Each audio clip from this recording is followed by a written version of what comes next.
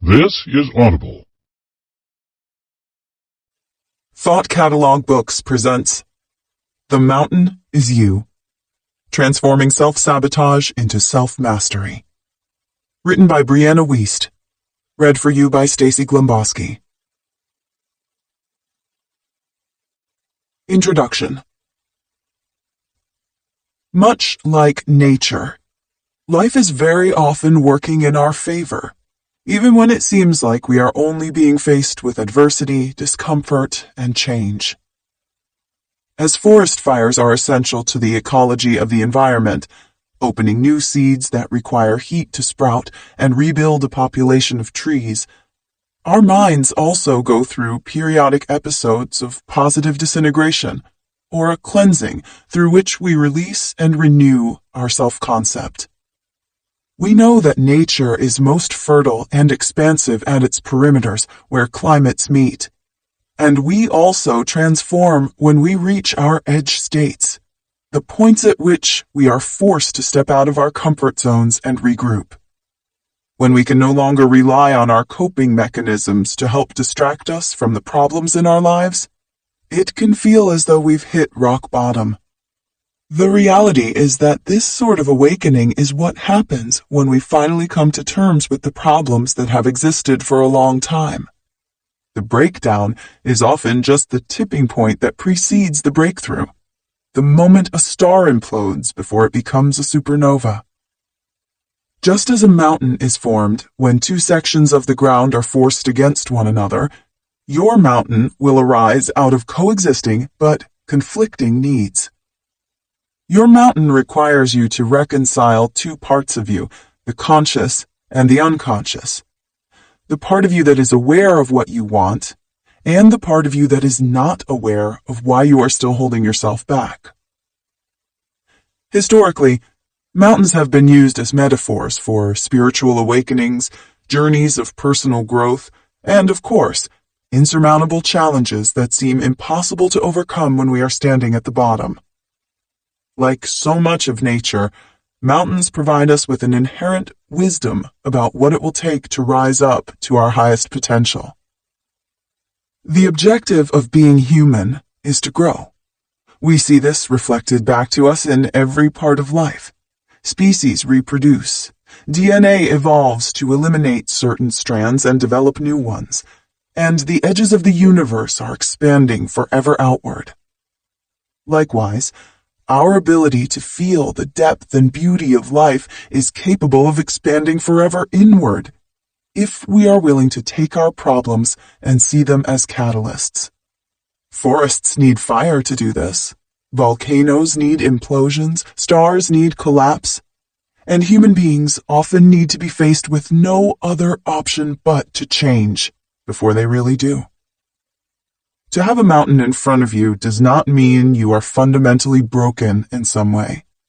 Everything in nature is imperfect, and it is because of that imperfection that growth is possible. If everything existed in uniformity, the gravity that created the stars and planets and everything that we know would not exist. Without breaks, faults, and gaps, nothing could grow, and nothing would become. The fact that you are imperfect is not a sign that you have failed. It is a sign that you are human. And more importantly, it is a sign that you still have more potential within you. Maybe you know what your mountain is. Maybe it's addiction, weight, relationships, jobs, motivation, or money. Maybe you don't. Maybe it's a vague sense of anxiety, low self-esteem, fear, or a general discontentment that seems to bleed out onto everything else. The mountain is often less a challenge in front of us as it is a problem within us, an unstable foundation that might not seem evident on the surface, but is nonetheless shifting almost every part of our lives. Usually when we have a problem that is circumstantial, we are facing the reality of life. When we have a problem that is chronic, we are facing the reality of ourselves. We often think that to face a mountain means to face life's hardships. But the truth is that it is almost always because of the years we have spent accumulating tiny traumas, adaptations, and coping mechanisms, all of which have compounded over time. Your mountain is the block between you and the life you want to live. Facing it is also the only path to your freedom and becoming. You are here because a trigger showed you to your wound, and your wound will show you to your path, and your path will show you to your destiny. When you arrive at this breaking point, the foot of the mountain, the heat of the fire, the night that finally wakes you, you are at the crux of the breakdown, and if you are willing to do the work, you will find that it is the entryway to the breakthrough you have spent your entire life waiting for. Your old self can no longer sustain the life you are trying to lead. It is time for reinvention and rebirth. You must release your old self into the fire of your vision and be willing to think in a way you have never even tried before. You must mourn the loss of your younger self, the person who has gotten you this far, but who is no longer equipped to carry you onward. You must envision and become one with your future self, the hero of your life that is going to lead you from here. The task in front of you is silent, simple, and monumental. It is a feat most do not ever get to the point of attempting. You must now learn agility, resilience, and self-understanding. You must change completely, never to be the same again. The mountain that stands in front of you is the calling of your life, your purpose for being here, and your path finally made clear. One day this mountain will be behind you, but who you become in the process of getting over it will stay with you always. In the end, it is not the mountain that you must master, but yourself. Chapter 1. The mountain is you. There is nothing holding you back in life more than yourself. If there is an ongoing gap between where you are and where you want to be, and your efforts to close it are consistently met with your own resistance, pain, and discomfort, self-sabotage is almost always at work. On the surface, self-sabotage seems masochistic. It appears to be a product of self-hatred, low confidence, or a lack of willpower. In reality, self-sabotage is simply the presence of an unconscious need that is being fulfilled by the self-sabotaging behavior. To overcome this, we must go through a process of deep psychological excavation. We must pinpoint the traumatic event, release unprocessed emotions, find healthier ways to meet our needs, reinvent our self-image, and develop principles such as emotional intelligence and resilience. It is no small task, and yet it is the work that all of us must do at one point or another. Self-sabotage is not always obvious at the onset. When Carl Jung was a child, he fell on the ground in school and hit his head. When he got hurt, he thought to himself, "Yes, maybe I won't have to go back to school now." Though he is known today for his insightful body of work, he actually didn't like school or fit in well with his peers. Shortly after his accident, Jung began experiencing sporadic and uncontrollable fainting spells. He unconsciously developed what he would call a neurosis, and ultimately came to realize that all neuroses are substitutes for legitimate suffering. In Jung's case, he made an unconscious association between fainting and getting out of school. The fainting spells were a manifestation of his unconscious desire to get out of class, where he felt uncomfortable and unhappy.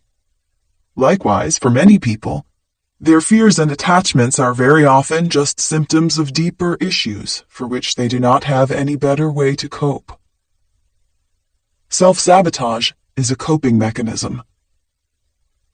Self-sabotage is what happens when we refuse to consciously meet our innermost needs, often because we do not believe we are capable of handling them. Sometimes We sabotage our relationships because what we really want is to find ourselves, though we are afraid to be alone. Sometimes we sabotage our professional success because what we really want is to create art, even if it will make us seem less ambitious by society's measures. Sometimes we sabotage our healing journey by psychoanalyzing our feelings, because doing so ensures we avoid actually experiencing them. Sometimes we sabotage our self-talk, because if we believed in ourselves, we'd feel free to get back out in the world and take risks, and that would leave us vulnerable. In the end, self-sabotage is very often just a maladaptive coping mechanism, a way we give ourselves what we need without having to actually address what that need is. But like any coping mechanism, it is just that, a way to cope. It's not an answer, it's not a solution, and it does not ever give us what we really need.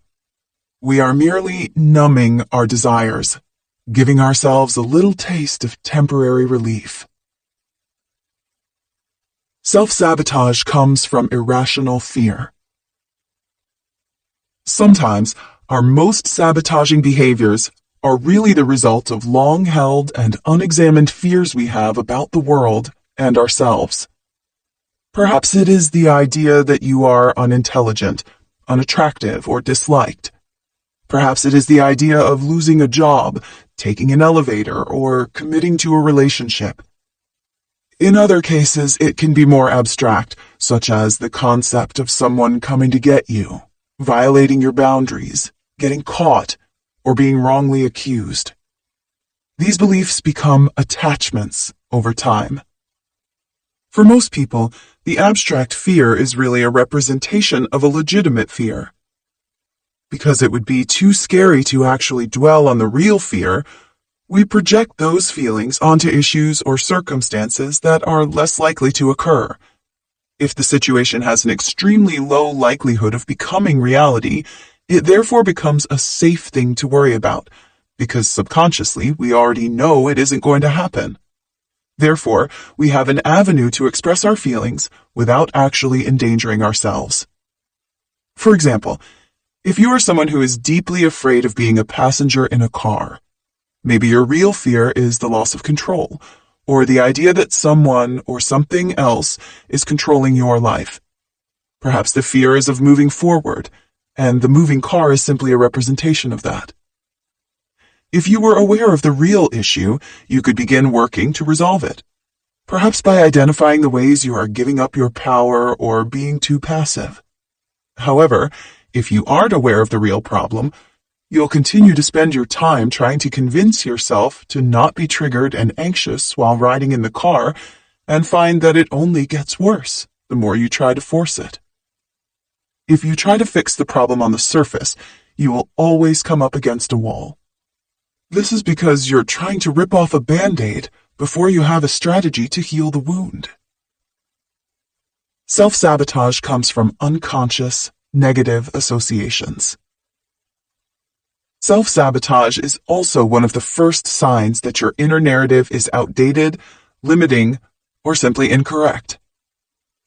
Your life is defined not only by what you think about it, but also what you think of yourself.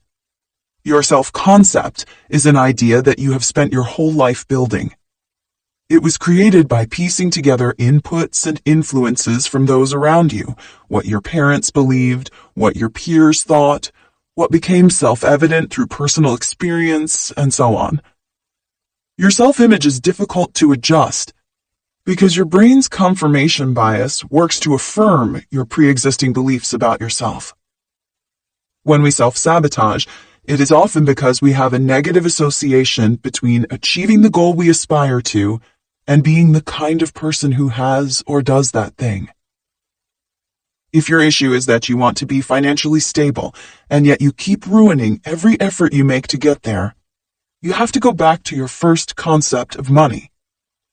How did your parents manage their finances?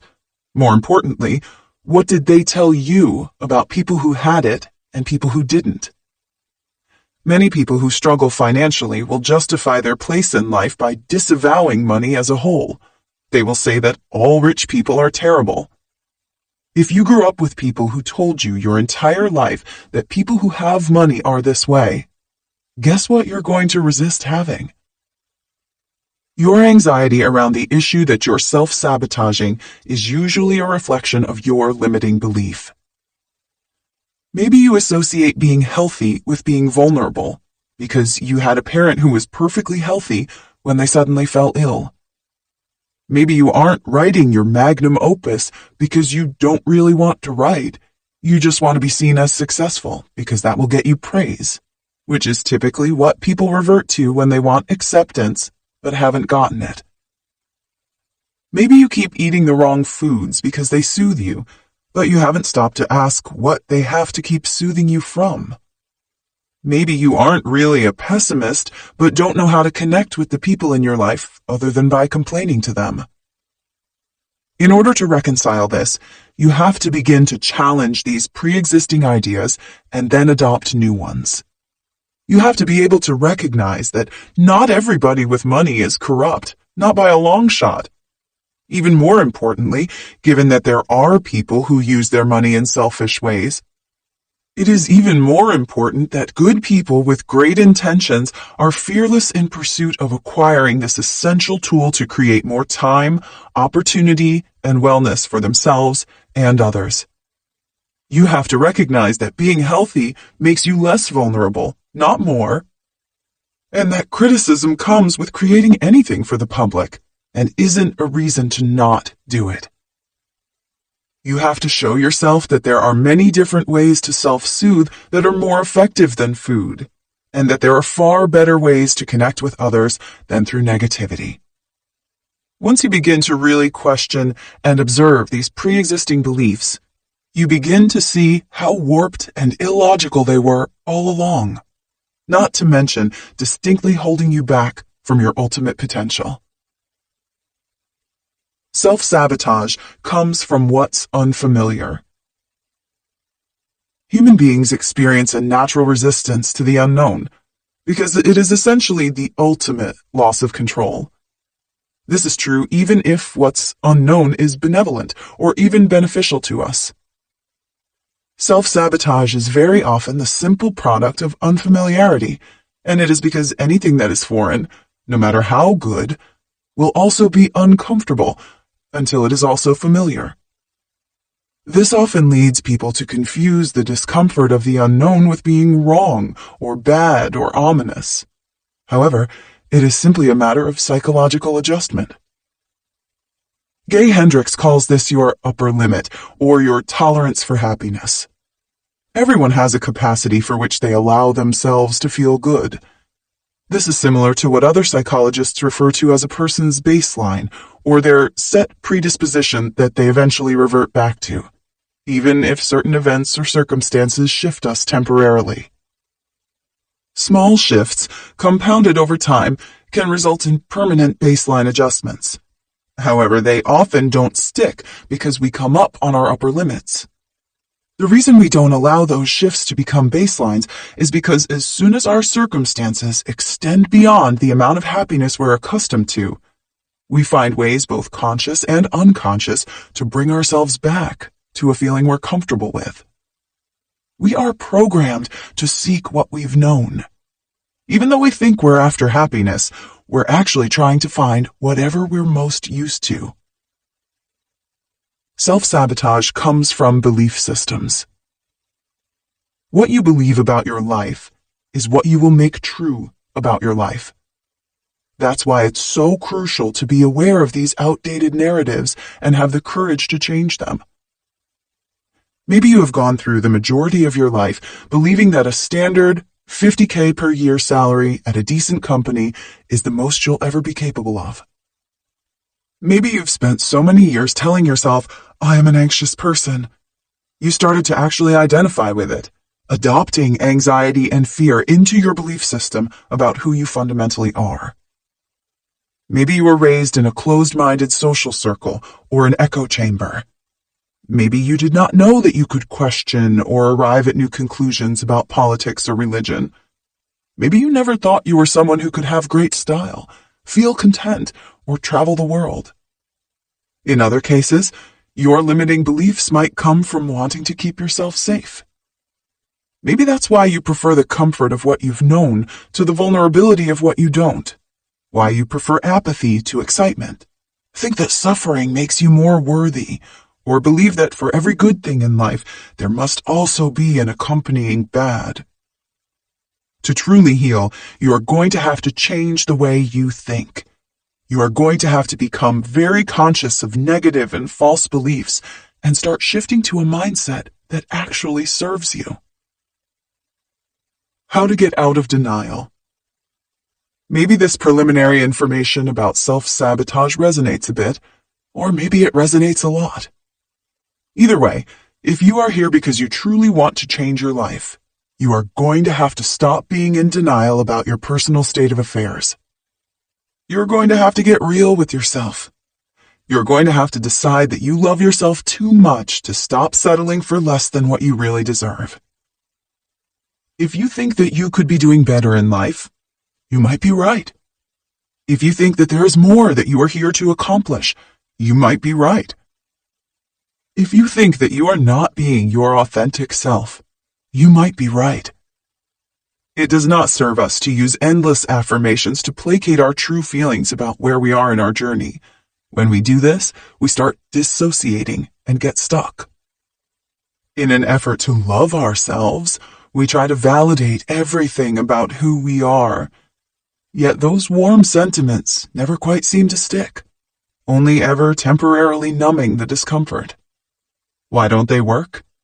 Because deep down, we know we are not quite being who we want to be, and until we accept this, we are never going to find peace.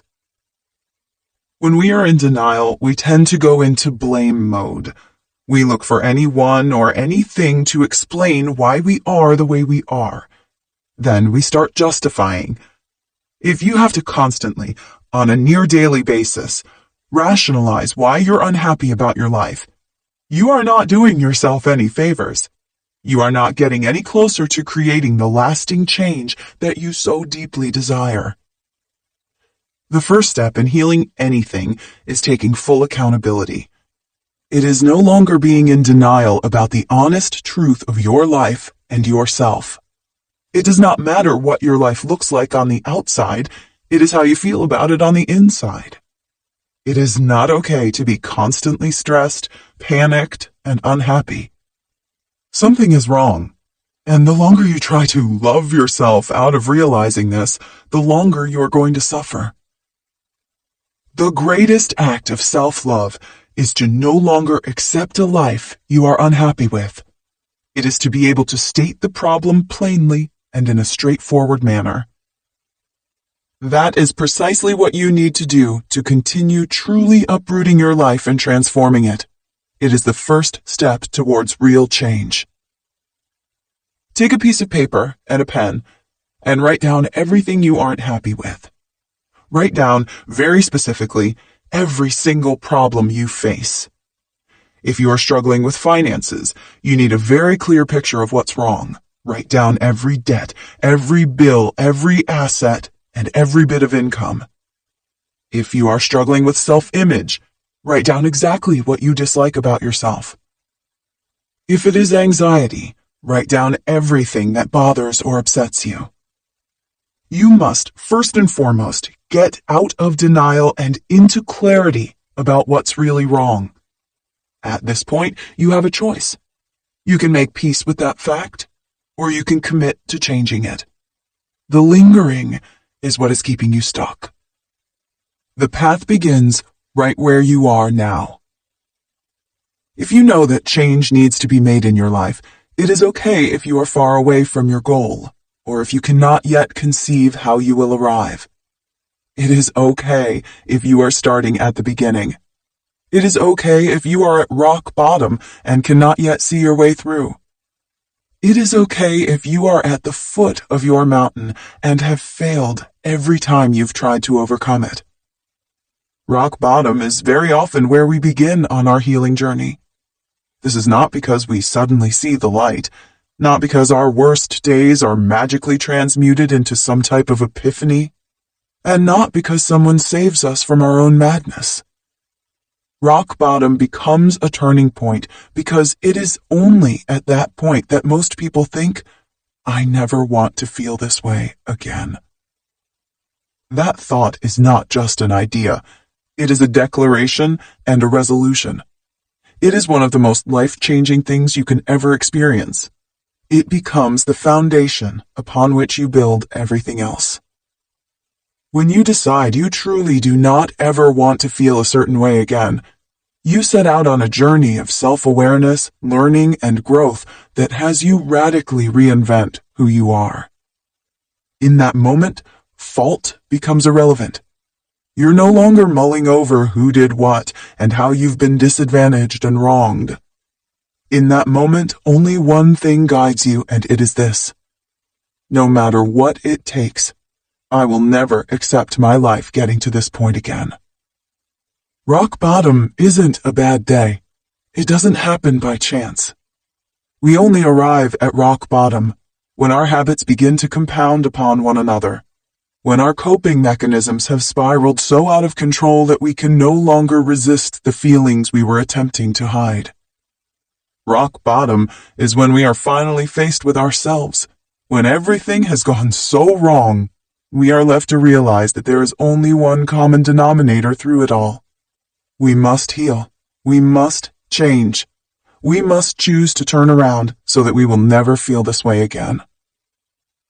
When we have a down day, we don't think, I never want to feel this way again. Why?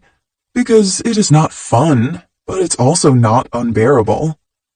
Mostly, though, we are somewhat aware that small failures are a regular part of life. We are imperfect, but trying our best, and that vague discomfort will pass eventually. We don't reach the breaking point because one or two things go wrong. We reach the breaking point when we finally accept that the problem isn't how the world is, it is how we are. This is a beautiful reckoning to have. Iodeji Owoshika describes his own like this. You must find the purest form of being fed up. Make it hurt. I literally screamed, I'm not gonna fucking live like this anymore. Human beings are guided by comfort. They stay close to what feels familiar and reject what doesn't, even if it's objectively better for them. Be this as it is, most people do not actually change their lives until not changing becomes the less comfortable option. This means that they do not actually embrace the difficulty of altering their habits until they simply do not have another choice. Staying where they are is not viable. They can no longer even pretend that it is desirable in any way. They are, quite honestly, less at rock bottom and more stuck between a rock that's impinging on them and an arduous climb out from beneath it. They must climb. If you really want to change your life, let yourself be consumed with rage. Not with others, not with the world, but with yourself.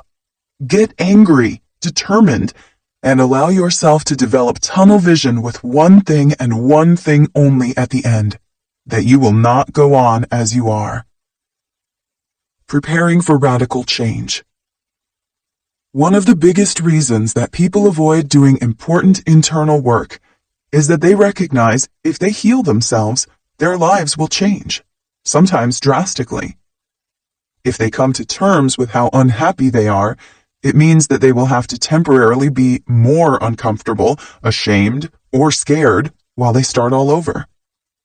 Let's be clear about something.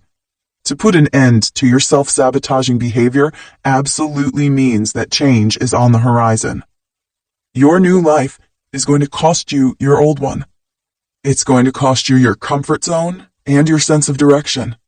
It's going to cost you relationships and friends. It's going to cost you being liked and understood. It doesn't matter. The people who are meant for you are going to meet you on the other side. You're going to build a new comfort zone around the things that actually move you forward. Instead of being liked, you're going to be loved. Instead of being understood, you're going to be seen. All you're going to lose is what was built for a person you no longer are. Remaining attached to your old life is the first and final act of self-sabotage, and releasing it is what we must prepare for to truly be willing to see real change. Chapter 2. There's no such thing as self-sabotage. When you habituate yourself to do things that move your life forward, you call them skills. When they hold your life back, you call them self-sabotage. They are both essentially the same function. Sometimes it happens by accident. Sometimes we just get used to living a certain way and fail to have a vision for how life could be different. Sometimes we make choices because we don't know how to make better ones, or that anything else is even possible. Sometimes we settle for what we're handed because we don't know we can ask for more. Sometimes we run our lives on autopilot for long enough that we begin to think we no longer have a choice. However, most of the time, it's not accidental at all. The habits and behaviors you can't stop engaging in, no matter how destructive or limiting they may be, are intelligently designed by your subconscious to meet an unfulfilled need, displaced emotion, or neglected desire. Overcoming self-sabotage is not about trying to figure out how to override your impulses. It is first determining why those impulses exist in the first place. Self-sabotage is often misunderstood to be a way in which we punish, deride, or intentionally hurt ourselves. On the surface, this seems true enough. Self-sabotage is committing to a healthier diet and finding yourself pulling up to the drive-thru a few hours later. It's identifying a market gap, conceiving an unprecedentedly brilliant business idea, then getting distracted and forgetting to begin working on it. It's having strange and terrifying thoughts and allowing them to paralyze you in the face of important life changes or milestones. It is knowing you have so much to be grateful for and excited about, and yet worrying anyway. We often misattribute these behaviors to a lack of intelligence, willpower, or capability. That is usually not the case. Self-sabotage is not a way we hurt ourselves. It's a way we try to protect ourselves. What is self-sabotage? Self-sabotage is when you have two conflicting desires. One is conscious, one is unconscious. You know how you want to move your life forward, and yet you are still, for some reason, stuck. When you have big, ongoing, insurmountable issues in your life, especially when the solutions seem so simple, so easy, and yet so impossible to stick with, what you have are not big problems, but big attachments. People are pretty incredible in the fact that they basically do whatever they want to do. This is true of everything in human life. Regardless of the potential consequences, human nature has revealed itself to be incredibly self-serving. People have an almost superhuman way of doing whatever they feel compelled to do, regardless of whom it could hurt, what wars it could spawn, or what future would be put at risk. When you consider this, you begin to realize that if you're keeping something in your life, there has to be a reason you want it there. The only question is why. Some people can't figure out why they can't seem to motivate themselves enough to create a new business to facilitate their goal of becoming significantly wealthier, perhaps not realizing that they have a subconscious belief that to be rich is to be egocentric or disliked. Or perhaps they actually don't want to be super wealthy. Maybe it's a cover-up for wanting to feel secure and taken care of. Or their real desire is to be recognized for their art, and as this feels too unlikely to ever happen, they fall back on a secondary dream that doesn't actually motivate them. Some people say that they want to be successful at any cost, and yet don't want to log the hours of work it would take to get there. Perhaps it is because they understand, at some level, that being successful doesn't really make you happy, nor liked. In fact, the opposite tends to be true. Success usually exposes you to jealousy and scrutiny. Successful people are not loved in the way that we imagine they would be. They are usually picked apart because envious people need to humanize them in some way. Perhaps instead of being successful, what many really want is just to be loved, and yet their ambition for success directly threatens that. Some people can't figure out why they keep choosing the wrong relationships. People whose patterns of rejection, abuse, or refusal to commit seem to be consistent. Perhaps they don't realize that they are actually recreating the relationship dynamics they experienced when they were young, because they associate love with loss or abandonment. Perhaps they want to recreate family relationships in which they felt helpless, but to live them again as an adult, where they can help the addict, the liar, or the broken person. When it comes to self-sabotaging behaviors, you have to understand that sometimes it's easy to get attached to having problems. Being successful can make you less liked. Finding love can make you more vulnerable. Making yourself less attractive can guard you. Playing small allows you to avoid scrutiny. Procrastinating puts you back in a place of comfort. All the ways in which you are self-sabotaging are actually ways that you are feeding a need you probably do not even realize you have. Overcoming it is not only a matter of learning to understand yourself better, but realizing that your problems are not problems. They are symptoms. You cannot get rid of the coping mechanisms and think you've solved the problem. What does self-sabotage look like? It's impossible to say decisively what self-sabotage does or doesn't look like, because certain habits and behaviors that can be healthy for one person can be unhealthy in another context. With that said, there are definitely some specific behaviors and patterns that are typically indicative of self-sabotage, and they usually relate to being aware that there's a problem in your life, yet feeling the need to perpetuate it regardless.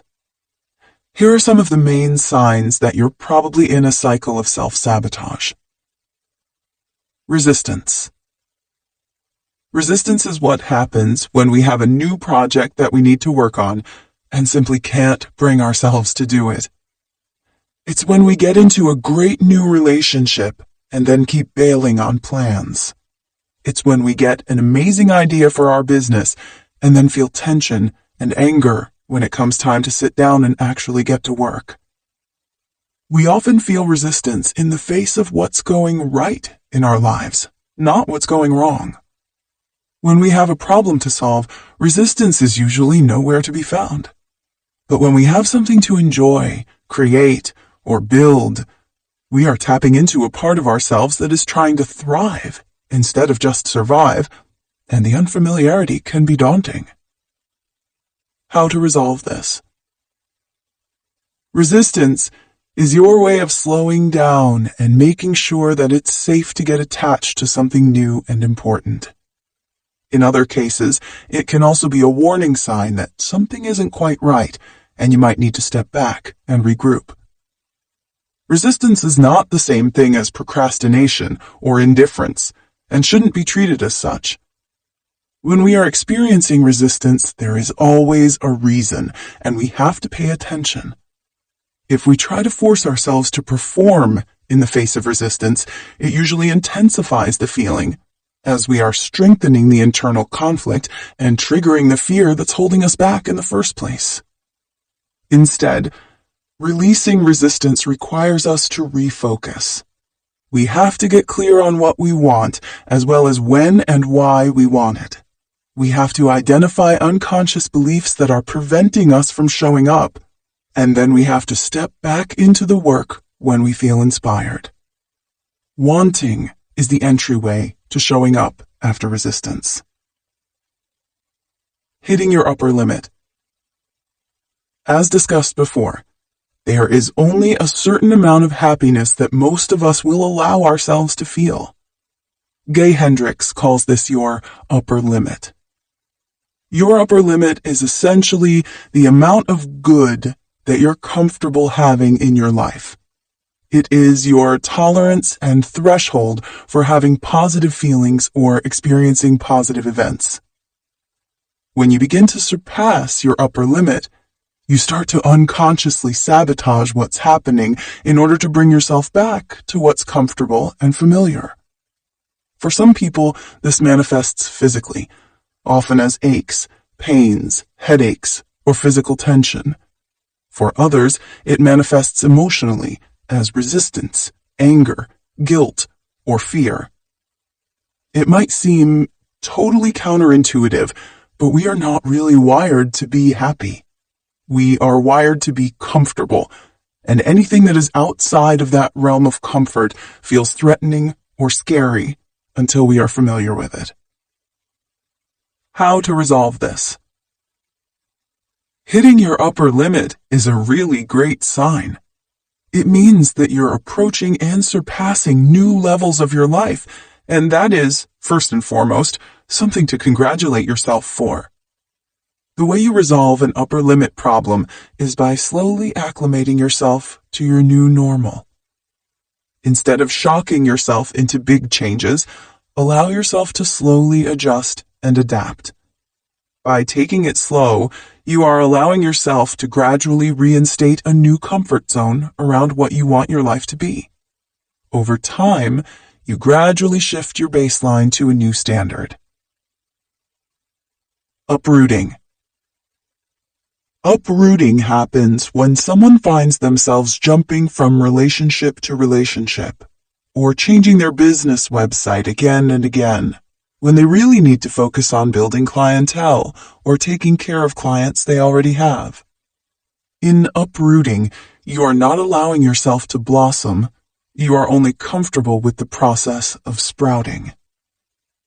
It might be constantly needing a fresh start, which is often the result of not having healthy ways to deal with stress or struggling with conflict resolution.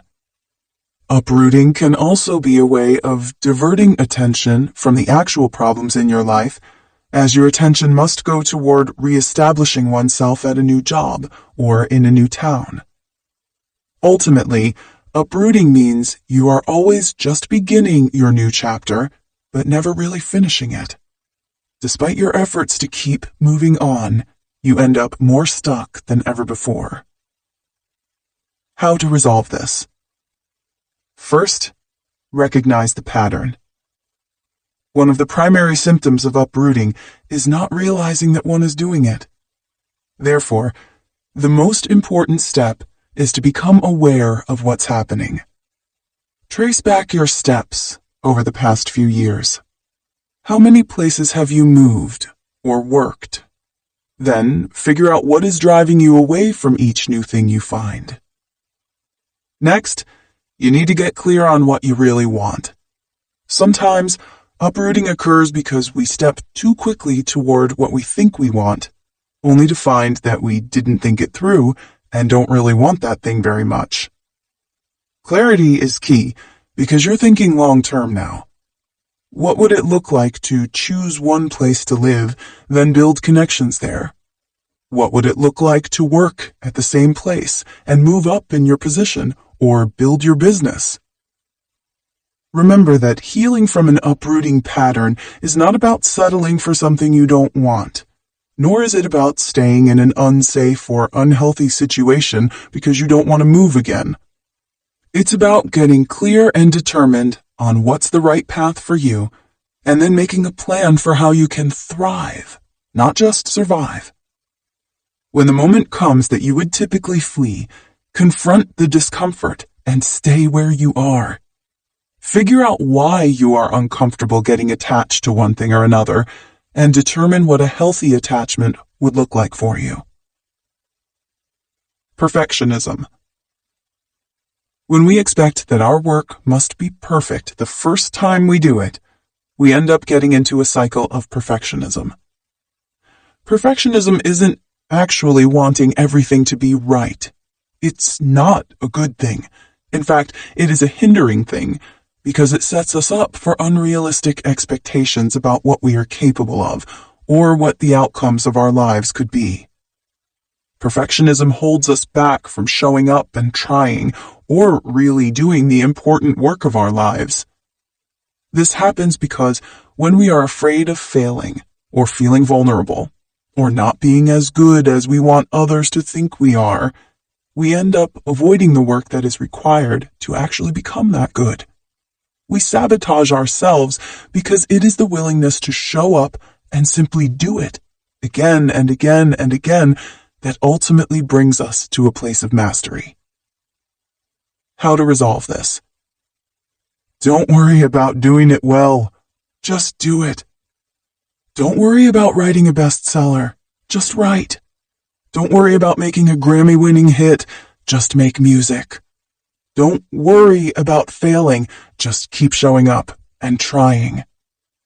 At first, all that matters is that you do what you really want to do. From there, you can learn from your mistakes and over time, get to the place where you really want to be. The truth is that we actually do not accomplish great feats when we are anxious about whether or not what we do will indeed be something impressive and world-changing. We accomplish these sorts of things when we simply show up and allow ourselves to create something meaningful and important to us. Instead of perfection, focus on progress. Instead of having something done perfectly, focus on just getting it done. From there, you can edit, build, grow, and develop it to exactly what your vision is. But if you don't get started, you'll never arrive. Limited emotional processing skills. In life, there are going to be people, situations, and circumstances that are upsetting, infuriating, saddening, and even enraging. There will likewise be people, situations, and circumstances that are inspiring, hopeful, helpful, and truly offer purpose and meaning in your life. When you are only able to process half of your emotions, you stunt yourself. You start going out of your way to avoid any possible situation that could bring up something frustrating or uncomfortable, because you have no tools to be able to handle that feeling. This means that you start avoiding the very risks and actions that would ultimately change your life for the better. In addition, an inability to process your emotions means you get stuck with them. You sit and dwell on your anger and sadness because you don't know how to make them go away. When we can only process half of our emotions, we ultimately only live half of the life we really want to. How to resolve this? Healthy emotional processing looks different for everyone, but generally involves these steps. Get clear on what happened. Validate your own feelings. Determine a course correction. First, you need to understand why you're upset, or the reason why something is bothering you so much. Without clarity on this, you'll continue to waste your time mulling over the details without really understanding what's hurting you so much. Next, you have to validate how you feel. Recognize that you are not alone. Anyone in your situation would probably feel similarly, and does. And that what you feel is absolutely okay. In doing this, you can allow yourself a physical release, such as crying, shaking, journaling about what you feel, or talking to a trusted friend.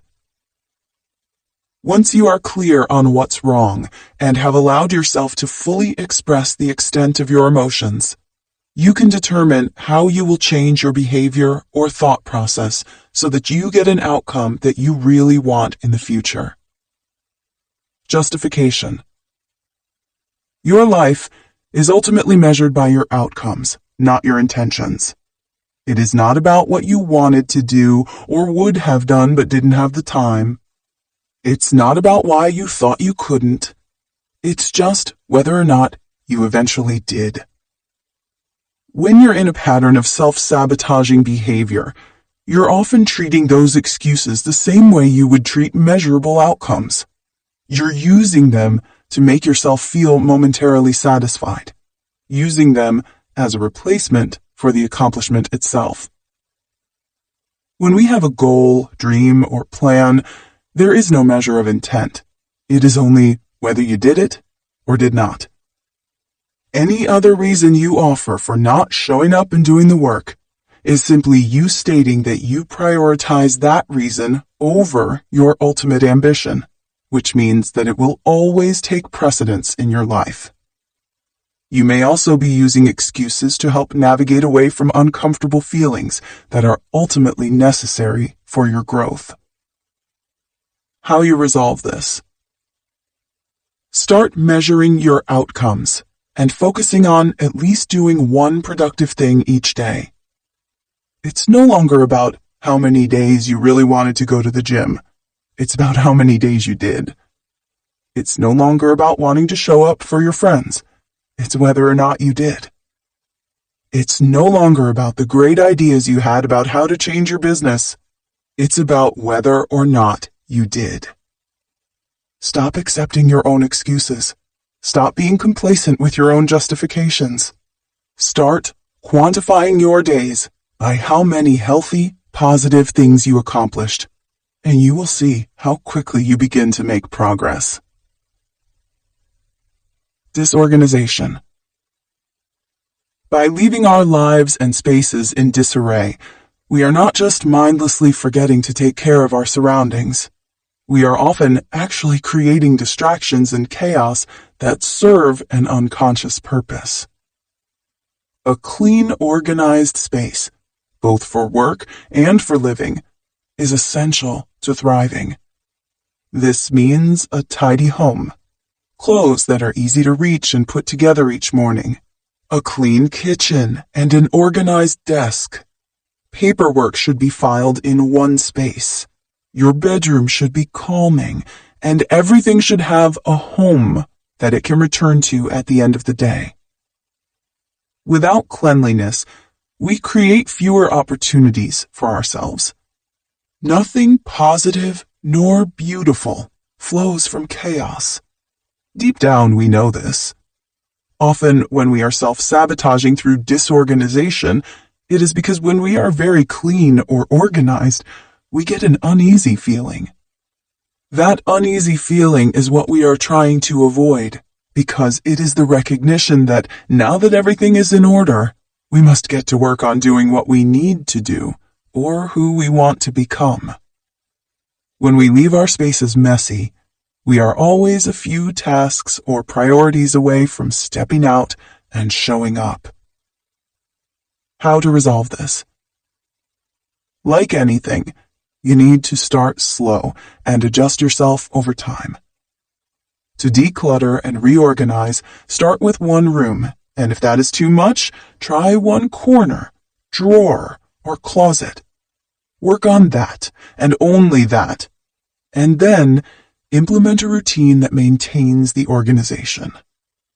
From there, start arranging your space so that it works for you, not against you. Put something soothing on your bedside table, like a diffuser, or create an organized family calendar in the kitchen so appointments and schedules are visible to others. If you have trouble with the mail being disorganized, create a spot for it to go when it comes in each day.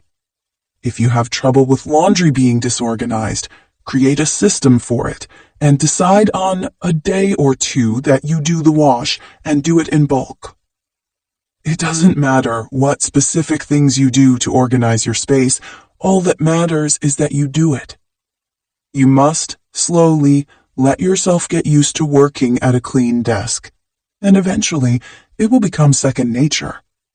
You'll begin to realize that you also feel so much less stressed and much more in control of your life. It is very hard to show up as the person you want to be when you are surrounded by an environment that makes you feel like a person you aren't. Attachment to what you don't really want. Sometimes, your dreams for your life are adopted from other people's preferences.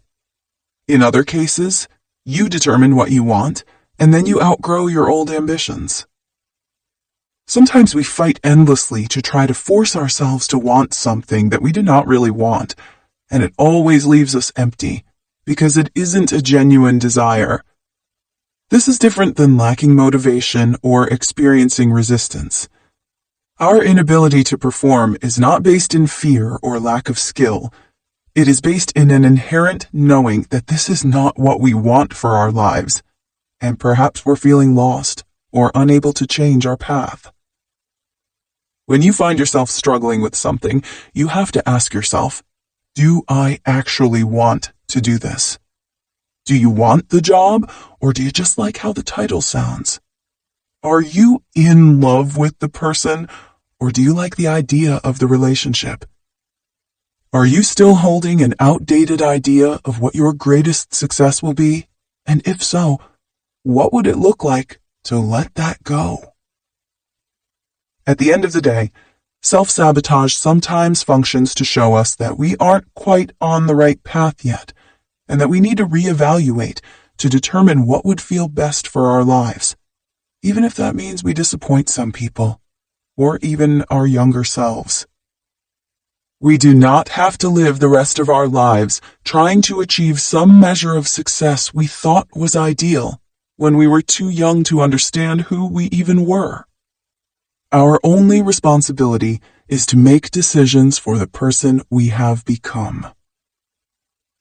How to resolve this? Be willing to accept that maybe your success story doesn't look the way that you once thought it might. Maybe the kind of success you're really hungry for is to feel at peace each day, or making your life about travel instead of work. Maybe it's about having thriving friendships or a happy relationship. Maybe the business you got into 10 years ago isn't the business you want to be in forever. Maybe the work you thought you'd love isn't coming as naturally to you as you'd hoped. When we let go of what isn't right for us, we create space to discover what is. However, doing so requires the tremendous courage to put our pride aside and see things for what they really are. Judging others. We all know that gossiping or judging other people's lives and choices is not a healthy or positive way to connect with other people. However, it does far more damage than we realize, as it sets up barriers to our own success. If we feel bad about not being as successful as another person, we might try to find something negative about them to make ourselves feel better. If we do that every time we come across a person who is more successful than we are, we begin to associate that level of success with being disliked. When it comes time for us to take action to move our lives forward, we're going to resist doing it, because becoming more successful will create a breach in our self-concept. In other cases, you might have heard people you grew up around villainizing others who had money. They might have said things like, "Oh, rich people are the worst." Maybe they chalked all wealthy people up to be morally corrupt.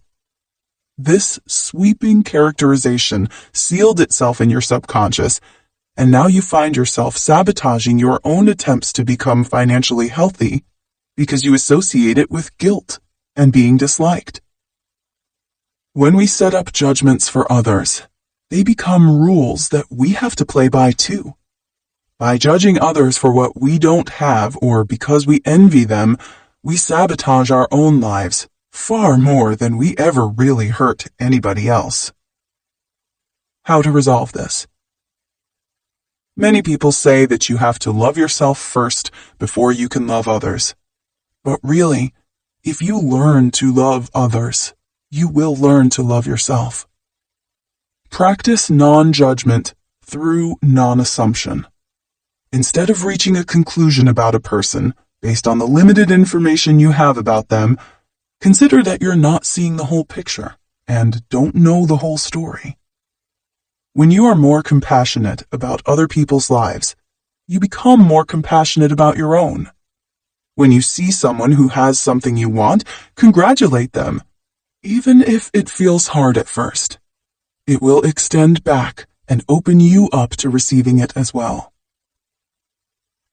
Pride. Pride is often involved in many of our worst decisions. Sometimes we know a relationship is wrong, but the shame of leaving seems worse than staying. Sometimes we start a business and we realize we don't really like it very much, or refuse to accept that we need to change or ask for help. In these cases, our pride is getting in the way. We are making decisions based on how we imagine people view our lives, not how they actually are. This is not only inaccurate, but it is also very unhealthy. How to resolve this? To overcome our attachment to pride, we have to start to see ourselves more wholly and honestly. Instead of thinking that we need to prove to everyone around us how perfect and flawless we are, we can imagine ourselves more realistically as people who, despite our weaknesses, are trying our best. In the end, it looks far worse to hold on to what's wrong because you care about what others think than it is to let go because that's what's right for you. People will respect you far more if you can acknowledge that you are an imperfect person, like everyone else, learning, adapting, and trying your best. In reaching this mindset, you also open yourself up to learning. By not assuming you know everything or that you need to seem perfect, you can admit when you're wrong, ask for assistance, and lean on others sometimes.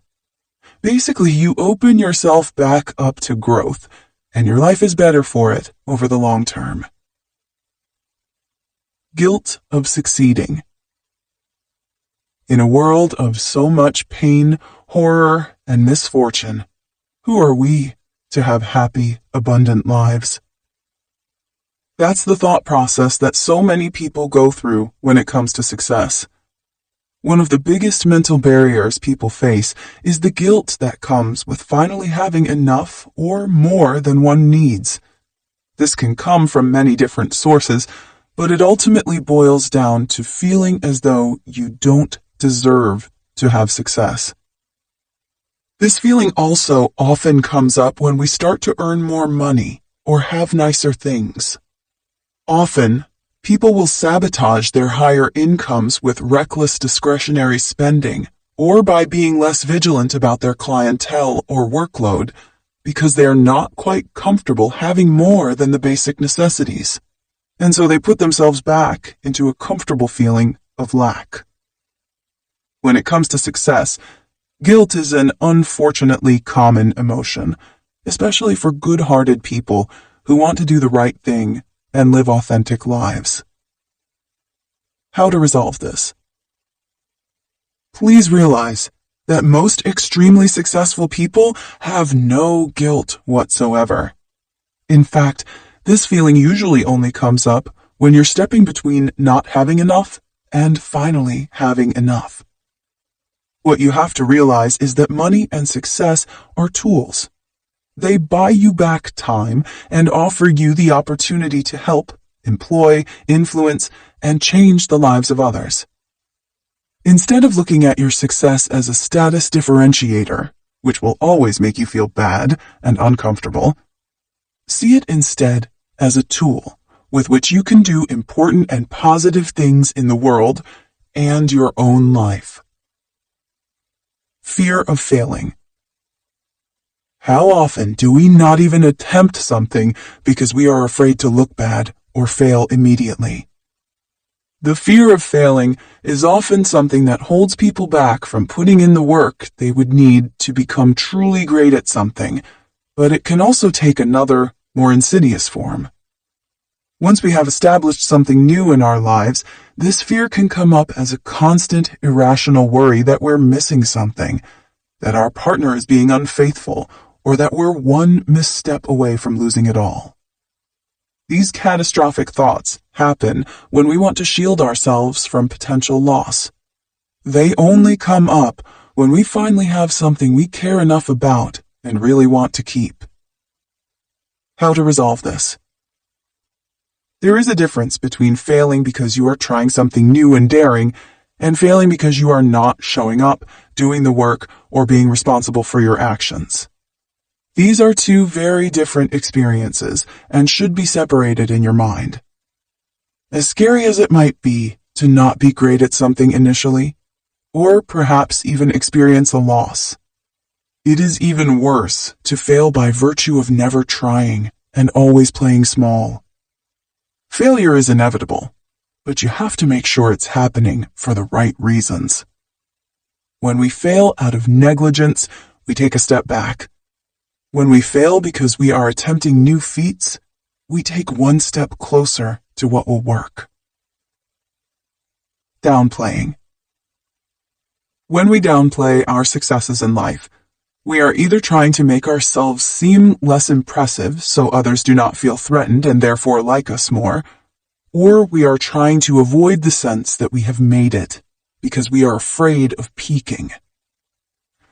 Though so many of us long for the moment when we feel as though we have finally arrived and achieved the measures of success we so deeply desire, we often receive them only to then feel as though they aren't that great, impressive, or that they don't make us feel as good as we thought they would. This happens because of downplaying.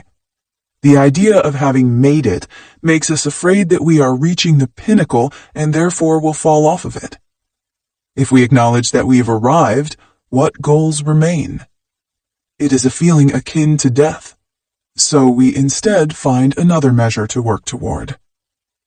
Likewise, when we are around other people, we do not stand firmly in our pride because we are taught it is a bad thing, and when done in an unhealthy way, it is. What we are sensing is the feeling of being better than others because we have achieved something. This makes us uncomfortable because we know it's both untrue and unkind. How to resolve this? We can all acknowledge and appreciate other people's diverse accomplishments and talents while still being happy about our own. Instead of shrugging off a compliment, we can respond by saying, "Thank you. I worked very hard and I'm happy to be here."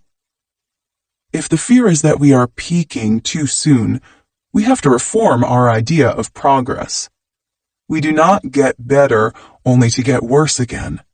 We do not achieve one thing only to lose it and return to what we were before. That instinct is a self-sabotaging behavior, one that wants to keep us within our old comfort zone. Instead, we can acknowledge that when one part of our life improves, it radiates out to everything else.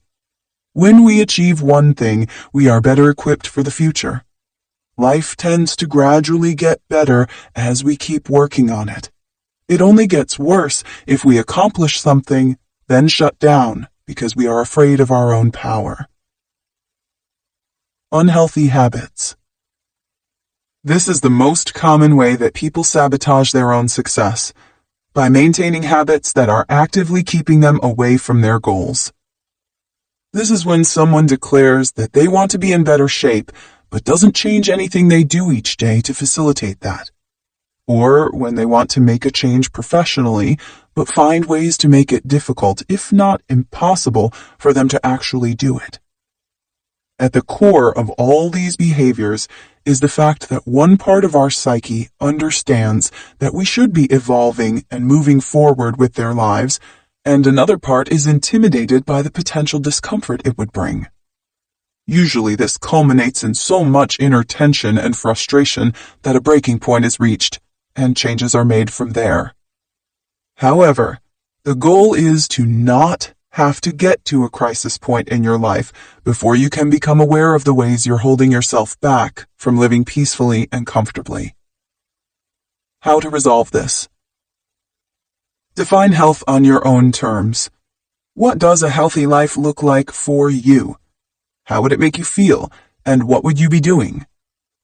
It is difficult to look solely to anyone else's definition of healthfulness, particularly because we are all different people with varying needs, preferences, and schedules. Instead, figure out what makes you feel best. Decide what combination of healthy eating, exercise, and sleep is right for you, and stick to it. Like so many things, healthy habits are best established gradually. Instead of trying to force yourself to take an hour at the gym at 6 a.m., try instead to do 15 minutes. Or perhaps swap out with a class you really enjoy. Or go at a time that works better for your schedule. Make it easy for yourself to succeed. Prep your meals or keep water by your desk so you can sip it throughout the day. Gradually recondition yourself to prefer healthy habits, ones that actually work for your lifestyle. Being busy. Another very common way that people sabotage is by distracting themselves to the point of being completely phased out of their lives. People who are constantly busy are running from themselves. Nobody is busy unless they want to be busy. And you will know that because so many people with extremely hectic schedules would never describe themselves that way. This is because being busy is not a virtue.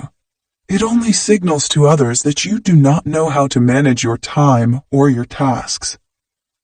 Being busy communicates importance. It often makes you seem a little untouchable to others.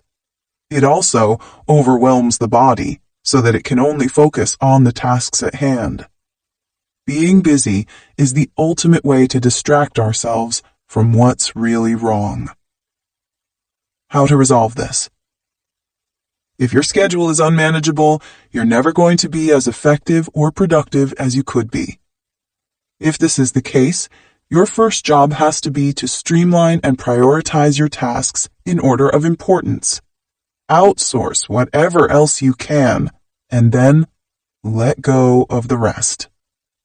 If your issue is that you intentionally create chaos and busyness in your day when there is no need for it, you have to get comfortable with simplicity and routine.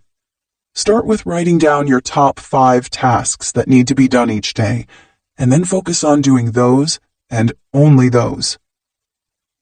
You might also need to confront the sense of protection that being busy gives you. Does it make you feel more important than others? Does it give you an excuse to say no to plans or to avoid some people? You need to find healthier and more productive ways to cope with these feelings, such as finding genuine self-confidence in what you do by creating something you're proud of, or getting better at calmly but clearly stating your boundaries and needs in relationships. Spending time with the wrong people. It's true that so much of our lives is shaped by the people we spend them with, and the company you keep is another common way that people self-sabotage. Certainly, you can think of some people in your life who stress you out, make you feel insecure, and yet keep you coming back for more. These relationships exist at the lighter end of the toxicity spectrum, but they are self-defeating nonetheless. If you find yourself preoccupied with a certain friendship or relationship that is making you feel almost addicted to the feeling of being less than or jealous of, you need to gradually phase out of it. You don't need to be mean, rude, or even cut anyone out of your life. You do, however, need to understand that the people you spend the most time with will shape your future irrevocably, and so you must choose them wisely. How to resolve this? Work on building a circle of people who support and inspire you, who have similar goals and enjoy spending time with you. You should leave a get-together feeling energized and inspired, not exhausted and angry. It takes time to find your group of friends, and you may not discover that all at once. It could start with offering to take someone you admire out for coffee, or reaching out to do something with a person with whom you'd like to reconnect. Slowly, but genuinely, rebuild your connections, and then foster and care for them as much as you can. Worrying about irrational fears and least likely circumstances. Another very common way that people sabotage without realizing is by preoccupying themselves with fears of worst-case possible scenarios. You're probably familiar with this, at least to some degree. You have a weird or highly unlikely thought that evokes a deep sense of dread, fear, and series of doomsday scenarios in your head. You then keep coming back to it, to the point that it even controls some part of your life. Irrational fears, especially the kind that are least likely to become reality, are often what we project real fears onto. These irrational fears are safe, because deep down we know they aren't going to happen. They are placeholders, a way for us to express the feeling we really have onto something we know isn't going to happen. When you find yourself in a fear cycle, constantly repeating some strange, random, or unimportant one-off circumstance or situation that has a very low probability of becoming reality, ask yourself if you have any feelings about something related that is actually valid. For example, if you get anxious about being a passenger in a car, consider if your fear is of moving forward or being out of control. Or if you're anxious about being fired from your job, the fear might really be the idea that you aren't worthy of another job or being humiliated by a higher-up. How to resolve this? Instead of wasting all of your energy trying to control some worst-case scenario, consider what the message of the fear may be and what it is telling you that you need in your life. If the fear was an abstract metaphor, what would the meaning be? Is the abrupt loss of income a symbol of your desire for security? Is the fear of the future a symbol for not living fully right now? Is the anxiety about making decisions a symbol for knowing what you really want and being too afraid to choose it? At the core of the things we most fear is a message that we are trying to send ourselves about what we really care about.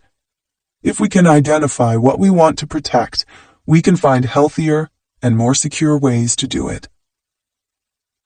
How to tell if you're in a self-sabotage cycle.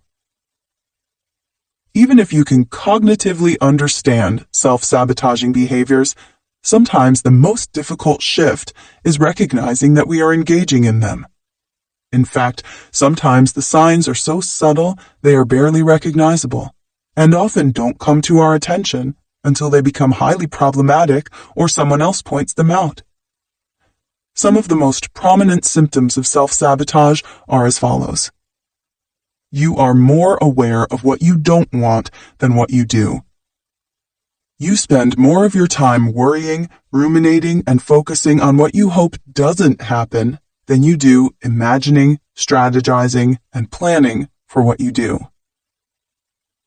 You spend more time trying to impress people who don't like you than you spend with people who love you for who you are. You are more focused on growing into the kind of person who evokes the envy of your supposed enemies rather than the kind of person who is beloved by their family and friends and prioritizes them no matter what. You're putting your head in the sand. You don't know basic facts about your life, like how much debt you have or what other people in your field are being paid for similar work. When you get into an argument, you run away until you forget, rather than talking about what's wrong and coming up with a solution. In other words, you are in denial, and so any hope of healing is futile. You care more about convincing other people you're okay than actually being okay. You'd rather post photos that make it look like you had a great time than being concerned about whether you actually had a good time. You put more effort toward trying to convince everyone you're doing well rather than being honest and connecting with people who could help or support you. Your main priority in life is to be liked, even if that comes at the expense of being happy. You think more about whether or not your actions will earn you the approval of people, who are people, by the way, rather than whether or not they will actually make you feel fulfilled and content with who you are. You're more afraid of your feelings than anything else. If you get to the point in life at which the scariest, most detrimental thing you face is the fear of whether or not you will be able to handle your own emotions. You are the one standing in your own way. Nothing else is. You're blindly chasing goals without asking yourself why you want those things. If you are doing everything you are supposed to be doing, and yet you feel empty and depressed at the end of the day, the issue is probably that you're not really doing what you want to be doing. You've just adopted someone else's script for happiness. You're treating your coping mechanisms as the problem. Instead of trying to incite war on yourself to overcome your overeating, spending, drinking, sexing, whatever it is you know you need to improve, ask yourself what emotional need that thing is filling. Until you do, you will battle it forever. You value your doubt more than your potential. Negativity bias makes us believe that bad things are more real than good, and unless we keep that inclination in check, it can leave us believing that everything we fear to be true is more real than the good things that are actually true. You are trying to care about everything. Your willpower is a limited resource. You only have so much in a day. Rather than using it to try to become good at everything, decide what matters most to you. Focus your attention on that, and let everything else slip away. You are waiting for someone else to open a door, offer approval, or hand you the life you have been waiting for. We grow up with the illusion that success is what's handed to people who are most deserving, talented, or privileged. When we arrive, however, we realize it is constructed by those who find an intersection of their interests, passions, skills, and a market gap. Sprinkle on a little bit of persistence, and the only way to fail is to give up. You don't realize how far you've come. You are not the person you were 5 years ago. You evolve as your self-image does, so make sure that it's an accurate one. Give yourself credit for everything you've overcome that you never thought you would, and everything you've built that you never thought you could. You've come so much farther than you think, and you're so much closer than you realize. Identifying your subconscious commitments. Part of the reason we often experience intense inner conflict or self-sabotage is because of something called a core commitment, which is essentially your primary objective or intention for your life. Your subconscious commitments are basically what you want more than anything else, and you often aren't even aware of them. You can identify your core commitments by looking at the things that you struggle with most, and the things you are most driven by. If you can peel back the layers of your motivations toward each, you'll find a root cause. When you find the same root cause for everything, you've found a core commitment. People only seem irrational and unpredictable until you understand what they are fundamentally committed to. For example, if someone has a core commitment to feel free, they may find themselves sabotaging work opportunities in order to achieve that. If someone's core commitment is to feel wanted, they could find themselves in a series of relationships in which they have intense connections but refuse to make commitments out of fear that the spark will fade. If someone's core commitment is to be in control of their lives, they might have irrational anxiety about things that represent a loss of control. If someone's core commitment is to be loved by others, they might pretend to be helpless in certain areas of life because if they don't need others, they might be left by them. But the most important thing to understand is that your core commitments are actually a cover-up for core needs. Your core need is the opposite of your core commitment. Your core need is also another way to identify your purpose. For example, if your subconscious core commitment is to be in control, your core need is trust. If your subconscious core commitment is to be needed, your core need is to know you are wanted. If your subconscious core commitment is to be loved by others, your need is self-love. The less that you feed your core need, the louder your core commitment symptoms will be. If you are a person who needs trust and is therefore committed to staying in control, the less that you believe you are supported, the more your negative coping mechanisms are going to flare up.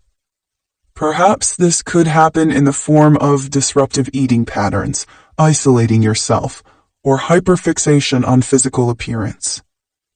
If you are committed to freedom and therefore need a sense of autonomy, the less that you build a life on your own terms, the more you are going to sabotage opportunities and feel drained and exhausted when you should feel happy.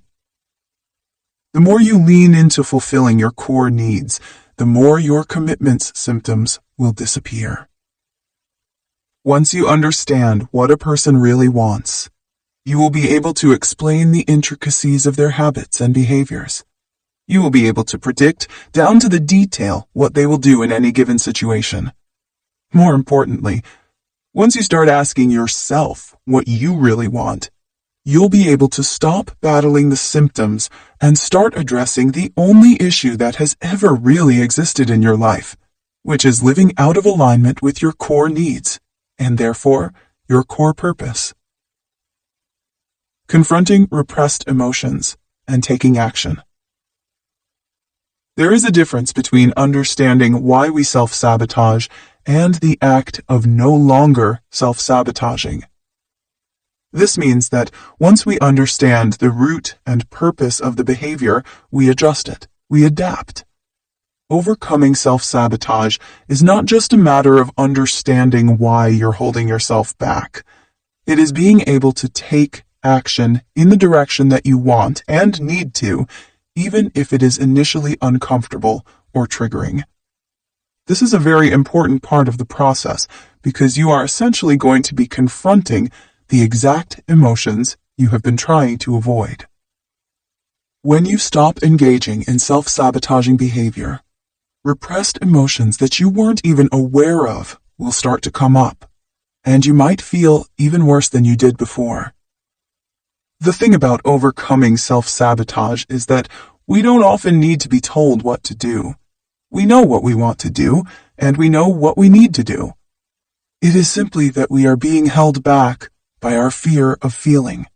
To begin to unravel this emotional holding pattern, we can work through the following to find more ease and space and freedom while we change our lives. The most common emotions that arise while you're breaking self-sabotaging behaviors. The first feeling you are likely to confront is resistance. This is that generalized sense of being stuck, or your body feeling so tense that it is almost hard, as though you are hitting a wall. This feeling is usually masking emotion that is preventing you from actually being aware of the sensations beneath it, which are more acute. When you start to feel resistance, you don't want to just push through it. In fact, trying to do that means you'll keep hitting the same wall that you're up against already. You're going to strengthen the self-sabotaging behavior because you aren't really resolving the problem by just trying to override it. Instead, start asking the right questions. Why do I feel this way? What is this feeling trying to tell me about the action I am trying to take? Is there something I need to learn here?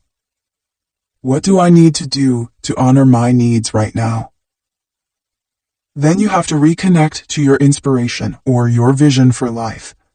Get clear on why you want to take this action and make a change. When your motivation is the fact that you want to live a different and better existence, you're going to find that a lot of the resistance fades because you're being pushed by a vision that's greater than your fear. In other cases, you might run into other emotions such as anger, sadness, or inadequacy. When those feelings come up, it is very important to make space for them. This means to allow them to rise up in your body and observe them.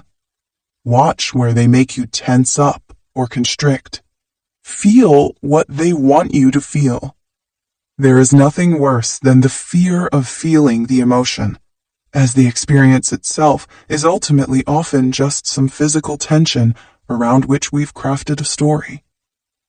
Remember that a lot of these feelings may very well have a root in something related to the self-sabotaging behavior.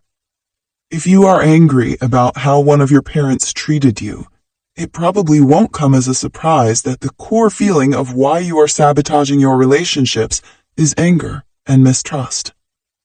The feelings associated with self-sabotage are not usually random. In fact, they can lead us to deeper insights about what we really need and what problems within us are still unresolved. To fully release those feelings, once you are aware of them, try writing yourself a letter. Write something to your younger self, or from the perspective of your future self. Write down a mantra or a manifesto. Remind yourself that you love yourself too much to settle for less, or that it is okay to be angry in unfair or frustrating circumstances. Give yourself space to experience the depth of your emotions so that they do not control your behaviors. Disconnecting action and feeling. The final and most important lesson to overcome self-sabotage is to learn to disconnect action from feeling. We are not held back in life because we are incapable of making change. We are held back because we don't feel like making change, and so we don't. The truth is that you can have a vision of what you want, know that it is undoubtedly right for you, and simply not feel like taking the action required to pursue that path. This is because our feelings are essentially wired as comfort systems. They produce a good feeling when we are doing what we have always done, staying in familiarity. This, to our bodies, registers as safety. In other cases, the accomplishments or changes that we are very happy about are those that we also perceive to offer us a greater measure of safety. If the achievement potentially puts us at risk in any way, or exposes us to something unfamiliar, we aren't going to be happy about it initially, even if it is a net positive for our lives. However, we can actually train ourselves to prefer behaviors that are good for us. This is how we restructure our comfort zones. We begin to crave what we repeatedly do, but the first few times we do it, we often feel uncomfortable. The trick is being able to override that initial hesitation so we are guiding our lives with logic and reason, not emotionality. Though your emotions are always valid and need to be validated, they are hardly ever an accurate measure of what you are capable of in life. They are not always an accurate reflection of reality. All your feelings know is what you've done in the past, and they are attached to what they've drawn comfort from. You may feel as though you are worthless, but you most certainly are not. You may feel as though there is no hope, but there most certainly is. You may feel as though everyone dislikes you, but that is probably a gross over-exaggeration. You may think everyone is judging you, but that is a misperception.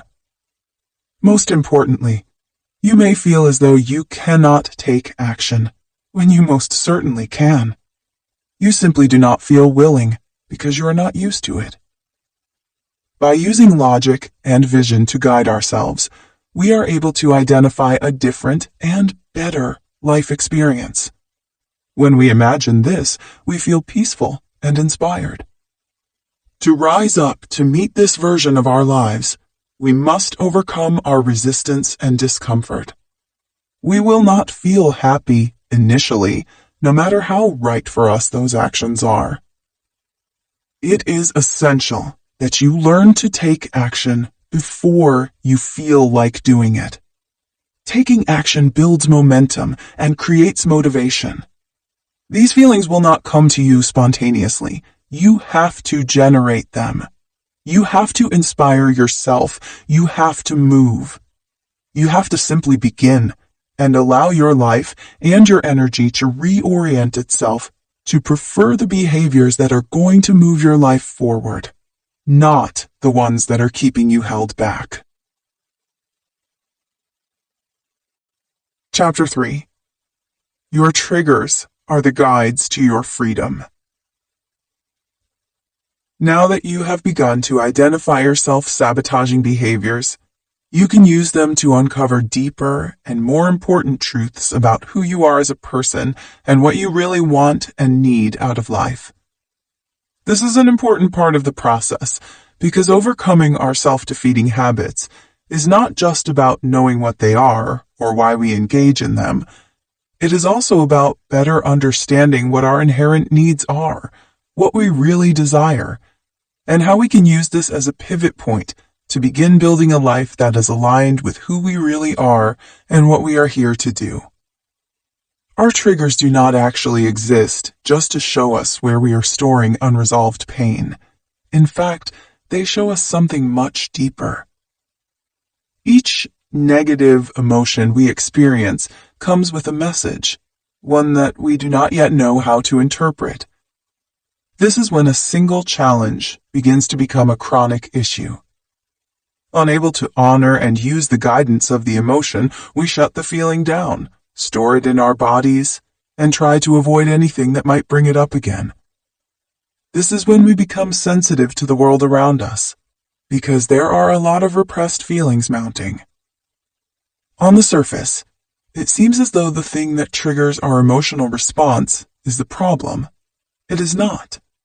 The problem is that we don't know what to do with how we feel, and therefore do not have all of the emotional processing skills that we need. When we can identify why something is triggering us, we can use the experience as a catalyst for a release and positive life change. How to interpret negative emotions. Though everyone's particular triggers are unique to them, it helps to better understand the function of some of the feelings that we often condemn. Some of the emotions that are most strongly connected with self-sabotaging behaviors are actually important for us to better understand. It is not about simply getting over them. It is about listening to what they are trying to tell us about our experience. Anger. Anger is a beautiful, transformative emotion. It is mischaracterized by its shadow side, aggression, and therefore we try to resist it. It is healthy to be angry, and anger can also show us important aspects of who we are and what we care about. For example, anger shows us where our boundaries are. Anger also helps us identify what we find to be unjust. Ultimately, anger is trying to mobilize us, to initiate action. Anger is transformative, and it is often the peak state we reach before we truly change our lives. This is because anger is not intended to be projected onto someone else. Rather, it's an influx of motivation that helps us change what we need to change within our lives. When we do not see it as such, we tend to bury it, not ever resolving the real issue at hand. This is when anger starts to cross over into aggression. When we take that energy out on those around us, as opposed to using it as an impetus to change ourselves. Instead of being afraid of anger, we can instead use it to help us see our limits and priorities more clearly.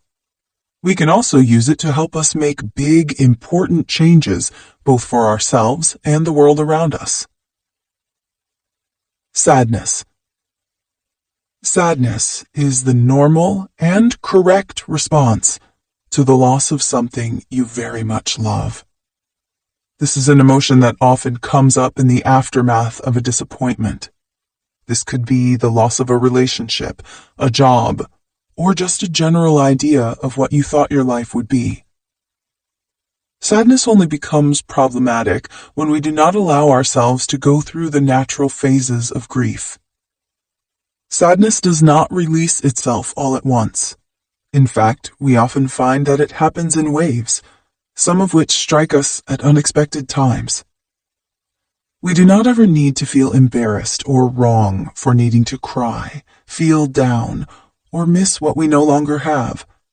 In fact, crying at appropriate times is one of the biggest signs of mental strength, as people who are struggling often find it difficult to release their feelings and be vulnerable. Guilt. Guilt tends to affect us more for what we didn't do than what we did. In fact, people who struggle the most with guilt are the people who are not actually guilty of something terrible.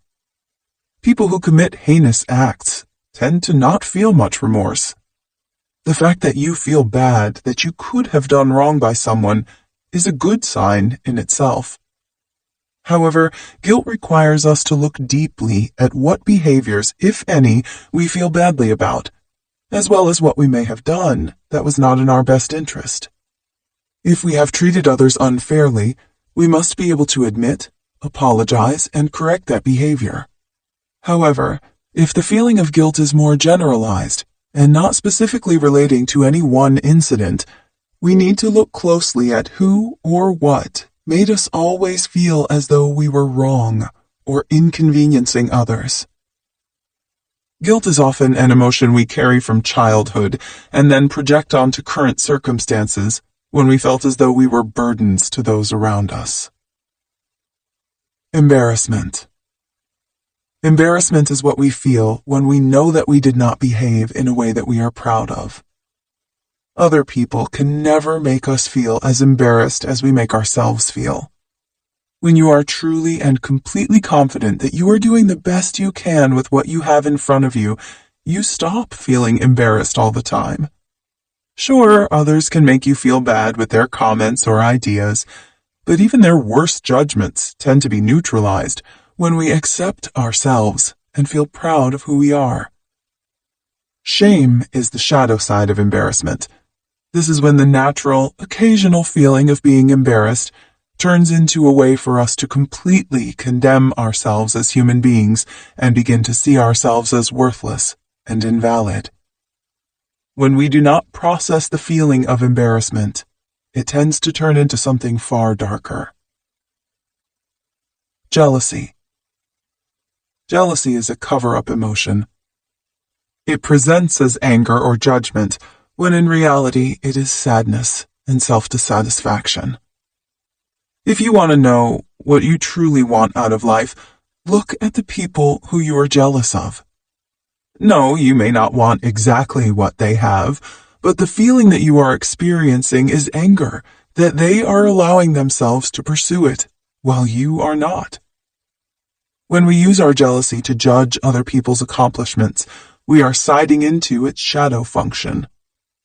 When we use our jealousy to show us what we would like to accomplish, we begin to recognize the self-sabotaging behavior and get ready to commit to what we actually desire. You can think of it this way. When we see someone who has something we really want, but we are suppressing our willingness to pursue it, we must also condemn it in them so we can justify our own course of action. Instead of this, we can see what we'd also like to create. Resentment. When we resent people, it is often because they did not live up to the expectation of them that we had in our minds. Resentment, in some ways, is like a projected regret. Instead of trying to show us what we should change, it seems to want to tell us what other people should change. However, other people are under no obligation to live up to our ideas of them. In fact, our only problem is that we have an unrealistic expectation that someone was meant to be exactly as we think they should, or love us exactly as we imagined they would. When we are faced with resentment, what we instead must do is reinvent our image of those around us or those we have perceived as having wronged us. Other people are not here to love us perfectly. They are here to teach us lessons, to show us how to love them and ourselves better. When we release the ideas we have about who they should be, we can see them for who they are and the role they are meant to play in our lives. Instead of focusing on how they should change, we can focus instead on what we can learn. Regret. Much like jealousy, regret is also another way that we show ourselves not what we wish we could have done in the past, but what we absolutely need to create going forward. The truth is that most people regret what they did not do more than they ever regret what they did. This isn't a coincidence. Regret isn't actually trying to just make us feel bad that we didn't live up to our own expectations. It is trying to motivate us to live up to them going forward. It is trying to show us what it is absolutely imperative to change in the future and what we really care about experiencing before we die. Didn't travel when you were young? Regret is showing you that you should do it now. Didn't look as nice as you wanted to? Regret is showing you that you should try harder. Made choices that didn't reflect your best self? Regret is showing you that you should make different ones now. Didn't love someone while you had them? Regret is showing you that you should appreciate people now. Chronic fear.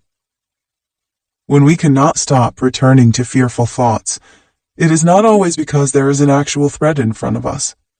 Often, it is because our internal response systems are underdeveloped or sidelined by trauma.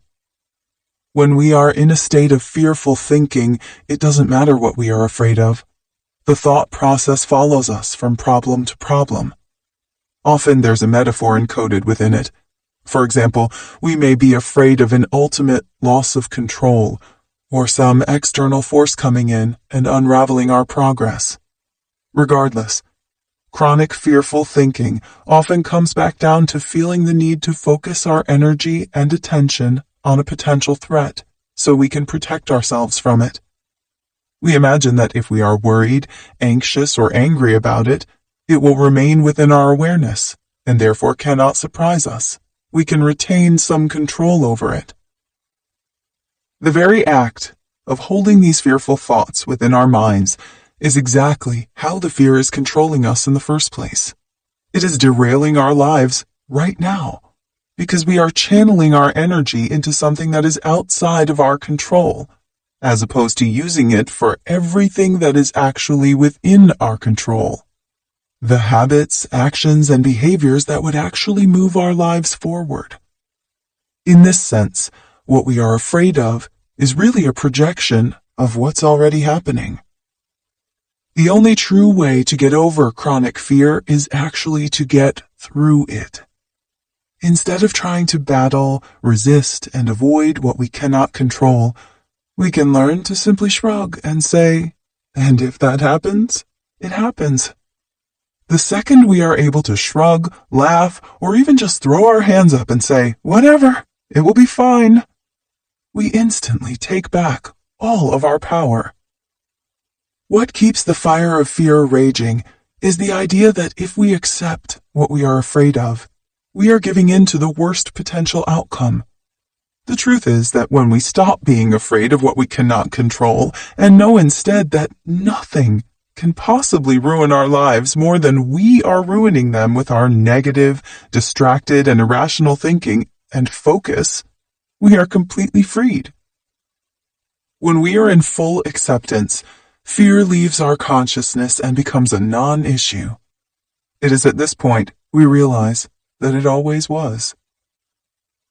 Our internal guidance systems whisper until they scream. The things that are bothering you most right now are not external forces trying to torture you for the sake of it. They are your own mind, identifying what in your life can be fixed, changed, and transformed. If you continue to not take action, the siren will only get louder, and if you never learn to listen to it, you will probably just disassociate from it and then be a victim to it. You already have the answers. You already know what you're here to do. You are here to create everything that would make you happier than you can imagine. It is only a matter of quieting your mind enough so you can feel all of the unlimited potential that is begging you to be used. There's no such thing as self-sabotage, because the behaviors that you think are holding you back are really just meeting your needs. It's not a matter of trying to push yourself beyond them. It's a matter of seeing them for what they are, and then finding better, healthier ways to fulfill them. Though we live in an age where people tend to tell us that we should be entirely self-sufficient and to want or need another person's presence, validation, or company is a sign of self-sufficiency, that is not an accurate portrayal of what it means to be human, and it severely overlooks the reality of human nature and connection. Though many people are codependent and lean far too heavily on others to give them a sense of safety and self, leaning too far the other way, where you believe that you don't need anyone or anything and that you can do everything yourself, is not healthy either. They are two opposite manifestations of the same wounds, which are mistrust and the inability to connect. Your need to feel validated is valid. Your need to feel the presence of another person is valid. Your need to feel wanted is valid. Your need to feel secure is valid. Often the first reason we start neglecting our essential needs is because we think we are weak for having them. We only believe this because when we were young, we did have to rely almost entirely on others to meet our essential needs. Eventually, this fails us, because another person cannot fulfill us entirely, nor are they responsible for it. As we grow up, we learn self-sufficiency. In fact, reliance on oneself for the foundation of our basic needs is an important part of a person's development. In the same way, it is also important that we recognize we cannot meet every single one of our needs on our own. Human beings are hardwired for connection to others and to a group. This is why we exist in subsets like communities and families, and generally feel happiest and most fulfilled when we are doing things that serve the greater good. This is a fundamental and healthy part of who we are, and it is not a sign of weakness. In other cases, your need to feel financially secure is healthy. It is not always a product of you being greedy or ill-intentioned. Your need to be validated for the work that you do is healthy, and it is not always a product of you being vain. Your need to live in a space and area that you enjoy being in is healthy, and it is not always a product of you being ungrateful for what you have. Your subconscious mind is trying to communicate with you. Within our self-sabotaging behaviors lies incredible wisdom. Not only can they tell us how and what we have been traumatized by, they can also show us what we really need. Embedded within each self-sabotaging behavior is actually the key to unlock it, if only we can understand it first. These are a few brief examples of how your subconscious mind might be trying to communicate with you through your behaviors. The way you are self-sabotaging. Going back to the same person who broke you in a relationship. This could be a platonic friend, but is most commonly a former romantic partner. What your subconscious mind might want you to know? It could be time to evaluate your childhood relationships. If you find something comforting or appealing about someone who hurts you, there's usually a reason. The way you are self-sabotaging. Attracting people who are too broken to commit in a real way. What your subconscious mind might want you to know? You are not too broken to find someone who actually wants you. And when you begin to recognize that you are worthy of being committed to, you'll start choosing partners who do just that. The way you are self-sabotaging. Feeling unhappy, even if nothing is wrong, and really you've gotten everything you've wanted in life. What your subconscious mind might want you to know? You are probably expecting outside things to make you feel good, rather than relying on changing how you think and what you focus on. No outward accomplishment is going to give you a true and lasting sense of inner peace, and your discomfort despite your accomplishments, is calling your attention to that. The way you are self-sabotaging, pushing people away. What your subconscious mind might want you to know? You want people to love and accept you so much that the stress of it all makes you isolate yourself from the pain, effectively creating the reality you're trying to avoid. Alternatively, needing solitude too often usually means there is a discrepancy between who you pretend to be and who you actually are. When you show up to your life more authentically, it becomes easier to have people around you, as it requires less effort. The way you are self-sabotaging, automatically believing what you think and feel is true. What your subconscious mind might want you to know? You want to worry because it feels comfortable and therefore safer. The more you blindly trust every random thought or feeling that passes through you, the more you are going to be at the whim of what's happening around you. You must learn to steady yourself in clarity, truth, and groundedness, and to be able to mentally discern between what is helpful and what is not. The way you are self-sabotaging, eating poorly when you don't want to. What your subconscious mind might want you to know? You are doing too much, or you're not giving yourself enough rest and nourishment. You are being too extreme. This is why your body is requiring that you continue to fuel it. Alternatively, it could be that you are emotionally hungry, and because you are not giving yourself the true experiences you crave, you are satisfying your hunger another way. The way you are self-sabotaging, not doing the work you know would help move your career forward. What your subconscious mind might want you to know? You might not be as clear as you think you are on what you want to be doing. If it isn't flowing, there is a reason. Instead of trying to push through and continually hitting the same wall over and over again, take a step back. Maybe it's time to regroup, re-strategize, or seriously think about why you're trying to take the steps you are. Something needs to change, and it's probably not just your motivation. The way you are self-sabotaging, overworking. What your subconscious mind might want you to know? You do not have to prove your value.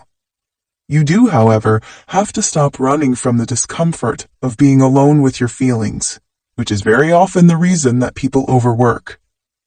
There is a difference between being passionately committed to something and feeling obligated to outperform everyone else. One is healthy, the other is not. The way you are self-sabotaging, caring too much about what other people think. What your subconscious mind might want you to know? You are not as happy as you think you are. The happier you are with something, the less you need other people to be.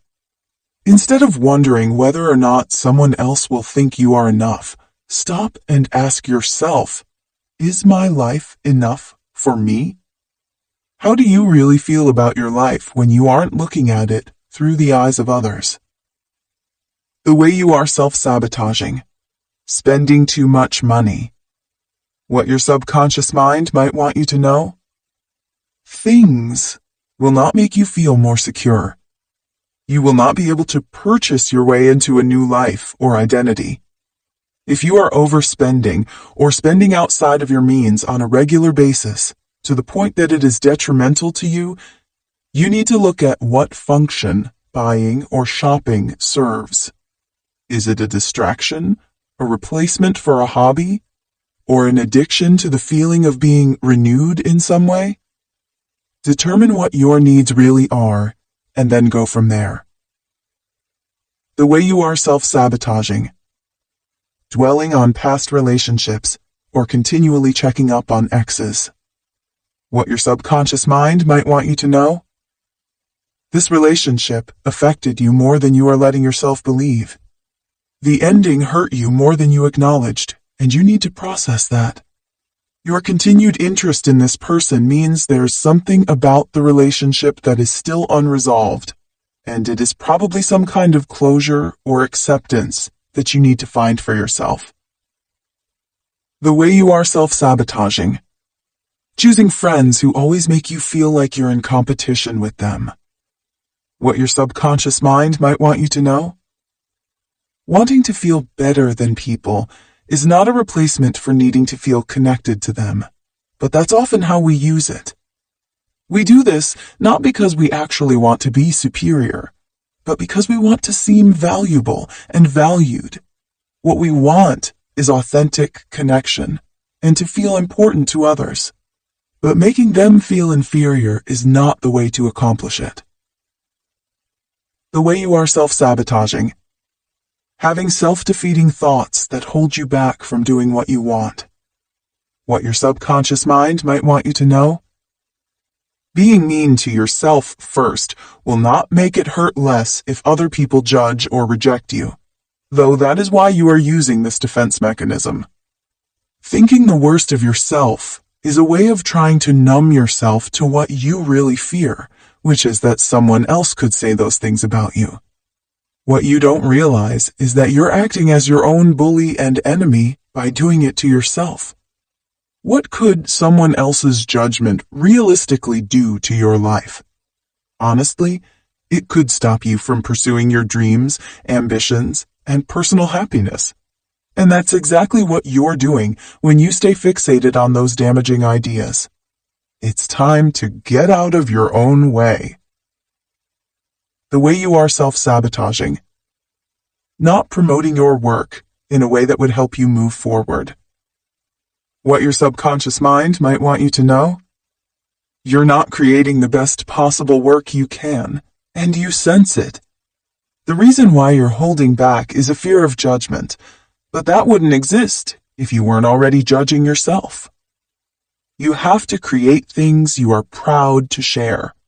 And when sharing them in a positive way that helps grow your business or career feels natural and authentic, you will know that you are doing the work that is at the best of your ability or potential. The way you are self-sabotaging. Ascribing intent or worrying that things are about you when they aren't. What your subconscious mind might want you to know, you think about yourself too often. Other people's lives do not revolve around you, nor do their thoughts. They are busy thinking about themselves in the same way that you are thinking about yourself. Remember that patterns in your life are indicative of your own behaviors. But imagining that every time someone cuts you off in traffic is a personal attack, you're going to severely hold yourself back, because you'll always be the victim of something. The way you are self-sabotaging. Staying in a city or town you claim to dislike. What your subconscious mind might want you to know? Home is where you make it, not where you find it. Is this an issue of you being unable to move, or are you simply unwilling? Usually when we stay in the same place, there's a reason. There's something we love about it, and it's where we want to spend our lives. The resistance comes in because of the judgment we imagine others may think if they know we don't live in the coolest, biggest, or the best area. You may also fear that people will judge you for not having progressed enough. The truth is that you are judging yourself, and you need to make peace or take pride in why you choose to live where you do. The way you are self-sabotaging. Mindlessly scrolling through social media as a way to pass the time. What your subconscious mind wants you to know? This is one of the easiest ways to numb yourself because it is so accessible and addictive. There is a world-altering difference between using social media in a healthy way versus as a coping mechanism. Mostly, it has to do with how you feel after you're finished. If you don't put the phone down feeling inspired or relaxed, you're probably trying to avoid some kind of discomfort within yourself. The very discomfort that just might be telling you that you need to change. Learning to listen again. Now that you're starting to pay attention to your internal cues, It is important to understand how to listen to yourself and respond in real time. You are in the situation you are in now because you did not know how to understand or meet your needs in the moment. If you do not want to constantly have to be fixing your choices and behaviors, you have to learn how to process and interpret your feelings in real time. This will be done by a process of building emotional intelligence, which will be primarily done in the next chapter. However, this is where we begin, by understanding how to listen to our instincts. How to follow your gut without getting scared of the future. One of the most essential tenets of modern wisdom is the idea that deep down, you know the truth about everything in your life and, by extension, your future.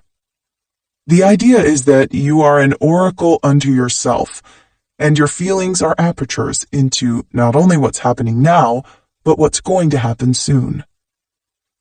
We're not to blame for believing this.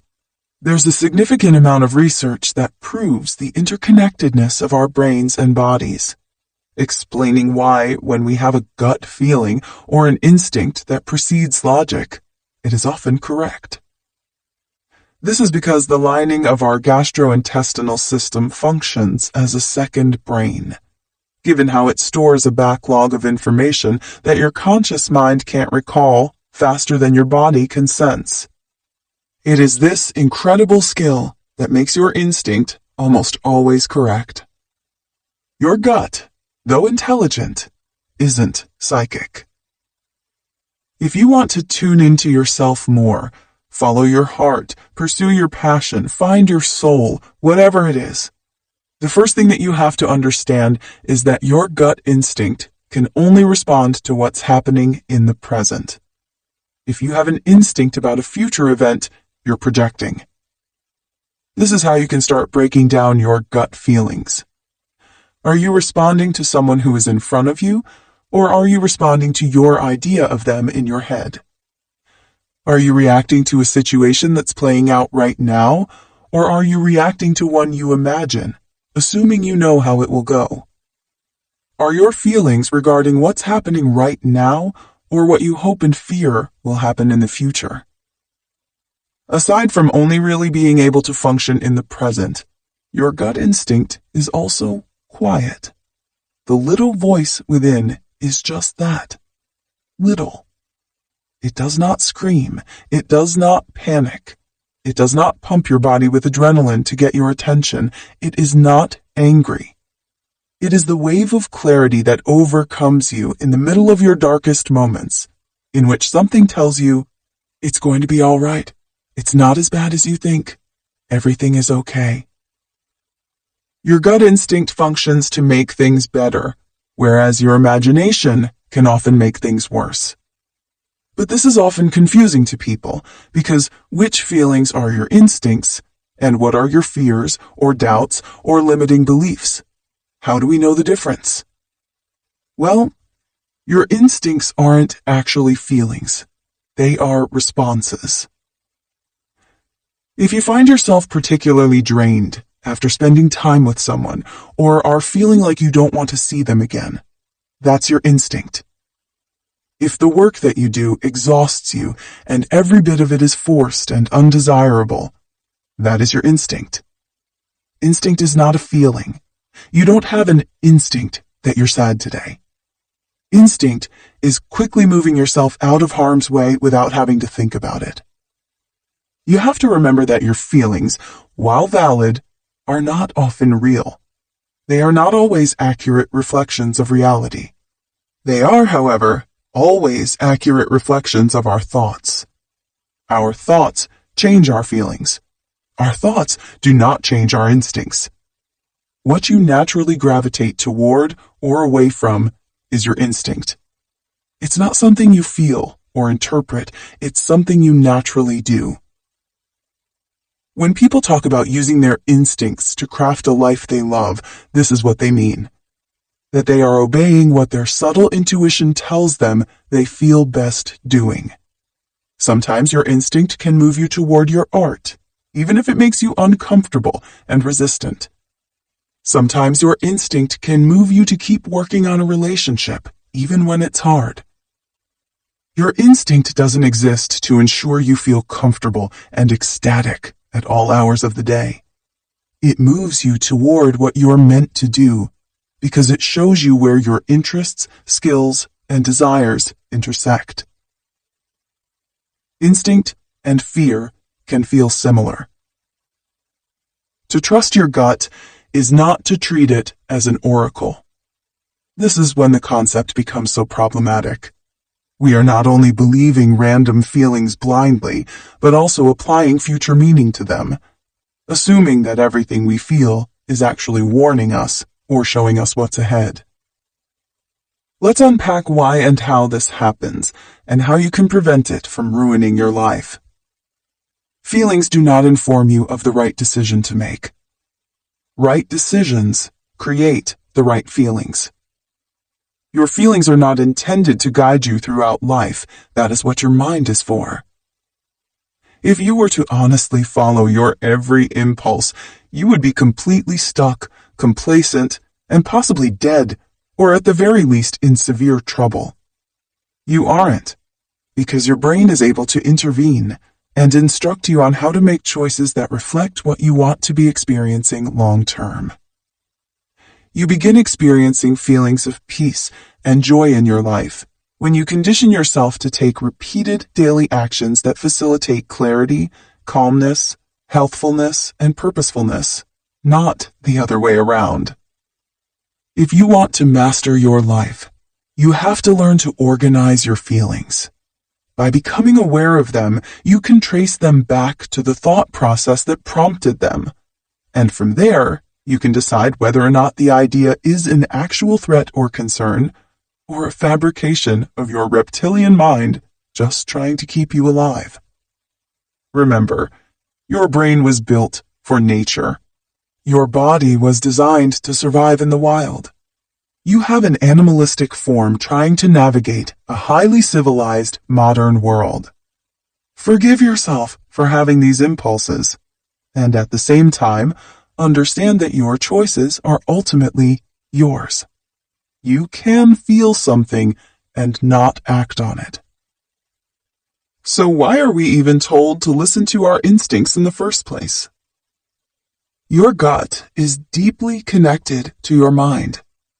There's a physiological connection between your gastrointestinal system and serotonin production in your brain. Your vagus nerve runs from your gut to your head, acting as a communication device to help your system regulate. Your stomach and your mind are inherently connected, which is why people allude to just knowing something deep down, or explain that when they're upset, they're sick to their stomach, or had a gut reaction to something. What isn't being addressed is the fact that listening to your instinct is something that happens in the present moment. You cannot have an instinct about a future event because it doesn't exist yet. You can have a fear-based or memory response that you are projecting into the future, but you cannot instinctively know something about another person or a future event until it is in front of you. When you have a gut instinct about someone, it is after interacting with them. When you know whether or not a job is right for you, it is only after having done it for a while. The problem is that we are trying to use our instincts as fortune-telling mechanisms, our brain's creative way of trying to manipulate our body to help us avoid pain and increase pleasure in the future. But that's not what happens. We end up stuck because we are literally trusting every single thing that we feel instead of discerning what's an actual reaction and what's a projection. Identifying the difference between instinct and fear. First and foremost, understand that your instinct can serve you immensely in the present moment. Your first reaction to something is very often the wisest reaction, because your body is using all of the subconscious information you have logged away to inform you about something before your brain has an opportunity to second-guess it. You can use this to your advantage by staying in the moment and asking yourself what is true right here and right now. What is true when you are with another person, activity, or behavior? What is the deep gut instinct that you get when you're presently engaging with something? Does it differ from what you think and feel about it when you are just imagining it, making guesses about it, recalling details of it, or imagining what it will be like? Typically, those projections are fear, and your present reaction is your honest instinct. Overall, your honest gut instinct won't ever frighten you into panic. Your gut is always subtle and gentle, even if it's telling you that something isn't for you. If your gut wants you to know not to see someone or to stop engaging in a relationship or behavior, the impulse will be quiet. That's why it's called the little voice within. So easy to miss. So easy to shout over. Intuitive nudges versus intrusive thoughts. When you start listening to yourself, you might find it hard to tell the difference between thoughts that are helpful and intuitive and thoughts that are damaging and intrusive. They both function similarly. They are immediate, reactive, and offer some kind of previously unseen insight. And yet, they function so completely differently in practice. This is how to start telling the difference between thoughts that are informed by your intuition and thoughts that are informed by fear. Intuitive thoughts are calm. Intruding thoughts are hectic and fear-inducing. Intuitive thoughts are rational. They make a degree of sense. Intruding thoughts are irrational and often stem from aggrandizing a situation or jumping to the worst conclusion possible. Intuitive thoughts help you in the present. They give you information that you need to make a better informed decision. Intruding thoughts are often random and have nothing to do with what's going on in the moment. Intuitive thoughts are quiet. Intruding thoughts are loud, which makes one harder to hear than the other. Intuitive thoughts usually come to you once, maybe twice, and they induce a feeling of understanding. Intruding thoughts tend to be persistent and induce a feeling of panic. Intuitive thoughts often sound loving, while invasive thoughts sound scared. Intuitive thoughts usually come out of nowhere. Invasive thoughts are usually triggered by external stimuli. Intuitive thoughts don't need to be grappled with. You have them, and then you let them go. Invasive thoughts begin a whole spiral of ideas and fears, making it feel impossible to stop thinking about them. Even when an intuitive thought doesn't tell you something you like, it never makes you feel panicked. Even if you experience sadness or disappointment, you don't feel overwhelmingly anxious.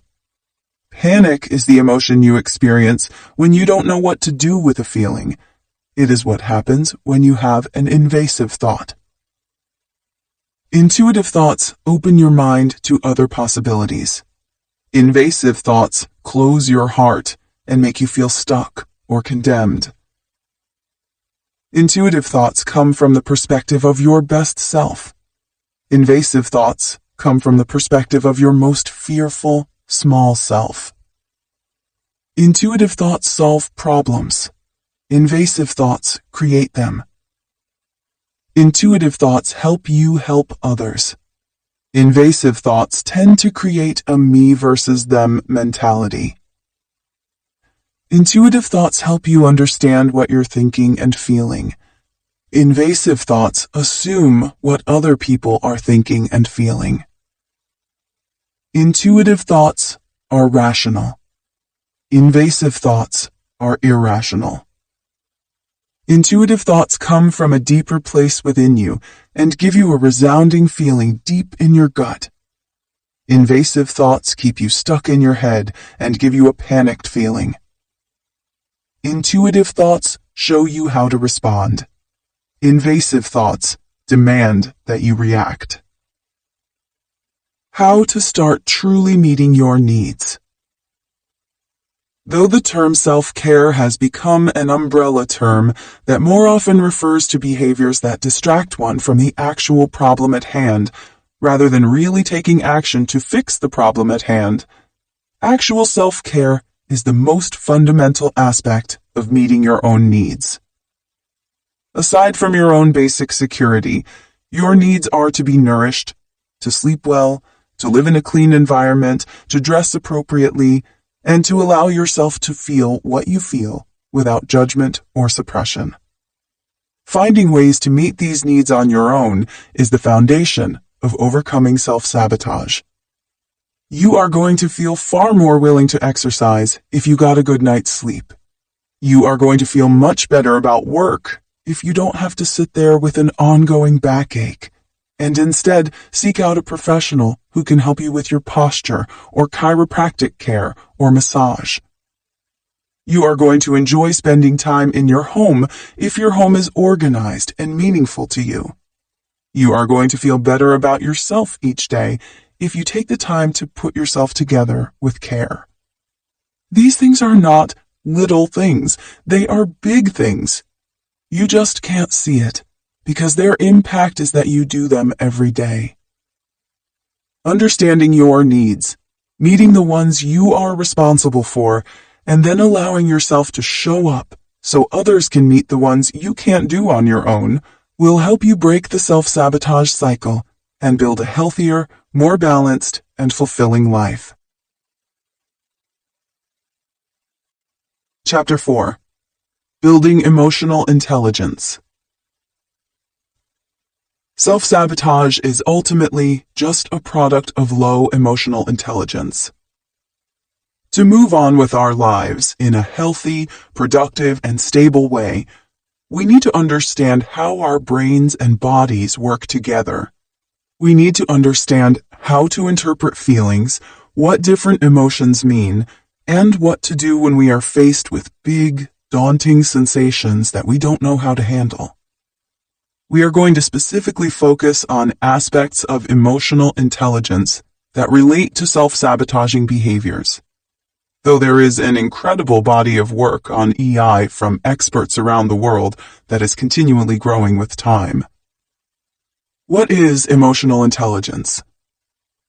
Emotional intelligence is the ability to understand, interpret, and respond to your emotions in an enlightened and healthy way. People with high emotional intelligence are often able to better get along with different types of people, feel more contentment and satisfaction in their everyday lives, and consistently take time to process and express their authentic feelings. Mostly, though, emotional intelligence is the ability to interpret the sensations that come up in your body and understand what they are trying to tell you about your life. The root of self-sabotage is a lack of emotional intelligence, because without the ability to understand ourselves, we inevitably become lost.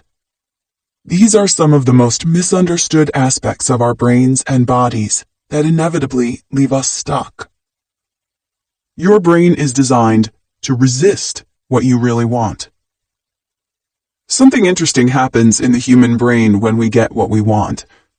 When we imagine what goals we want to achieve, we often do so with the expectation that they will elevate our quality of life in some tangible way, and once we have arrived at that place, we will be able to coast.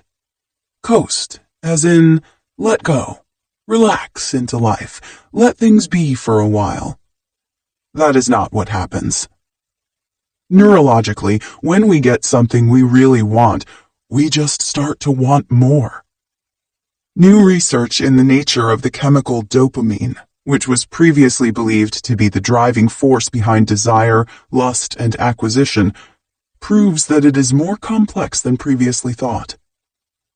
In The Molecule of More, Daniel Z. Lieberman explains that experts who studied the hormone found that when an individual was introduced to something they highly desired, the dopamine surge would diminish after acquisition. Dopamine, it turns out, is not the chemical that gives you pleasure, it's the chemical that gives you the pleasure of wanting more. So the big, huge goal that you're working toward, you'll get there, and then there will be another mountain to scale. This is one of the many reasons that we deeply sabotage what we truly want. We know instinctively that arriving won't really give us the ability to abstain from life. It will only make us hungrier for more.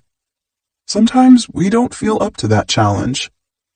So, while we're on the way, a toxic cocktail of neurological biases start piling up on one another, and we start to resent, judge, and even vilify the object of our greatest desire. What happens when we start to chase what we really want? We resist doing the work that it takes to actually get it, because we are so afraid of not having it. Any brush with failure makes us rescind our effort and tense up. When we go so long not having what we really want, we create subconscious associations between having it and being bad, because we have judged others for having it. When we get it, we fear losing it so badly that we push it away from ourselves so as to not have to withstand the pain. We are so deeply enmeshed in the mental state of wanting, we cannot shift to a state of having. First, when we want something really, really badly, it is often because we have unrealistic expectations associated with it. We imagine that it will change our lives in some formidable way, and often, that's not the case.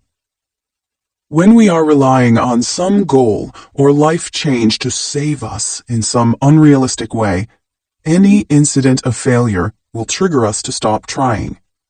For example, if we are absolutely certain that a romantic partner will help us stop being depressed, we are going to be extremely sensitive to rejection because it makes us feel as though we will never get over depression.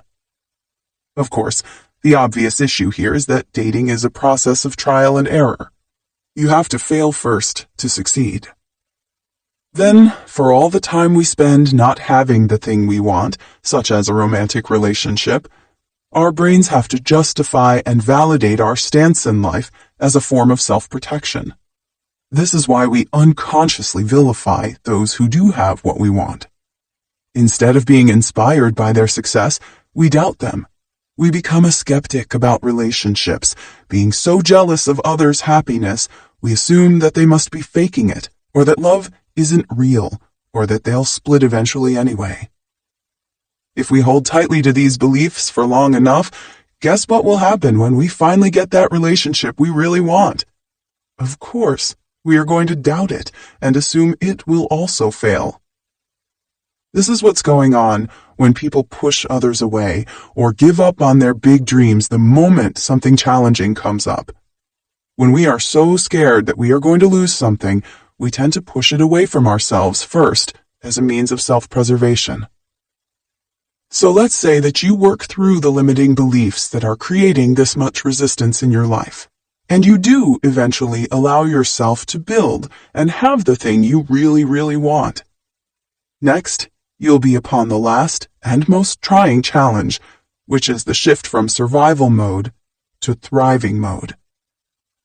If you have spent the majority of your life in a state in which you are just getting by, you are not going to know how to adapt to a life in which you are relaxed and enjoying it.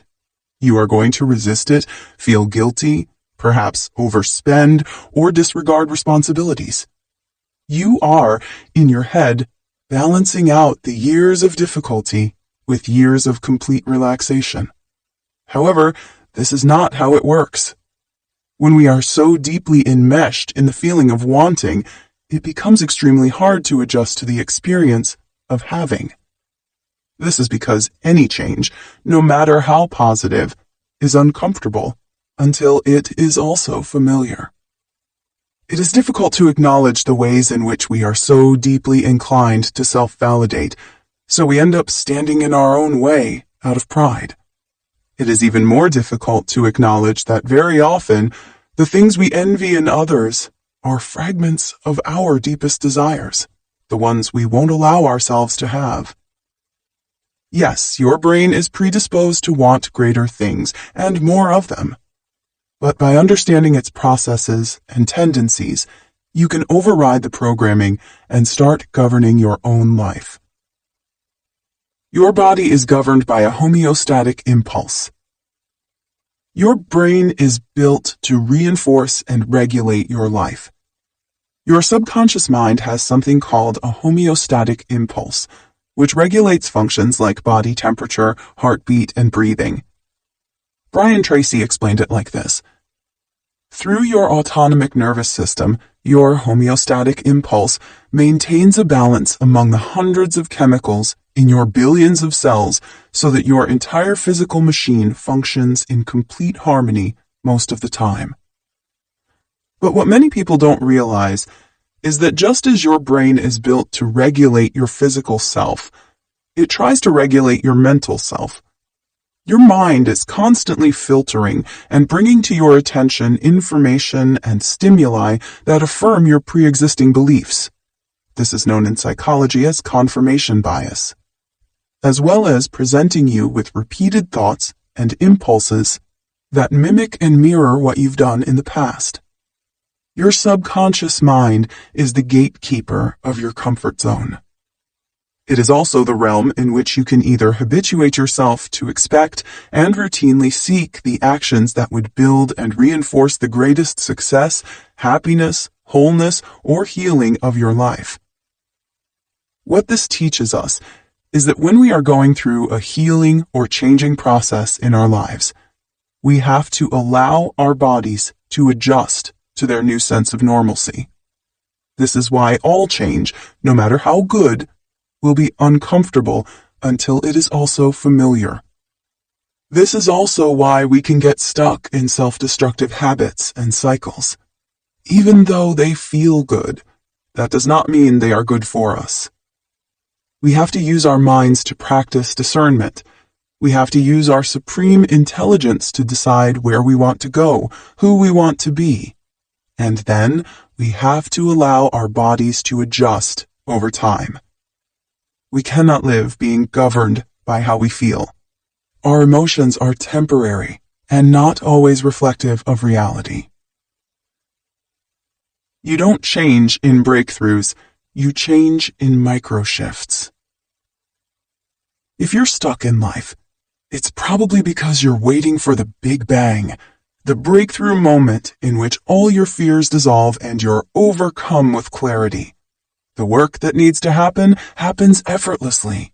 Your personal transformation rips you from complacency and you wake up to an entirely new existence. That moment will never come. Breakthroughs do not happen spontaneously. They are tipping points. Revelations occur when ideas that were sitting in the margins of your mind finally get enough attention to dominate your thoughts. These are the clicking moments. The moments when you finally understand advice you've heard your entire life. The moments when you've habituated yourself to a pattern of behavior for long enough that it becomes instinctive.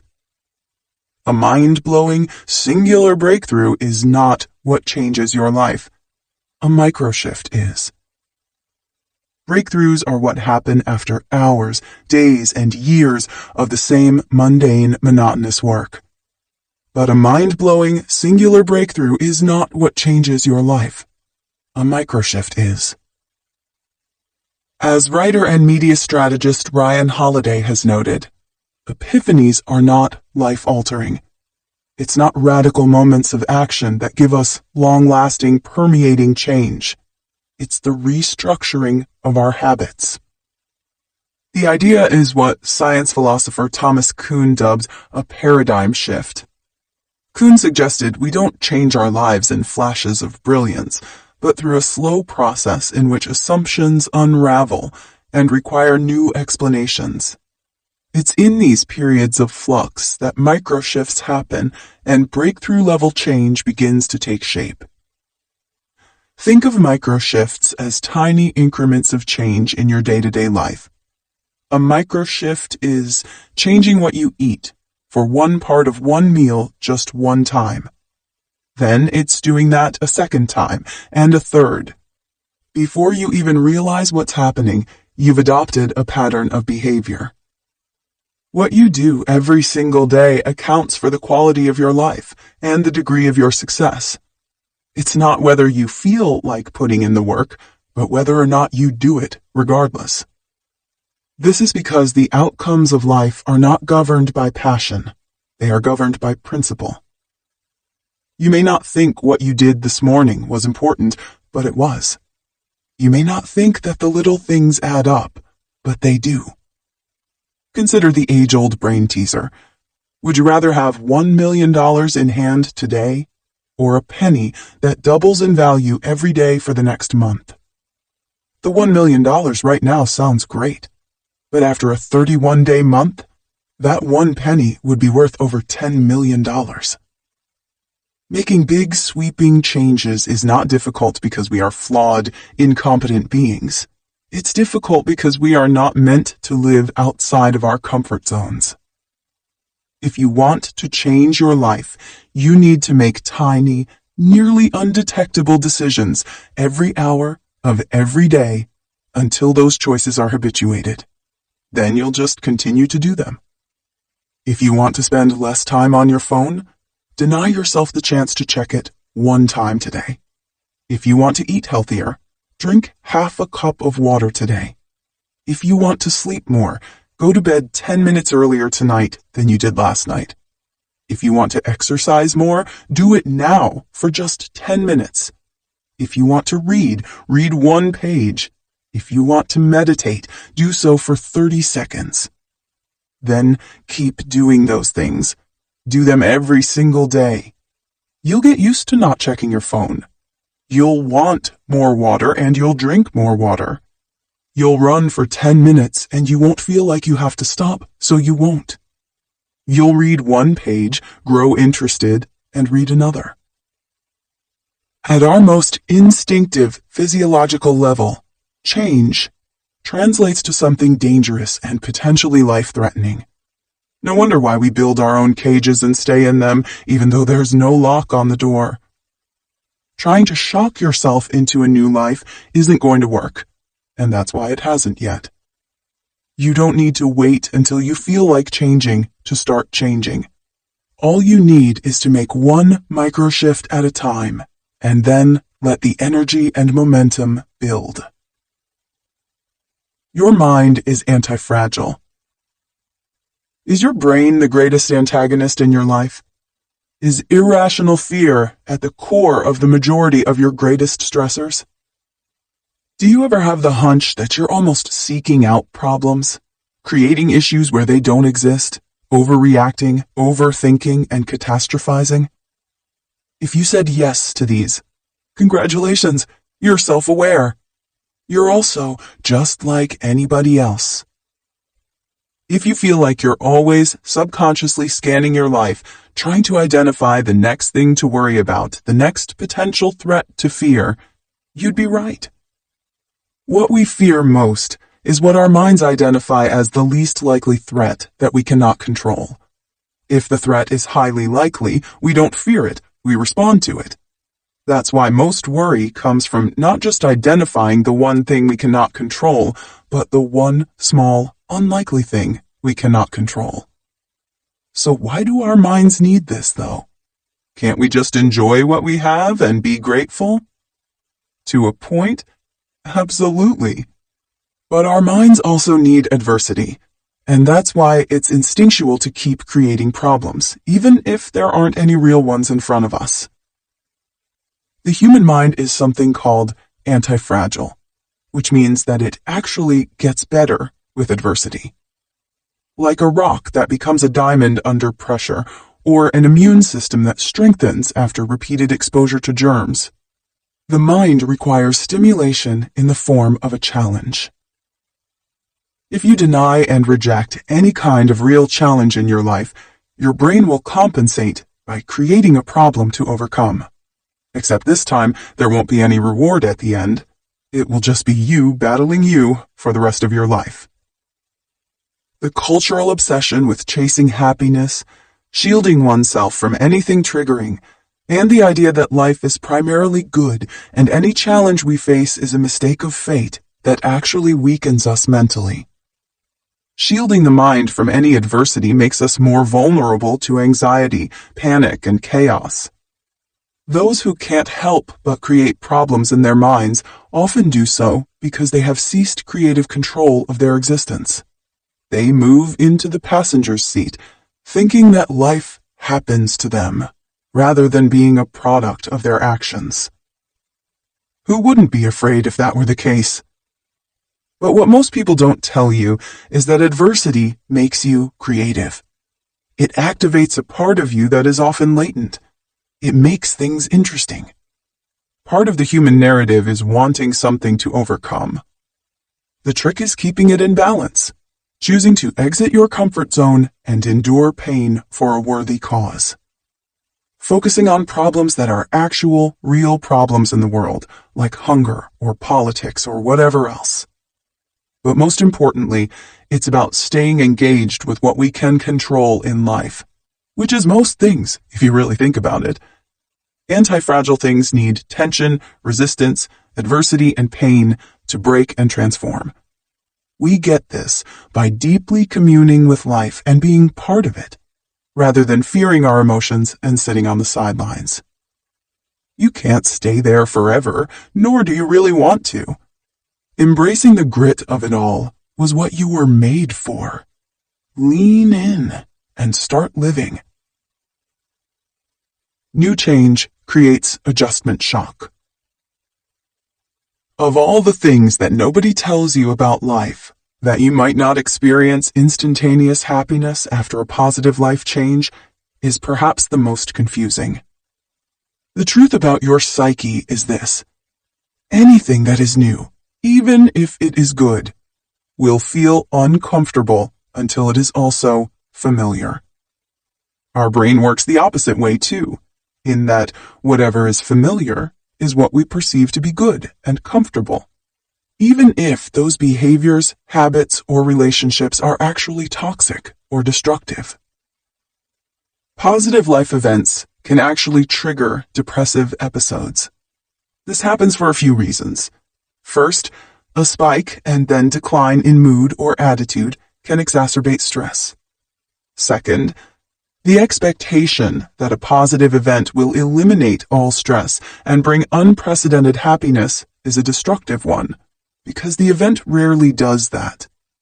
This is why weddings, childbirth, or a new job can be so incredibly stressful. On top of being a massive life change, there's also the silent assumption that this should be a wholly positive thing, and anxiety and tension should be eliminated. It is jarring to discover this isn't the case. Overall, it comes down to the simple fact that any accomplishments, achievements, or life changes, no matter how positive, elicit change. Change elicits stress. This is particularly true for those who are already predisposed to anxiety and depression, because the concept of one's comfort zone is absolutely essential to stabilizing their mood. This is also why those people can often seem overwhelmingly particular or narrow-minded. What are the signs of adjustment shock? Adjustment shock can manifest as simply an increase in anxiety or irritability. However, it is often more complex than that. Adjustment shock often comes across as hypervigilance. If you make financial gains, your mind immediately shifts to what could potentially derail your progress. A big bill that could come up, or the loss of the job you just got. If you have a new, happy relationship, you could become paranoid about infidelity or lies. Adjustment shock can bring to light unconscious attachments and beliefs. If you are someone who was raised to think that wealthy people are morally corrupt, you are going to resist having more money. If you wanted to be famous, to be more loved, you are going to resist public success because famous people are often more criticized and disliked than the average person. Adjustment shock can bring feelings of intense fear. This is because when we attain something we very much care about or have worked toward for a long time, our instinct can be to shield ourselves from the potential loss of it by putting up walls and desensitizing ourselves to the experience. we often resist most deeply the things that we want most. This is because of adjustment shock, though we don't always know that's what's causing the resistance. It is scary to receive everything we want, because it forces us to shift out of a survivalist, fear-based mindset and into a more stabilized one. If all we are accustomed to is doing what we need to do to survive, we are then confronted with the next phases of our self-actualization. If we are no longer worried about basic survival, our minds are free to turn to the bigger questions in life. What is our purpose? Have we lived meaningfully? Are we who we want to be? We often think of big achievements as a get-out-of-life-easier card. They rarely are that. In fact, the opposite tends to happen. They level us up, force us into greater responsibilities, to think more deeply about big issues, to question ourselves and what we previously knew to be true. Big achievements actually pressure us to become increasingly better versions of ourselves. This is a net positive for our lives, but can be just as uncomfortable as struggling was, if not more so. How do I overcome adjustment shock?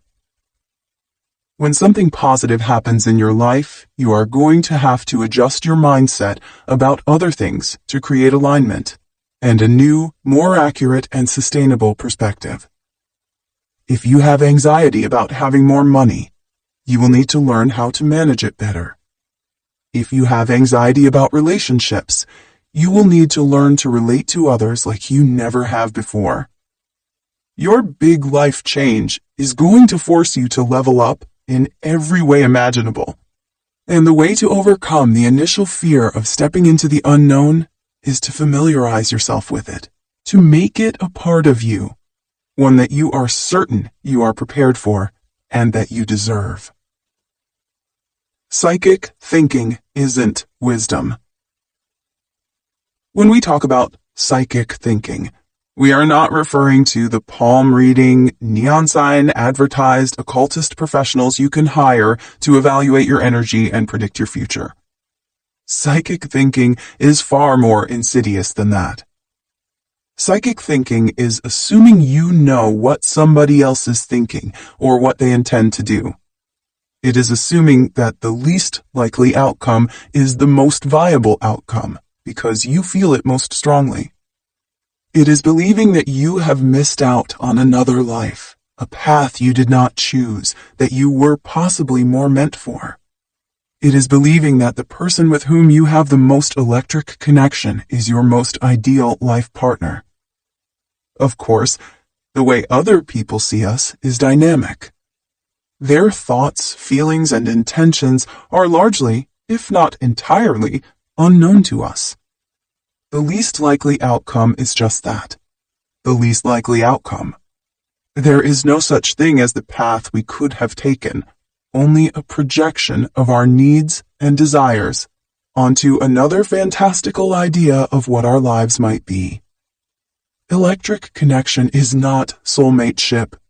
Love and compatibility are not the same thing. Psychic thinking detaches us from reality. In place of logic, we put emotions, ones that are often incorrect, unreliable, and wholly biased toward what we want to believe. Beyond being inconveniencing, psychic thinking is absolutely terrible for your mental health. Psychic thinking breeds anxiety and depression. It's not just that something scares or upsets us. It's that we believe that the thought must not only be real, but predictive of future events. Instead of feeling like we are having a down day, psychic thinking makes us assume we are having a terrible life. We heard, "Trust yourself," and then began to liken ourselves to oracles, that when a particularly triggering thought or feeling passes through us, it must indicate something more to come. Indeed, psychic thinking as a whole has begun taking on an entirely new light because of the popularity of pop psychology dating back to the 50s and 60s. Trust yourself, the gurus tell you. Deep down, you know the truth. This is valid. Your intestines are literally connected to the stem of your brain. The bacteria in your stomach respond to subconscious, intelligent awareness faster than your mind can. This is why your gut is indeed correct on instinct. But when this advice is given to people who cannot differentiate a gut feeling from fear, or from a passing thought that has no bearing on reality or their lives as a whole, it becomes a dangerous practice in which they become completely stuck and limited because they assume their random feelings are all real, and then not only real, but a prediction for what's to come. Psychic thinking is nothing more than a series of cognitive biases, the most prominent of which are the following. Confirmation. At any moment in time, your brain is inundated with stimuli. To help you process, your conscious mind is aware of about 10% of it or less. Your subconscious mind is still paying attention, logging away information you might one day need. However, what determines what makes it to that 10% of our conscious awareness has a lot to do with what we already believe. Our brains are literally working to filter out information that does not support our pre-existing ideas, and then to draw our attention to information that does. This means that we are subject to a confirmation bias, which is that we literally seek out and sort through stimuli that supports what we want to think. Extrapolation. Extrapolation is when we take our current circumstances and then project them out into the future. Ryan Holiday says it best. This moment is not my life. It is a moment in my life. Extrapolation makes us think that we are the sum of our past or current experiences, that whatever stressors or anxieties we are currently experiencing are ones that we will grapple with for the rest of our lives. Unable to see through the problem at hand, we assume it will never resolve itself. Unfortunately, this can become a self-fulfilling prophecy. If we are so easily defeated and exhausted by the idea that we will never get over our problems, then we make it more likely that we will hang on to them instead of logically trying to resolve them for a lot more time than is necessary. Spotlighting. Everyone thinks that the world revolves around them. You are thinking about you and your own interests all day, every day. It can be challenging to forget that others are not thinking about us with such intensity. They are thinking about themselves. The spotlight effect is what happens when we imagine that our lives are performative or on display for others to consume. We remember the last 2 or 3 embarrassing things we have done and imagine that others are thinking about them actively as well. Can you recall the last 2 or 3 embarrassing things someone else did? Of course you can't, because you aren't paying attention. Spotlighting gives us the false impression that the world is all about us, when it is not. These biases, plus others, when combined with psychic thinking or the idea that our assumptions and feelings about the world will transpose into reality, are harmful and mostly incorrect. Instead of trying to predict what will happen next, our energy is better used when it's focused intently on the moment. The infinite now, the mystics would say, because the truth is that the past and future are illusions in the present, and all we have is the present. Instead of trying to use your intelligence to hack what's next, try to get better at where you are currently. That's what's really going to change the outcomes of your life. Logical lapses are giving you profound anxiety. Most of the anxiety you experience in life is the result of inefficient critical thinking skills. You might assume that because you are anxious, you are an overthinker, someone who obsesses about unlikely and scary outcomes more than is reasonable. The reality is that you are an underthinker. You are missing a part of your reasoning process. Let's start at the beginning. Anxiety is a normal emotion that every person experiences at some point in their lives, typically when circumstances are stressful, tense, or scary. When anxiety is chronic and begins to interfere with day-to-day functioning, it becomes a clinical disorder. We understand the importance of speaking about mental health with the same degree of legitimacy as physical health. However, in the same way that we'd question what someone keeps tripping over if they repeatedly sprain their ankle, a lot of anxiety is similarly circumstantial, as many illnesses are. Specifically, anxiety tends to be the result of an inability to process acutely stressful and ongoing circumstances. If we want to heal, we have to learn to process. This applies to everyone, not just those with a diagnosis. One of the hallmarks of anxiety is rapid thinking. Because you are focusing on some issue so deeply and for so much time, you assume that you are also thinking through the issue thoroughly and arriving at the most likely conclusion.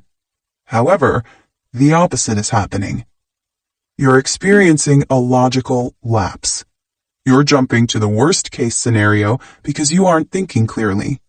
And then you are engaging your fight-or-flight response because the worst-case scenario makes you feel threatened. This is why you obsess about that one terrifying idea. Your body is responding as though it's an immediate threat. And until you defeat or overcome it, your body will do its job, which is to keep you in defense mode, which is really a heightened state of awareness to the enemy. What is a logical lapse? Think of something that you aren't afraid of. Maybe something that other people might find scary. Maybe you aren't afraid of flying in an airplane. Many people are. Maybe you aren't afraid of being single. Many people are. Maybe you aren't afraid of commitment. Many people are. Surely you can think of at least one thing in your life that you are truly unafraid of. Why aren't you afraid of it? Because you don't have a logical lapse there. You can visualize yourself going on an airplane and successfully getting off without freaking out. You can visualize yourself being happily single or happily committed. Even if the worst were to happen, you can think a situation through in its entirety, from exposition to climax to conclusion. You know what you would do. You have a plan. When you experience a logical lapse, the climax becomes the conclusion.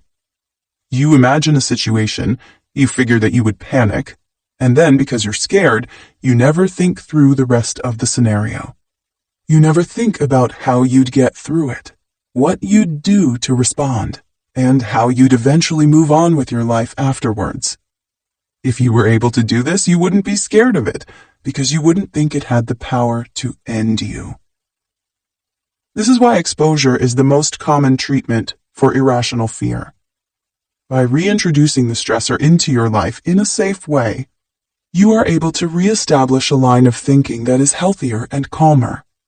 Basically, you prove to yourself that you will be okay, even if something scary does happen, which most of the time it does not. Either way, mental strength is not just hoping that nothing ever goes wrong. It is believing that we have the capacity to handle it if it does. Maybe you don't have that self-belief yet. That's okay. It's not something you're born with. It's something you build slowly and over time. It's something you develop with practice by addressing small problems and then learning healthy coping mechanisms and effective reasoning skills. The thing is that there are millions of scary things that can happen to us in our lives. That is true for everyone. When we are hung up on one scary thing over another, it's not because it's a more imminent or likely threat. It's because we are less convinced we would be able to respond to it. To heal, we don't need to avoid it. We need to develop logic to see situations for what they are and respond appropriately to them. So often in life, our biggest anxiety comes not from what's actually happening, but how we think about what is happening. In that, we reclaim our emotional freedom and power. Faulty inferences are holding you back from success. If you're familiar with body typing, you'll probably be familiar with the terms endomorph, mesomorph, and ectomorph. Though everyone actually falls somewhere within the spectrum of these, meaning that everyone has varying degrees of each, the traits you default to are typically your primary body type. If you've studied these types, you'll know that endomorphic bodies are often associated with increased fat retention. The assumption here is that these people have the worst metabolisms, but that is false.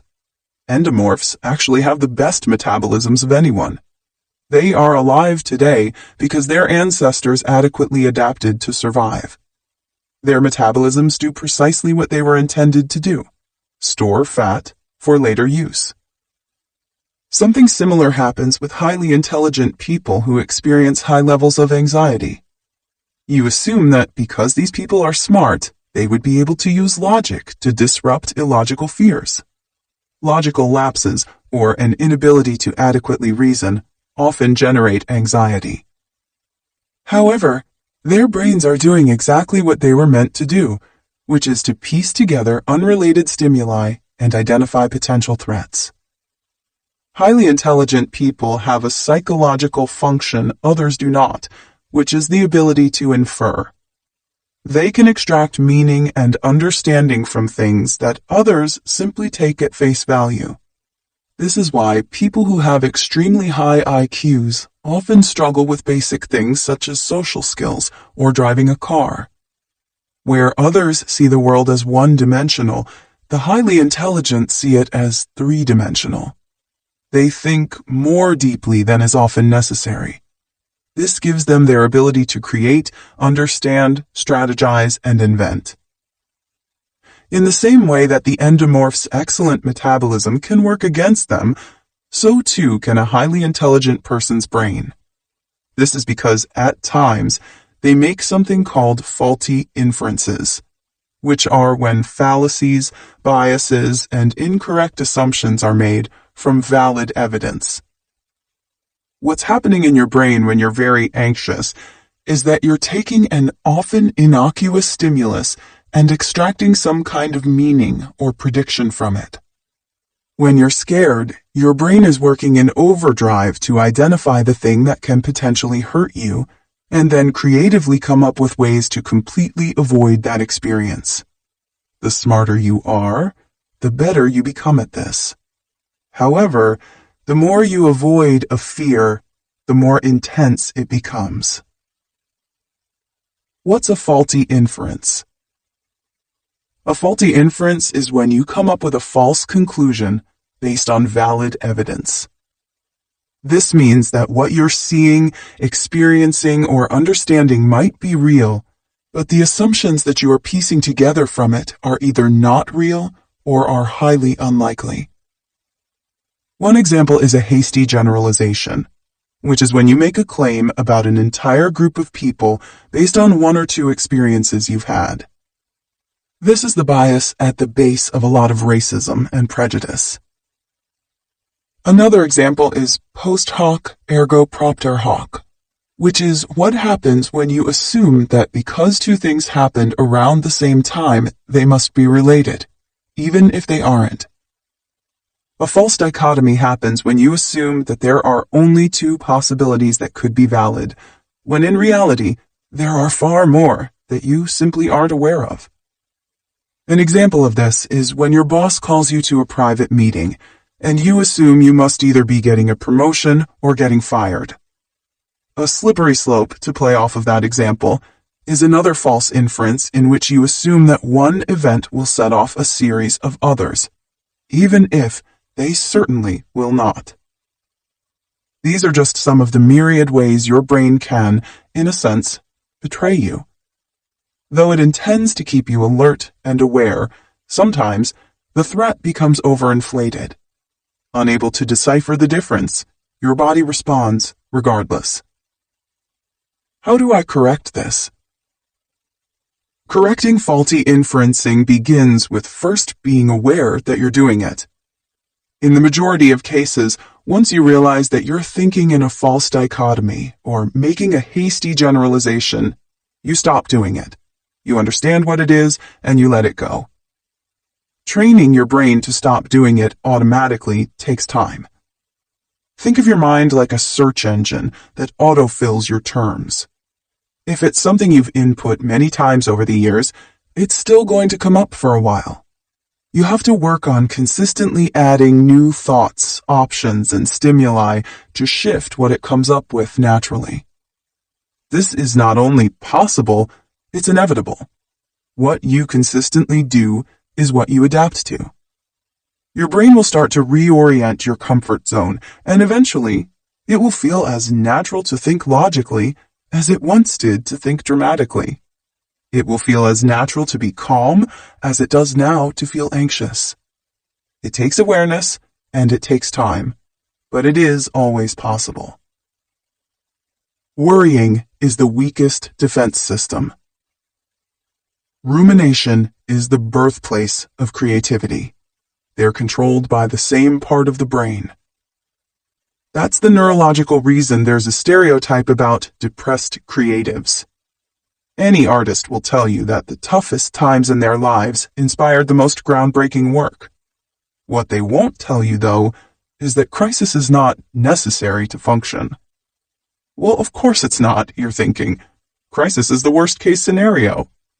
And yet, how many of us place ourselves in a state of panic over fear of that least likely scenario coming true?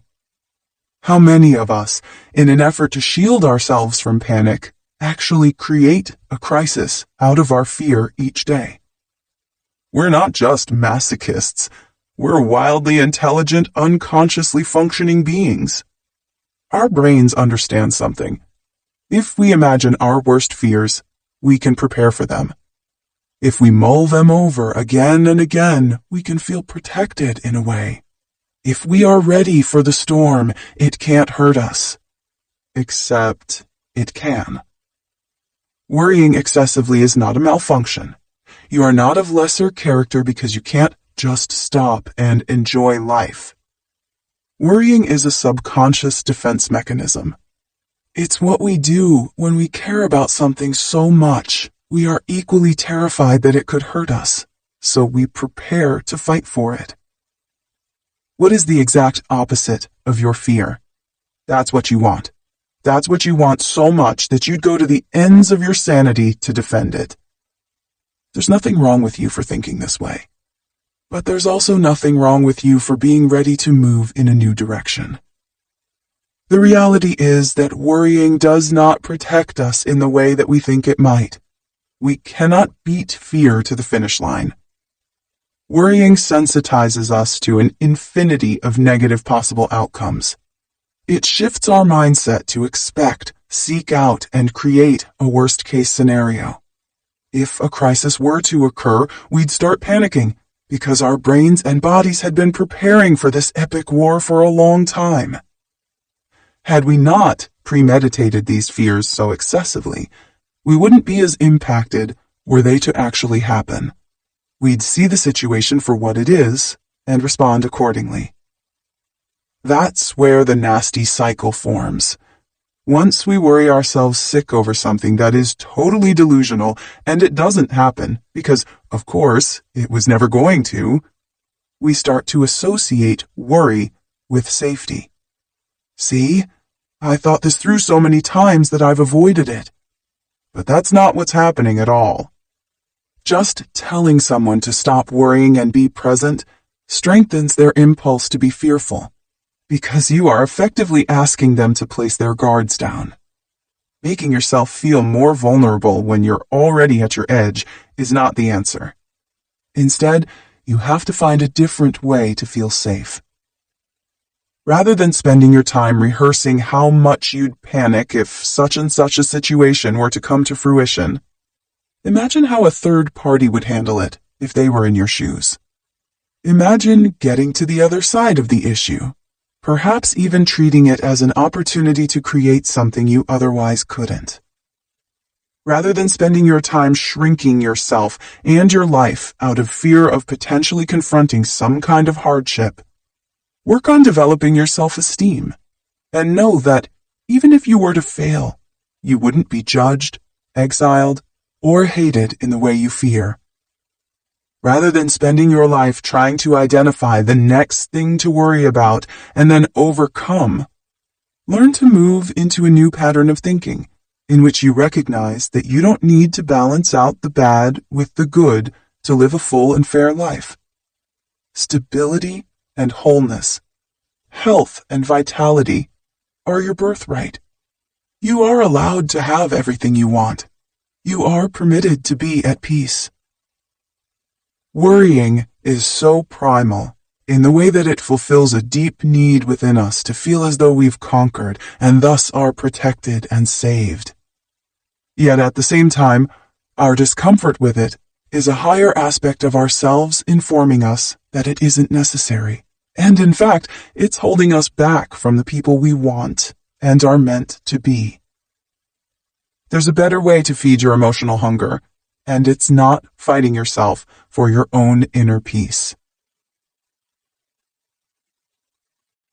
Chapter 5.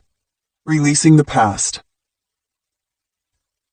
Throughout the course of our lives, we will routinely go through a process of self-reinvention. Over time, we are meant to change, and we are designed to evolve. Our bodies show us this as we eliminate and replace cells to the point that some argue we are essentially completely made new again every 7 years. Our mental and emotional growth follow a similar process, though it tends to occur much more often. It makes sense, then, that some of our most profound suffering comes from resistance to this natural process. We are in pain because, though we must change our lives, we are holding on to baggage and debris from the past. As we carry unresolved emotions from day to day, we gradually move our past trauma into our future lives. Releasing the past is a process and a practice, one that we have to learn. This is where we begin. How to start letting go. You cannot force yourself to let go, no matter how much you know you want to. Right now, you are being called to release your old self, your prior afflictions, past relationships, and all of the guilt from the time you spent denying yourself what you really wanted and needed out of life. Recovering from self-sabotage always necessitates a process of letting go. However, you cannot force something out of your brain space, no matter how much you don't want it to be there. You cannot just simply loosen your grip, relax a little, and will yourself to stop thinking entirely about something around which your entire world used to orbit. This is not how it goes.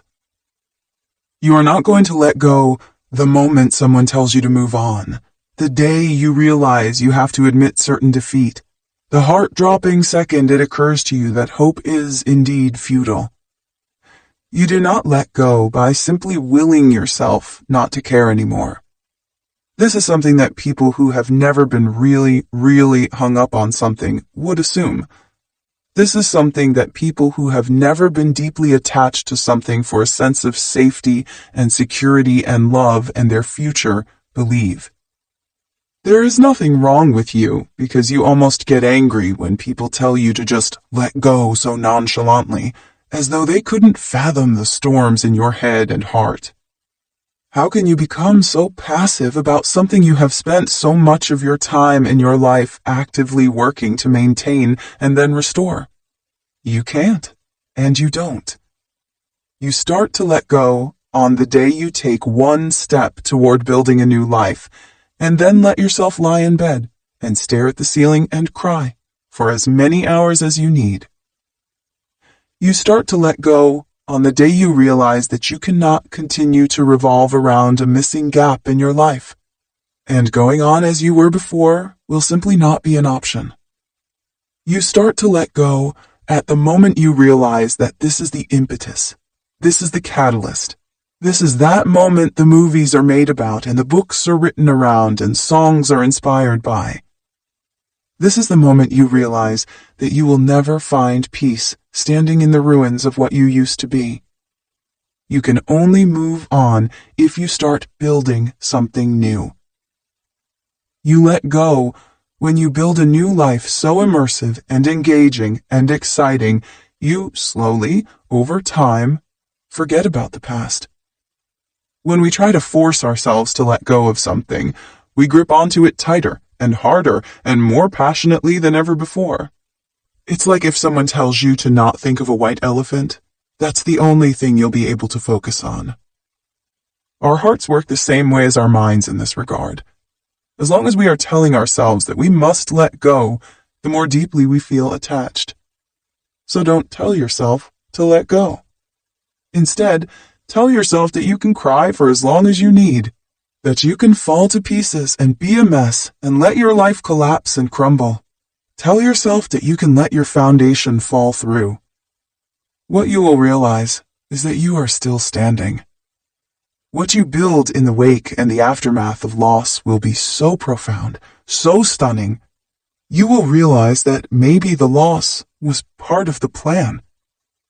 Maybe it awakened a part of you that would have remained dormant had you not been pushed the way you were.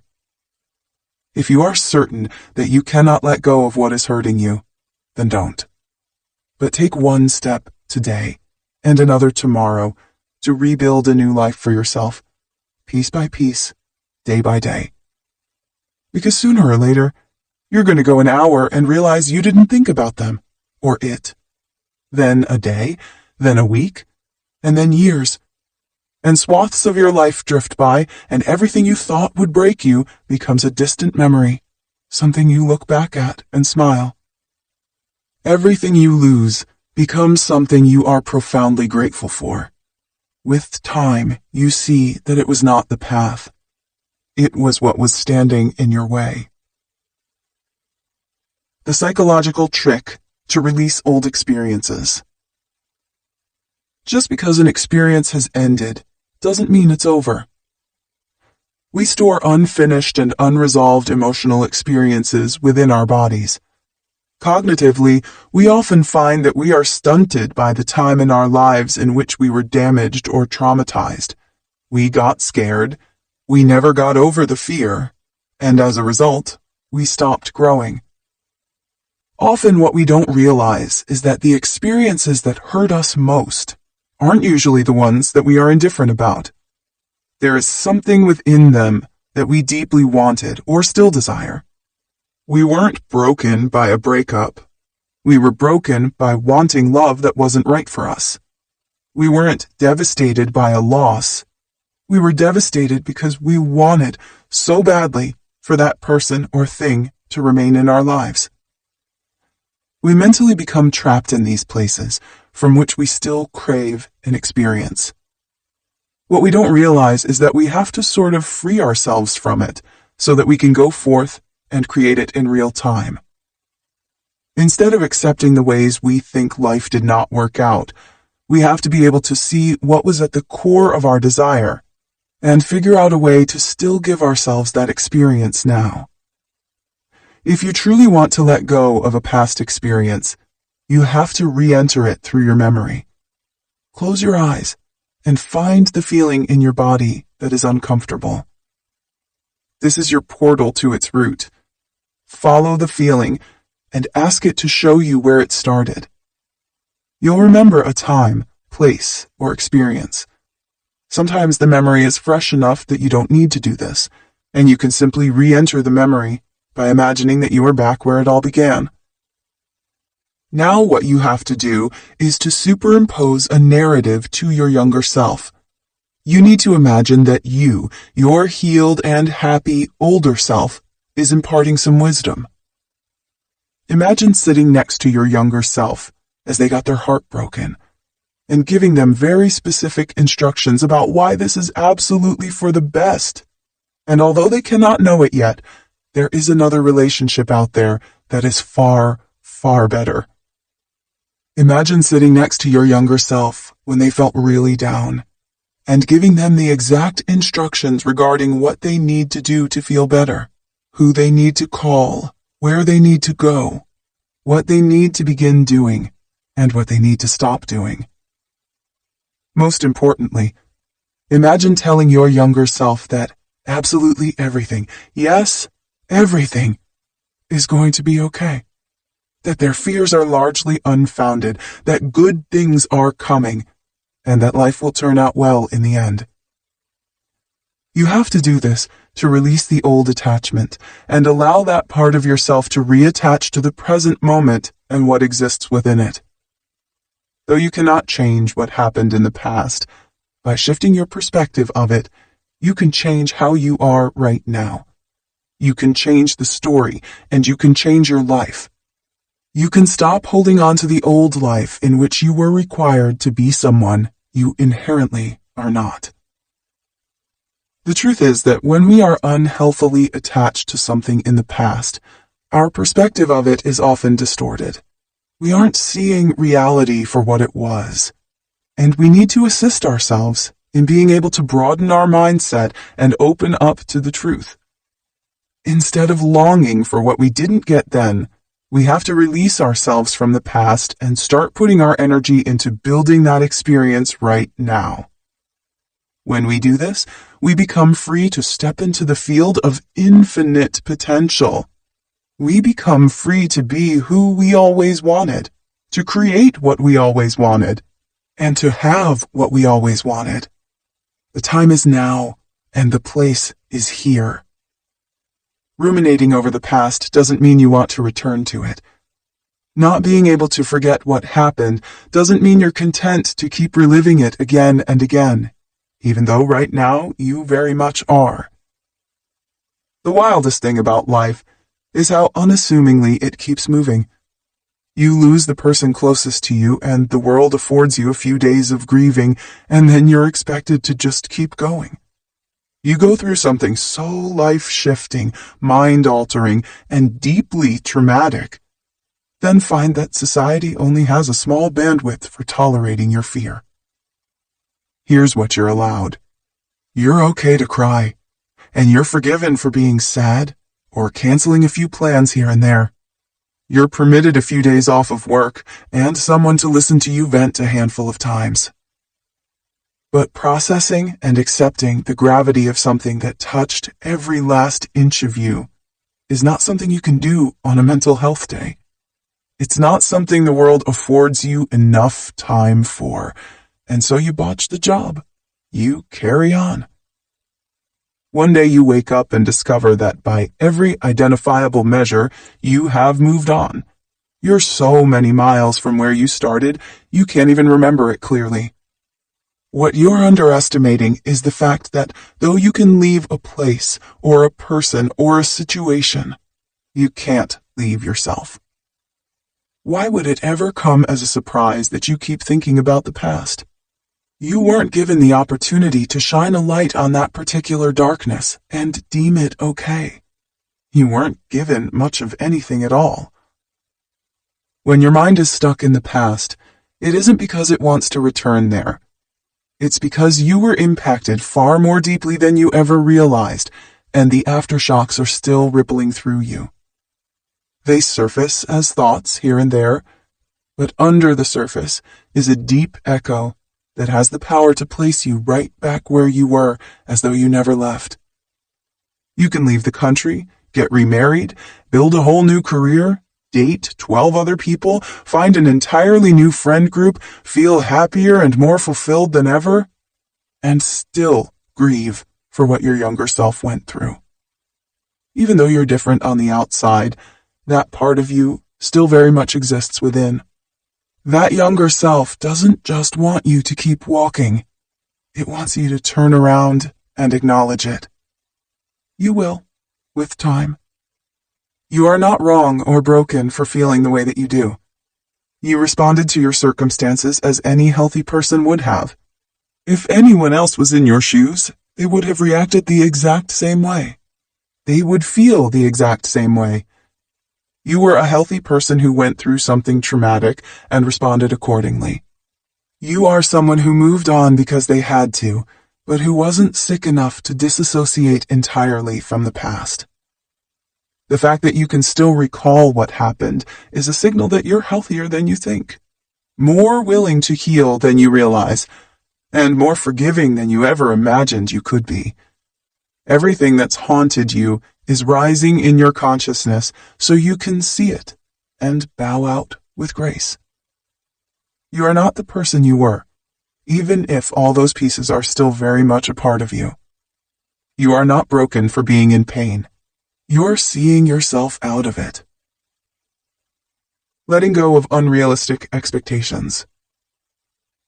It is not that brave to say you love your body only after you've contorted it to precisely what you want it to look like. It is not that brave to say you don't care about possessions when you have access to everything in the world. It is not that brave to say you aren't motivated by money when you have enough of it. When you only find happiness and peace after you've fixed every flaw, mastered every challenge, and are living decidedly in the after part of the picture of your life, you have not resolved anything. You have only reinforced the idea that you cannot be okay until everything is perfect.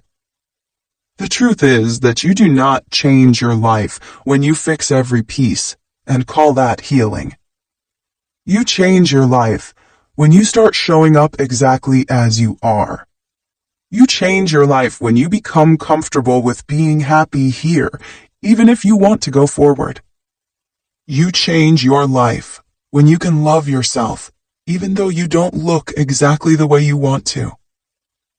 You change your life when you are principled about money and love and relationships, when you treat strangers as well as you do your CEO, and when you manage $1,000 the same way you would $10,000. You change your life when you start doing the truly scary thing, which is showing up exactly as you are. Most of the problems that exist in our lives are distractions from the real problem, which is that we are not comfortable in the present moment, as we are, here and now. So, we must heal that first. We must address that initially, because everything else builds from it. We must be brave and confront our discomfort. Sit with it, even if it churns our stomachs and pinches our faces and makes us certain we will never find a way out. We will. We must listen to what's wrong, feel it, move through it, allow it to be. The truth is that this discomfort is the true problem, and we are running around trying to fix one thing after another because those are all just symptoms. If we become okay with money, we're on to our bodies. If we are okay with our bodies, we're on to our relationships. Once we master all the things we care about, we start at the beginning. We try to level up, to change, to fix, to identify a problem that is any problem, but the actual problem at hand. When you start showing up as exactly who you are, you start radically changing your life. You start receiving authentic love. You start doing your best and most profitable and effortless work. You start laughing. You start enjoying things again. You start realizing that you just needed anything to project all this fear onto, so you chose the most vulnerable and common issues in life. When you start showing up exactly as you are, you cut the bullshit. You declare to the world that you will not only love yourself when it sees you as worthy. You will not only have values when you have everything you could ever need. You will not only be principled once you get where you want to be. You will not only be happy once someone loves you. When you show up as you are, you disrupt this pattern. The goodness of life is no longer reserved for some version of you that you'll probably never be. This was always a game for you to explain to yourself why it is you didn't feel good naturally, before you knew how to start showing up and allowing your feelings. When you still lived in the darkness, you had to suppress that and project it onto other issues. No longer. You are showing up as you are today and taking what's yours, not what belongs to some imaginary version of yourself, not what you think the world thinks you're worthy of. You, here, now. That is the true healing. In fact, the universe does not allow perfection. Without breaks and gaps, there would be no growth. Nature depends on imperfection. Fault lines make mountains. Star implosions become supernovas. And the death of one season creates the rebirth of the next. You are not here to live up to the exact expectation that you've mustered up in your head. You are not here to do everything precisely right and precisely on time. To do so would require stripping your life of spontaneity, curiosity, and awe. What leaves the path is clearing the path. There is nothing that you can do to win someone or something that is not meant to be yours. You can fight with everything you have. You can hold on for as long as you can. You can force yourself into mental gymnastics to pick apart signs. You can have your friends read into texts and emails. You can decide that you know what's best for you and right for you. Mostly, you can wait. You can wait forever. What isn't right for you will never remain in your life. There is no job, person, or city that you can force to be right for you if it is not. Though you can pretend for a while. You can play games with yourself. You can justify and make ultimatums. You can say you'll try just a little longer. And you can make excuses for why things aren't working out right now. The truth is that what is right for you will come to you and stay with you and won't err from you for long. The truth is that when something is right for you, it brings you clarity. And when something is wrong for you, it brings you confusion. You get stuck when you try to make something that's wrong for you right. When you try to force it into a place in your life in which it doesn't belong. You get split. You breed this internal conflict which you cannot resolve.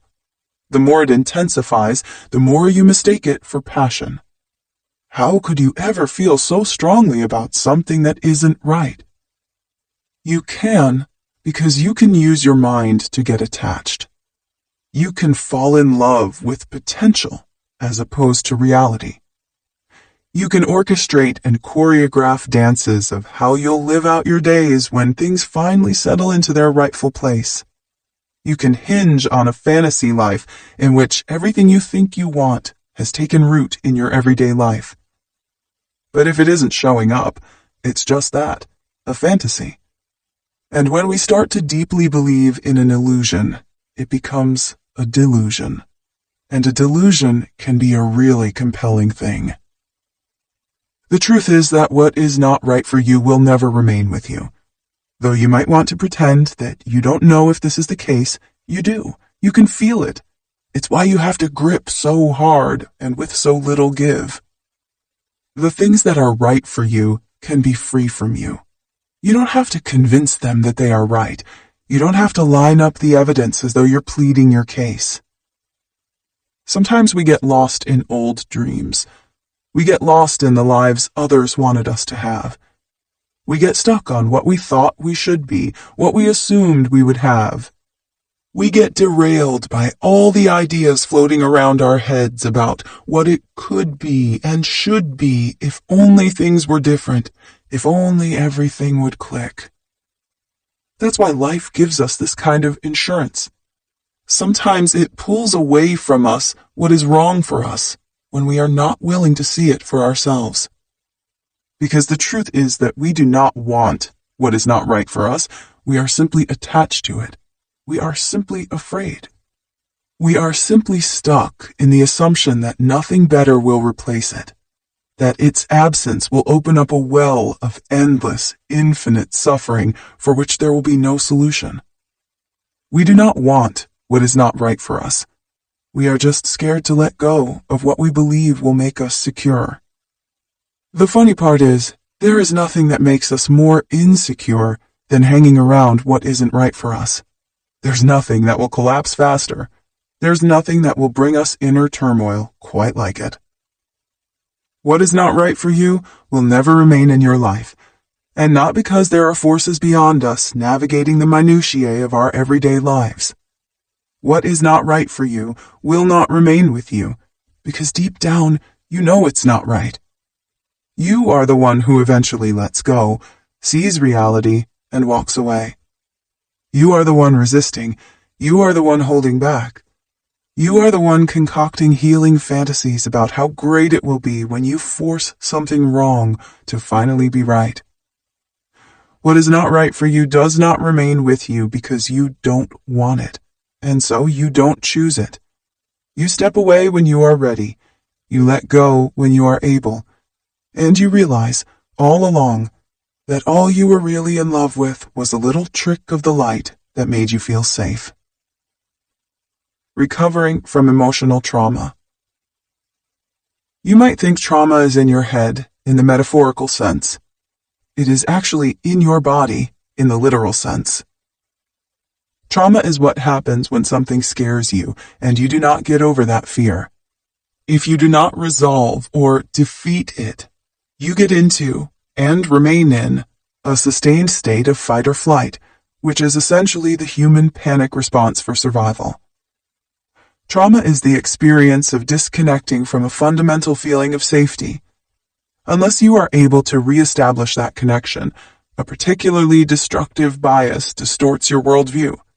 You become hypersensitive, which means that you will ascribe intent, overthink, overreact, become triggered by innocuous stimuli, personalize neutral situations, and remain in a mental combat mode. After experiencing trauma, your brain will rewire itself temporarily to seek out the potential threat in anything, which makes it very difficult to both move on from the initial problem and then not to develop a victim complex. After all, your brain is literally trying to show you every imaginable way the world could be out to get you. This is why exposure is so effective as a treatment for fear or anxiety. By gradually reintroducing the stressor into someone's life and showing them that they are able to handle it, the brain is able to return to a neutral state because a feeling of control and security is being reestablished. This is also why people who have stronger social ties and mental resilience prior to a traumatic event are more likely to use the event as a catalyst for self-reflection, growth, compassion, and healing, as opposed to self-destruction. They had multiple ties to that essential feeling of safety, so even if one was eroded or severed, others still were there to support them. What happens to your brain after a traumatic event? Neurologically, we process stress in 3 parts of the brain. The first is the amygdala, the second is the hippocampus, and the third is the prefrontal cortex. Individuals suffering from post-traumatic stress disorder, PTSD, have a smaller hippocampus, the center of emotion and memory, increased amygdala function, the center of rumination and creativity, and decreased medial prefrontal anterior cingulate function, the center that governs complex behaviors like planning and self-development. It becomes clear then why trauma tends to have the following impact on us. Our brains stop processing memory fully, leaving us with fragments of what happened, sometimes contributing to the feeling of disassociation. Our ability to manage a range of emotions decreases. We become stifled and stuck, have trouble planning for the future, and our self-development and actualization come to a halt. When we enter a state of fight or flight, our body literally ceases any advanced function that is not necessary for our survival. The body's main receptors become extremely sensitive and reactive to stimuli. This is a beautiful and essential part of being human. It's kept us alive as a species. However, it is not a state that is meant to be sustained. Centuries ago, when we were at the lower rung of actualization, or the bottom of Maslow's hierarchy, what concerned us most was physical survival. Today, our focus is primarily on self-actualization and meaningfulness, and trying to feel safe through social acceptance, money, or mental acuity. With all of this gray area, it seems obvious that more people would be mentally and emotionally struggling than they did prior, despite having more physical challenges to overcome. Recovery comes down to something very simple, which is restoring the feeling of one's safety. However, the most important part of this restoration is that you must reestablish a feeling of safety in the exact area of life that traumatized you. Often, if someone is traumatized by a relationship they had when they were young, they will reinvest that energy into valuing being attractive or successful. To them, they believe that if they are good enough, they can never be denied or rejected again. However, we all know this is not how this works. It actually makes us have unhealthy and destructive attachments to these things. If we are traumatized by a relationship, we restore the feeling of safety by working on other healthy, safe relationships. If we are traumatized by money, we restore the feeling of safety by doing what we must to ensure we have enough and by saving for an emergency expense. If we are traumatized by job loss, we restore the feeling of safety by having a backup plan or a side gig in line in case it were to happen again. If we are traumatized by being bullied, we restore the feeling of safety by finding new friends. What most people try to do is overcompensate in an area of life that is not the real problem. For example, if they struggled in relationships, they hoard money to keep themselves feeling safe. Of course, this is always futile because the problem never gets solved. Your trauma is not in your head. It is literally a changed state in your brain, and the only way you will help your body to return to its actual state is by recreating the feeling of safety that allows you to turn off survival mode and return to normal life. Releasing emotional backlog. Your emotional backlog is like your email inbox. It might be a simple analogy, but it's an effective one. When you experience emotions, it's as though you're getting little messages from your body, stacking up, one at a time. If you don't ever open them, you end up 1,000 plus notifications deep, totally overlooking crucial information and important insights that you need to move your life forward. At the same time, you can't sit around all day and respond to every message just as it comes up. You'd never get anything done.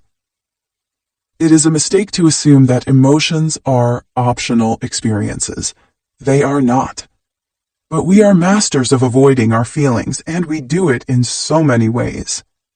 Often we rely on substances that physically numb us, projections and judgments that place the attention on someone else's faults as opposed to our own, all kinds of other worldly pursuits, and, on the most basic level, tensing our bodies up so efficiently that we are rendered incapable of feeling. Psychologically, you probably know that this doesn't work for long. The backlog starts to jam eventually.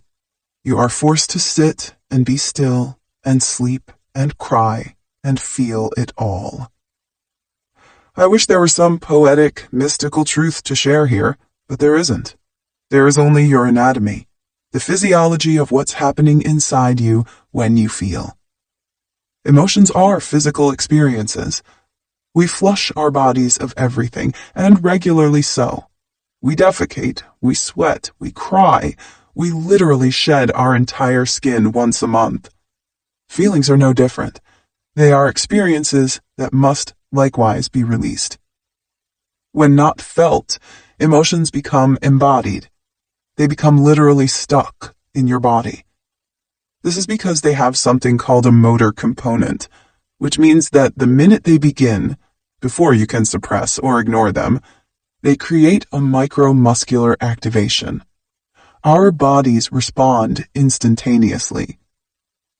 We often store pain and tension in the area of the body where an expression began but was never fully materialized.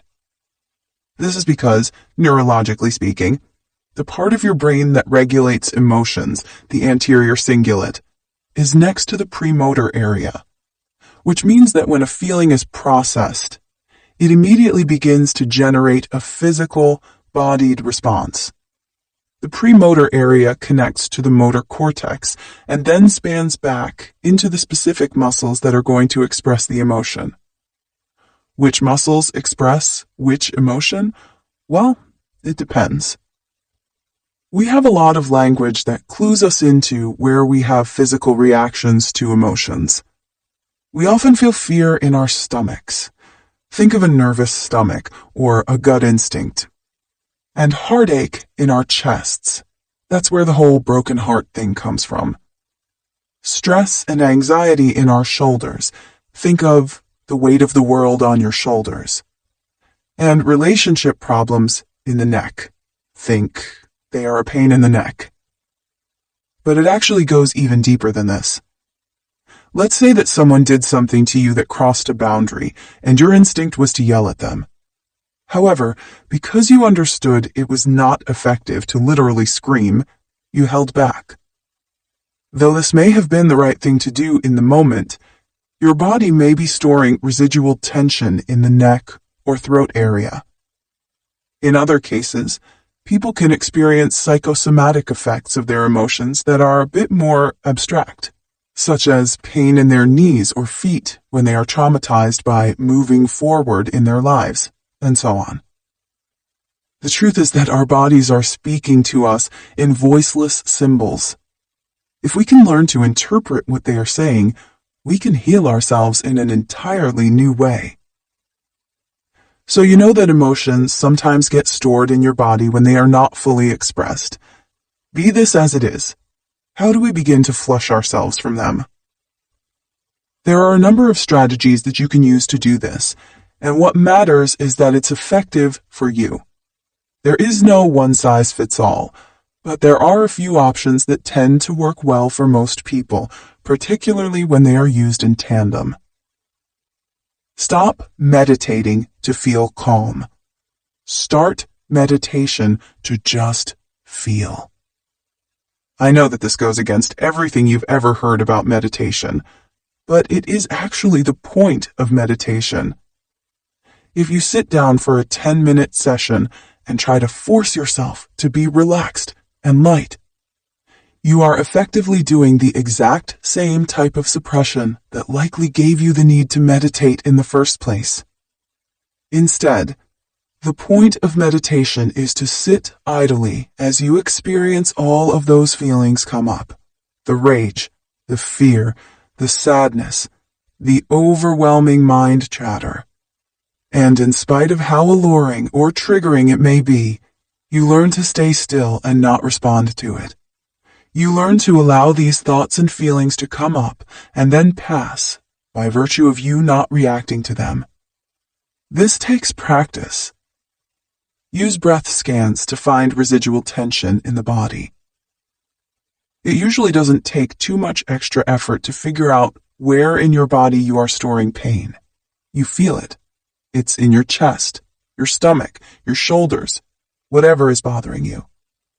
However, if you aren't sure, or if you want to zero in specifically on where that pain is, do something called a breath scan. In this, you will breathe in and out slowly, and without taking a break between breaths. When you do this, you will begin to notice that you might hit a snag or hiccup somewhere. That in the process of taking your breath, you will start to feel precisely where in your body you are storing tension. Once you know, you can start to go into that feeling more, visualizing what it is, where it came from, and what it needs you to know. Often in this scenario, we are brought back to specific memories or past versions of ourselves that need assistance or guidance.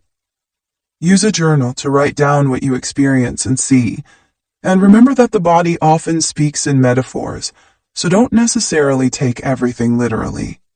Sweat, move, cry.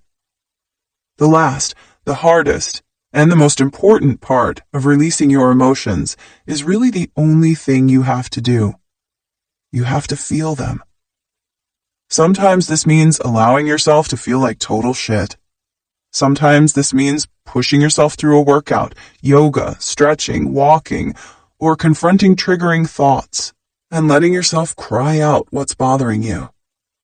Remember that emotional health is not the experience of being perpetually calm and happy all of the time. It is the experience of allowing a range of emotions, both good and bad, and not getting too stuck on either one. Similarly, mental health and self-mastery is the ability to see and feel and experience a thought without responding to it.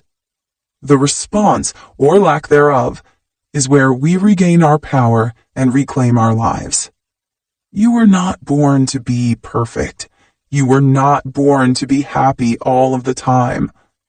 But if you can commit each day to doing the work of being fully human and feeling even when you are afraid, you can transcend in a way that is truly beautiful. What it really means to heal your mind. Healing your mind is not the same thing as healing your body. When you're wounded, you often go through a progressive, linear repair.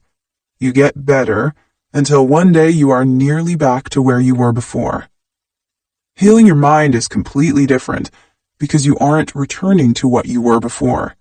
You are gutting yourself and becoming someone entirely new. If that seems a little bit violent and harsh, it should. Healing is not a lovely ascension into comfort and wellness to be experienced once and forevermore. Healing yourself is the most uncomfortable, disruptive, important thing you will ever do. Healing yourself is returning to your most natural state, which is hungry for personal freedom, irreverent to the suffocating opinions of others, creates without doubt, shows up without fear, and loves without stipulations and agreements and conditions. Who you truly are is at once the best version of yourself you might not have ever imagined, and the most essential version of yourself that you have always been. And getting to that place, it requires a lot. Healing requires you to take an honest inventory of your grudges and aggressions and the wells of longing and fear you've been ignoring all this time. It requires you to take stock of precisely what is wrong with your life so you can work to make it right. It requires you to be completely honest about how you really feel, and then it requires you to actually feel it. Healing requires you to feel the deep heartache lingering in you, instead of subconsciously recreating the experience so you have an outlet to release it. Healing is no longer trying to sanitize your experience, to cleanse it until it is made perfect. Healing requires you to go through the full expression of every emotion that you cut off and buried when you decided you are no longer comfortable with it. Healing requires you to face every ounce of darkness within you, because just beneath what appears to be an impermeable barrier is complete, radical, total freedom. When you are no longer scared to feel anything, when you no longer resist any one part of your life, something magical happens. You find peace. Let's be clear, you are not going to suffer forever. This is not going to hurt for long. But to trick yourself into thinking that healing is getting progressively better until you have unraveled all of your past experiences and can return to the version of yourself you were before you got hurt, well, that is to miss the point entirely. We are meant to go through these periods of what some refer to as positive disintegration. It is when we must adapt our self-concept to become someone who can handle, if not thrive, in the situation that we are in. This is healthy. This is normal. This is how we are supposed to respond. But we cower, because it will be uncomfortable. It will not immediately give us the virtues of what we are taught is a worthwhile life. Comfort and ease and the illusion that everything is perfect on the surface. Healing is not merely what makes us feel better the fastest. It is building the right life, slowly and over time. It is greeting ourselves at the reckoning, admitting where we've faltered. It is going back and resolving our mistakes, and going back within ourselves and resolving the anger and fear and small-mindedness that got us there in the first place. Healing is refusing to tolerate the discomfort of change because you refuse to tolerate mediocrity for 1 second longer. The truth is that there is no way to escape discomfort. It finds us wherever we are. But we are either going to feel uneasy, pushing past our self-imposed limits, breaking boundaries, and becoming who we dream of being, or we're going to feel it as we sit and mull over fears we fabricated to justify why we refuse to stand up and begin. Healing is going to be hard at first. It is going to mean looking at yourself honestly, maybe for the first time ever. It is going to mean stepping out of your comfort zone so you can leap toward the person you want to be. It is not what makes you more comfortable and idle. It is what conditions you to be more motivated by discomfort than you are scared of it, and inspired by your still moments more than you use them to forge the chains of worry. Healing is going to change everything. But it has to start with you being willing to feel what you are afraid to feel. Let's be clear about something. Becoming the best version of yourself is your natural inheritance. It is what you are born to do. Healing is simply releasing the sickness that is the limiting beliefs and fears that are holding you back from doing exactly that. Healing is not about going back to exactly who you were before, because that person wasn't yet capable of seeing the storm before it hit, and that person didn't know how to shield themselves from it. You aren't supposed to go back to being naive, less jaded, or more unaware. You aren't meant to return to your blissful mindlessness, a life in which you didn't know about the contrasts, the pain, all of the good and bad that life can throw at you. What you get on the other side of healing is greater than that. You just haven't experienced it yet to know. What you get for going through something painful is that you become more resilient, more self-sufficient, more empowered.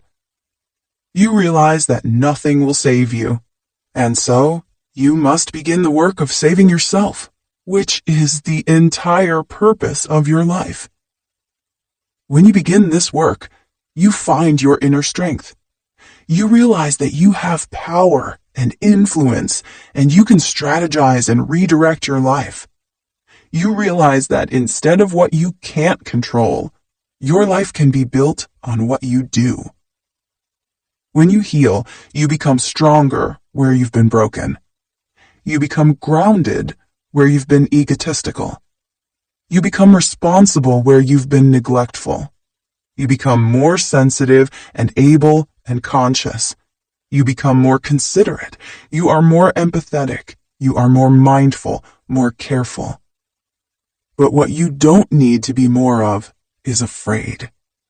Fear is not going to protect you. Action is. Worrying is not going to protect you. Preparing is. Overthinking is not going to protect you. Understanding is.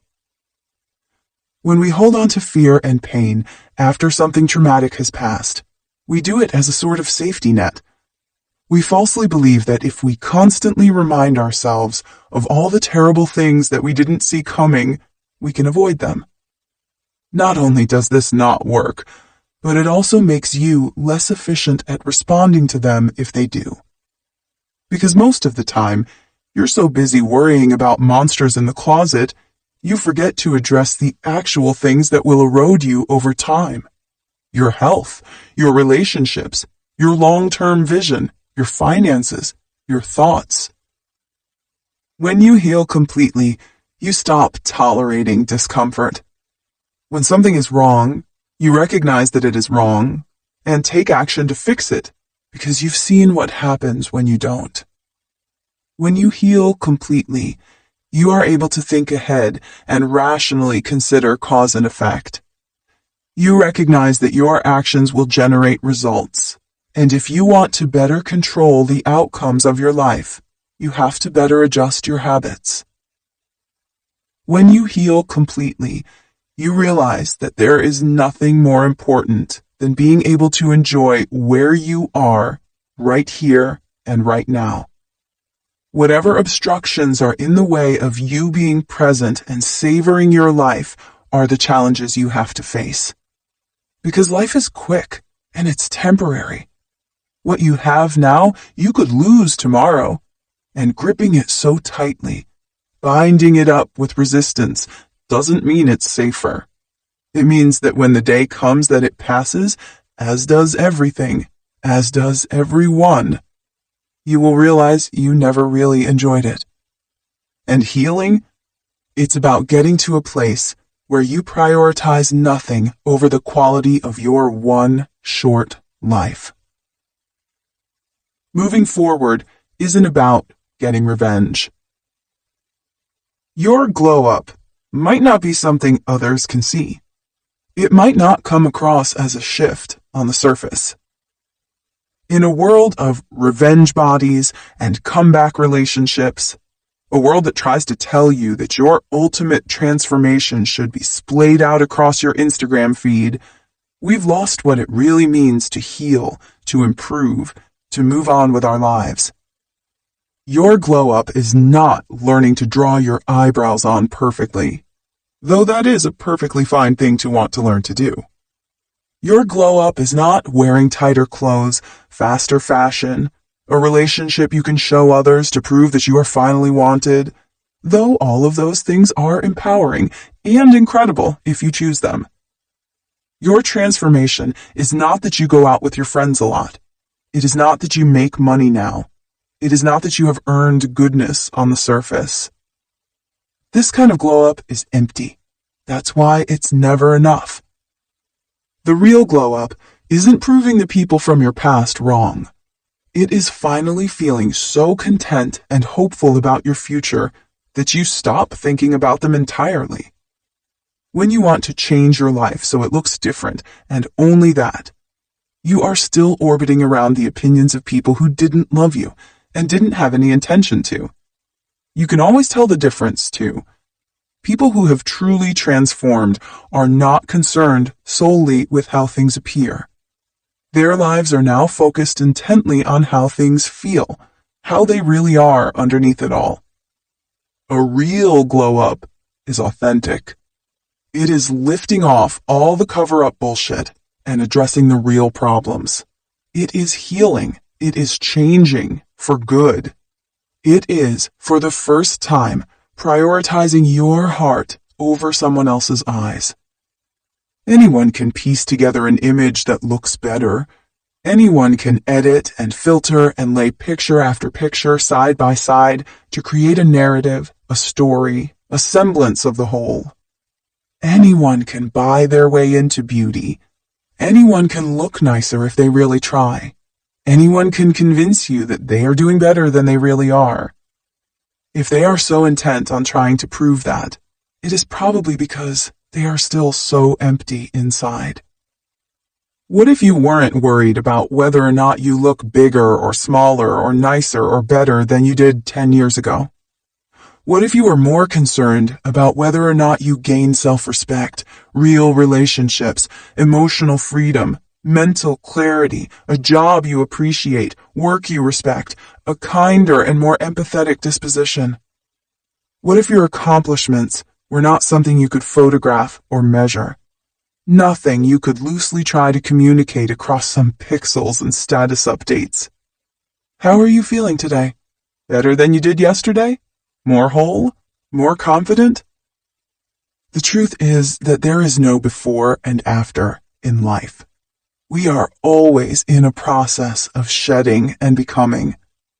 That snapshot moment you're waiting for, that instance in which someone dares to look you up again and sees finally that you are thriving, is a game for you, and you alone. Nobody is looking at you the way you think they are. Nobody is thinking about you the way you wish they would. They are looking at themselves. They are thinking about themselves. They are reading themselves. This isn't sad.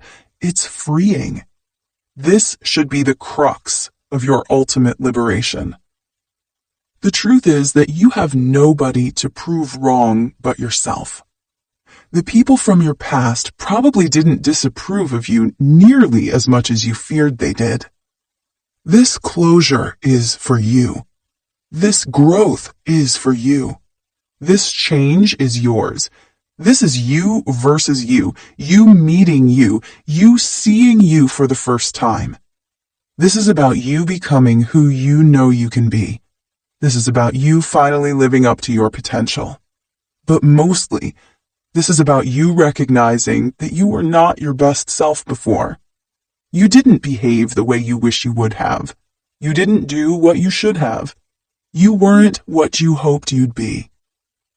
Whenever we want desperately to prove someone else wrong, we are really trying to quell our own lingering disappointment that we didn't live up to our own expectations.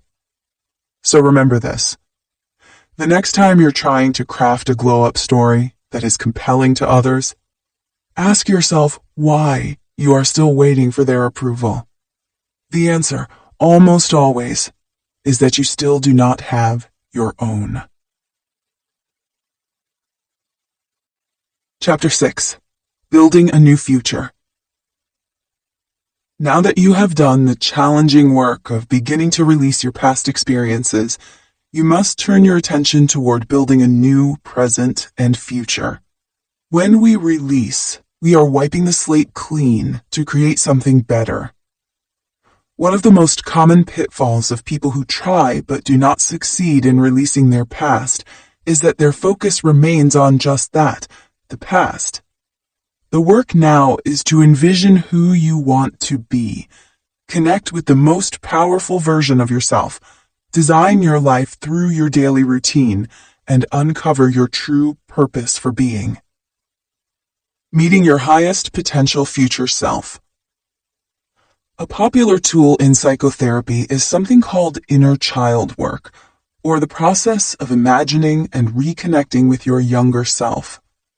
In this process, you can offer yourself guidance, even going back to certain traumatizing events and readdressing them with the wisdom you have now. But more often, the process of reconnecting with your inner child is to let them communicate with you. It is how you can rediscover your inherent desires, passions, fears, and feelings. The process is akin to reverse engineering, which is when you identify the end goals for your life and then work backwards to see what you need to do each day, week, month, and year to get there. Step 1. Face the fear first. Sit down in a quiet place with a journal.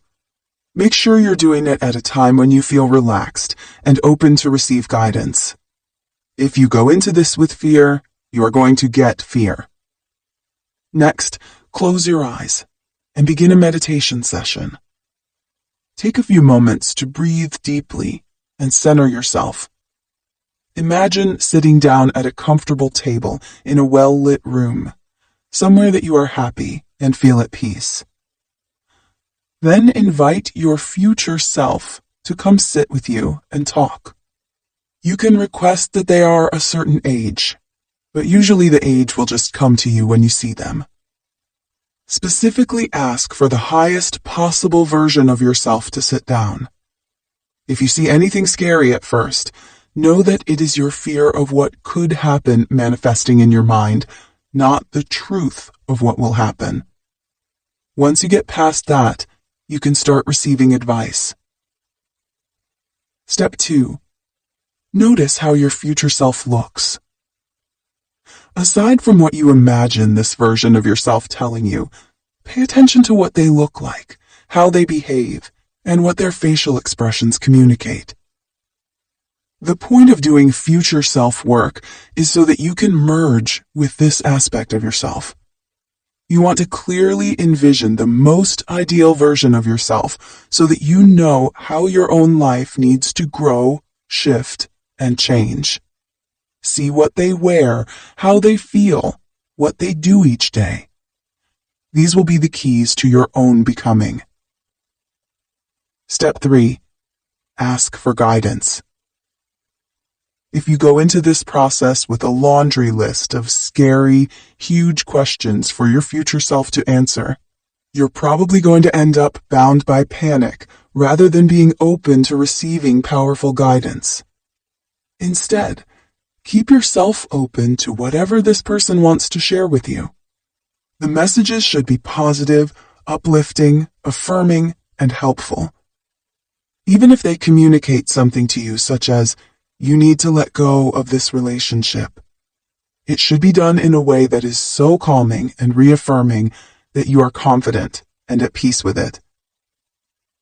Step 4. Imagine them handing you the keys to your new life. Another powerful exercise using your future self is to imagine yourself now, sitting down with yourself 3, 5, or even 7 years ago. It has to be close enough that you can relate to this person, but far enough that you've changed. Imagine sitting down in a space you used to frequent or inhabit. What you're going to do now is hand them the pieces of your current life and all of the information they will need to go from who they are then to who you are now. You can hand them your car keys, your email account for your job, your bank account, an outfit, or instructions on what to do in terms of career, relationships, or just day-to-day habits. Or you can imagine your future self giving you aspects of your life now. Imagine them handing you the keys to the home you live in, or your wedding band, or anything else that is a part of your highest possible future life. Remember, this process should make you feel calm, affirmed, and more self-assured, not the opposite. Fear is a hallucination, a trick of the mind and gut. Your future self can step in and remind you of all that is possible and empower you to live with certainty, clarity, and grace. Releasing your past into the quantum field. When something happens that scares you, and then you do not ever get over that fear, you become traumatized. Trauma is the experience of disconnecting with a fundamental source of safety. It happens most severely when our attachment to our primary caretakers is severed. But there is truly an infinite number of ways the world can traumatize you, and to varying degrees. There are lots of theories about what trauma is and where it comes from. Many believe that it is passed down physically through your DNA. Others argue that it is shared mentally and emotionally through learned patterns and observations. Most commonly, trauma is believed to be an interpersonal experience we have in which we were challenged and then lacked the skills and coping mechanisms to rise to it. Instead, we fell. No matter where it came from, if you have some kind of lingering trauma, you will know because you will feel it. You will feel it physically in your body. You will feel anxiety, tension, fear, terror, sadness, or guilt. It will be displaced. It will not have a clear, direct cause. You will overreact to certain things, and even when a problem is solved, you will still panic. This is the mark of trauma. Trauma is not in your head, it is in your body. This is the first and most important thing you need to know in order to overcome it. Trauma is a legitimate physical issue. You store those emotions, energies, and patterns at a cellular level. Thankfully, we can use the ripples at the top of the water to trace back down to the problem at the bottom, so to say. You can begin to use your body to help you heal. First, identify what caused the traumatic experience. You do this by feeling into yourself, and noticing where you are tight or tense. Our bodies harden to protect us. When we have a broken leg, our fascia tightens like a natural cast so that we do not bend ourselves that way again. Similarly, when our hearts are broken, our emotions tighten so that we do not let ourselves feel again. Of course, eventually, we have to walk. We have to love. We have to experience life again. We have to slowly soften the pieces of us that are trying to protect us so that we can move forward. Healing trauma is not just a matter of psychoanalyzing it. It is a matter of literally working through it with your breath. The next time you feel yourself overreacting to some kind of stimulus, you will notice that your body is starting to tense up and create a fight-or-flight response. To heal this, you have to force yourself to take deep, soothing breaths until the part of your body that was once tense is relaxed again. You will need to self-soothe in different ways: meditating, breathing, drinking enough water, getting enough sleep, using aromatherapy, sound therapy, or whatever else works for you. You absolutely must work to take your brain and body physically out of panic survival mode. Second, reinstate a sense of safety. You are traumatized because something scared you, and you are convinced that it is still out to get you. This is what happens when we don't face or overcome something difficult. We assume the threat lingers indefinitely. The psychological aspect of trauma healing is that you have to literally restore the connection that was severed in the exact same way that it was broken. If you are traumatized about relationships, you need to build healthy relationships. If you are traumatized about money, you need to get really good with money. If you are traumatized about traveling, you need to travel again. We do not find the resolution in avoiding these things forever. In fact, just underneath the fear, we often find that they are the things we really want more than anything else. Third, stop taking thoughts and feelings at face value. Last, to overcome trauma, you have to stop engaging in psychic thinking. You have to stop pretending you are able to predict what will happen, that you know other people's intentions, or that what you feel and think is absolute truth and reality. This kind of thinking is what takes a triggering feeling and turns it into a defeating spiral. You take one scary thing and make it into a prediction for what the future will hold. You are not an oracle. You do not know what's next, though you are always capable of choosing what you do now. Almost always, the thing you are most panicked about is a thing you do not know is happening for sure.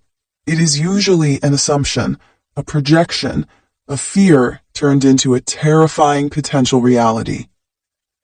You might think that trauma is something that other, more damaged people have, but that is not true. Everyone is traumatized in one way or another, but it is how we respond to it, how we ultimately grow and develop self-mastery from it, that determines the course of our lives. Becoming the most powerful version of yourself. Are you being the most powerful version of yourself? If you had to pause to think about it, the answer is probably no. Everybody has different facets of their personality, and we act on them based on the context we're in. It's a social adaptation tool. You are not the same person with your friends as you are with your parents. Moving through these easily is a sign of high psychological function. We are acquainted with the versions of ourselves that our current life requires. We know who we need to be at work, at home, or in love. But we are often unfamiliar with the person we need to be in order to move our lives forward. In inner child work, you visualize and address your younger selves, often down to a specific age, depending on which version of you was traumatized. You communicate with that inner child self, learn from them, protect them, or give them the guidance that they needed when they were young. This proves to be profoundly healing for people, mostly because we do not evolve past our former selves, we simply grow upon them. However, this practice can work the opposite way as well. You can also visualize and connect with your future self, the version of you that you are growing into, or the person you know you are meant to be. What would my most powerful self do today? The first step to becoming your most powerful self is to literally envision that person. Don't take yourself out of your current context either. Begin to ask yourself, what would the most powerful version of me do right now? What would they do with this day? How would they respond to this challenge? How would they move forward? How would they think? What would they feel?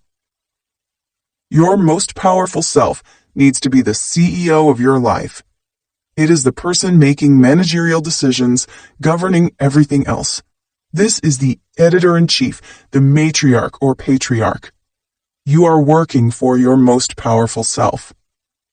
Once you have a clearer image of what your most powerful self is like, you then need to evaluate what habits, traits, and behaviors are actively holding you back from fully embodying that person. Be aware of your weaknesses. Powerful people are not delusional. They do not believe they are perfect all the time at everything. This is not what makes them mentally strong. Instead, powerful people are very aware of their varying strengths and weaknesses. In business, powerful people will often outsource the tasks at which they are less skilled.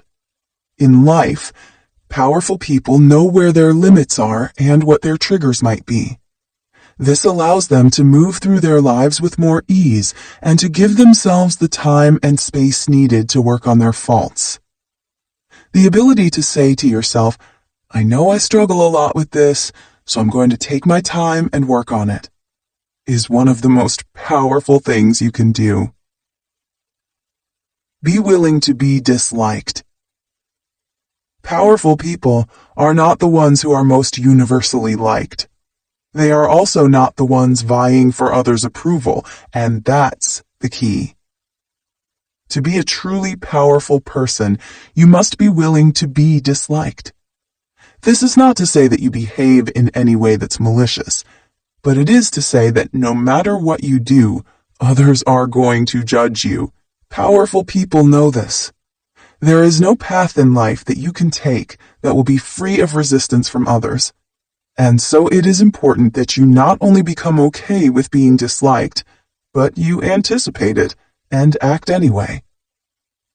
Act on purpose. Powerful and purposeful are one and the same. To be a truly powerful person, you need to have complete, unwavering conviction about what you want to create. To do this, you have to shift from a live for the moment to a live for the legacy mindset. Your purpose is a dynamic, evolving thing. Most of the time, it is at the intersection of what you are interested in, what you are good at, and what the world needs. Having a clear vision of what you want to create and accomplish is essential to finding your inner power. You will not feel strongly about a dream that is not part of who you most essentially are. Do your inner work. This is perhaps the most important and yet most commonly overlooked, because it is the least comfortable. To do your inner work means to evaluate why something triggered you, why something is upsetting you, what your life is trying to show you, and the ways you could grow from these experiences. Truly powerful people absorb what has happened to them and sort of metabolize it. They use it as an opportunity to learn, to develop themselves. This type of inner mental and emotional work is non-negotiable if you want to be truly powerful. Powerful people are not the most aggressive. Aggression is usually a self-defense mechanism. Powerful people are the ones most unfazed by small disturbances and most willing to fully process and work through the big ones. Of course, this is the foundational stuff. Next, you have to work on simplifying your life, talking less about your ambitions, and showing more of your accomplishments once they are completed. Gradually make health improvements. Assume that everyone and everything has something to teach you. Become comfortable with vulnerability, as vulnerability precedes almost every significant part of your life, and intentionally design your daily routine. Through everything, you must be thinking as your most powerful self would. If you learn to see the world and your life through that lens, you can create a life that reflects the intentions of that side of you. It already exists. You just need to know how to tap into it. Learning to validate your feelings. If we want to be effective in therapy, in politics, in relationships, in teaching kids, in talking someone down from the edge, in keeping peace, making friends, fostering connection, and making progress, there's one technique we have to employ first. It's a little secret, and it's one that requires very little effort, but it disarms people. It opens them, makes them receptive, willing to listen and adapt. It is healing. It is mind-altering, but most importantly, it is the first step to progress. It is emotional validation. Validating someone's feelings doesn't mean you agree with them. It doesn't mean you concede that they are correct. It doesn't mean that those feelings are the healthiest. It doesn't mean they are informed by logic. Validating feelings does not mean you make them more true. It means you remind someone that it is human to feel things they don't always understand.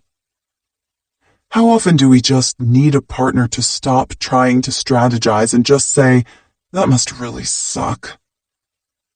How much of a weight is lifted off our shoulders when we think, "Yes, I really am stressed right now, and I deserve to be"? How light do we feel when we see another person's story splayed out across a screen, one that we can relate to and understand, no matter how devastating it is? How much better do we feel when we simply allow ourselves to be aggrieved and pissed off and irrationally mad? When we let ourselves have it, the feeling that is, something incredible happens. We no longer have to take it out on other people, because we are no longer relying on their validation to get us through it. We can be aggrieved and pissed and mad and do our own processing without hurting anyone else. When people are crying out or acting out in their lives, they aren't just asking for help. They are most often just asking for someone to affirm that it is okay to feel the way that they do. And if they have to inflate and exaggerate circumstances for you to truly feel the weight and impact that they do, they'll do it. They'll do whatever it takes to get someone else to say, "I am so sorry for what you are going through." This is not because they are incompetent or dumb. It is because in a world that does not teach us how to adequately process our own feelings, we must often rely solely on our maladaptive coping mechanisms. When we cannot validate our own feelings, we go on a never-ending quest to try to force others to do it for us, but it never works. We never really get what we need. This looks like needing attention, affirmation, compliments, but it also looks like being dramatic, negative, and focusing disproportionately on what's wrong in our lives. When someone is complaining about something simple, and they seem to be doing it more than the given situation would call for, they aren't trying to get your help about a small issue. They are trying to have their feelings validated. This is also a common root of self-sabotaging behaviors. Sometimes, when we have deep wells of grief within us, we absolutely cannot allow ourselves to relax and enjoy our lives and relationships. We cannot just have fun, because doing so feels like a betrayal. It feels offensive. We need to feel validated, but we don't even know why. Why is this effective? Think of your feelings like water running through ducts in your body. Your thoughts determine whether or not the ducts are clean. The cleanliness of the ducts determines the quality of the water. If you suddenly have a feeling that you dislike and don't expect, a sudden rush of water, let's say, it's common to want to shut that valve off and not allow it to pass. However, stopping the flow of water does not make the water go away. Instead, it begins to intensely pressurize and create serious damage to the parts of your body that are no longer receiving flow. This begins to have a ripple effect on your entire life. Sometimes the water disperses itself gradually. Other times it implodes and creates what we see on the surface as a complete emotional breakdown. When all of that water finally comes through and we grieve and cry and fall apart, we are going through a process of being reset. It is positive disintegration. We are gutted. We are cleaned. We feel calm, refreshed, and relieved. All that happened in that implosion was that your feelings became validated when you gave yourself permission to feel them, because you had no other choice. This is what we do in therapy. This is what we do when we vent. This is what happens when we experience a catharsis. A sad movie that we kind of enjoy being sad about allows us to feel sad in a world that otherwise does not. But there's a healthier, easier way, which is learning how to process our feelings in real time. Validating your feelings sounds like a big term, but it really means one thing. It's just letting yourself have them. When you are healing past trauma, often a big component is allowing yourself to experience the full expression of an emotion. You have probably done this healthfully and correctly in the past. Think about the passing of a relative whom you loved but were not overly attached to. When you learned of their death, you were undoubtedly sad, but you didn't attend their funeral, cry for an hour, and then carry on with your life as though nothing happened. Instead, you probably experienced a bout of sadness then, and then maybe the next day, and then maybe a week later. The waves of grief came and went in varying intensity. When you didn't resist them, you cried and felt sad, or maybe took a nap, a hot bath, or a day off from work. And then, without much effort from you, the feeling passed, and you felt better.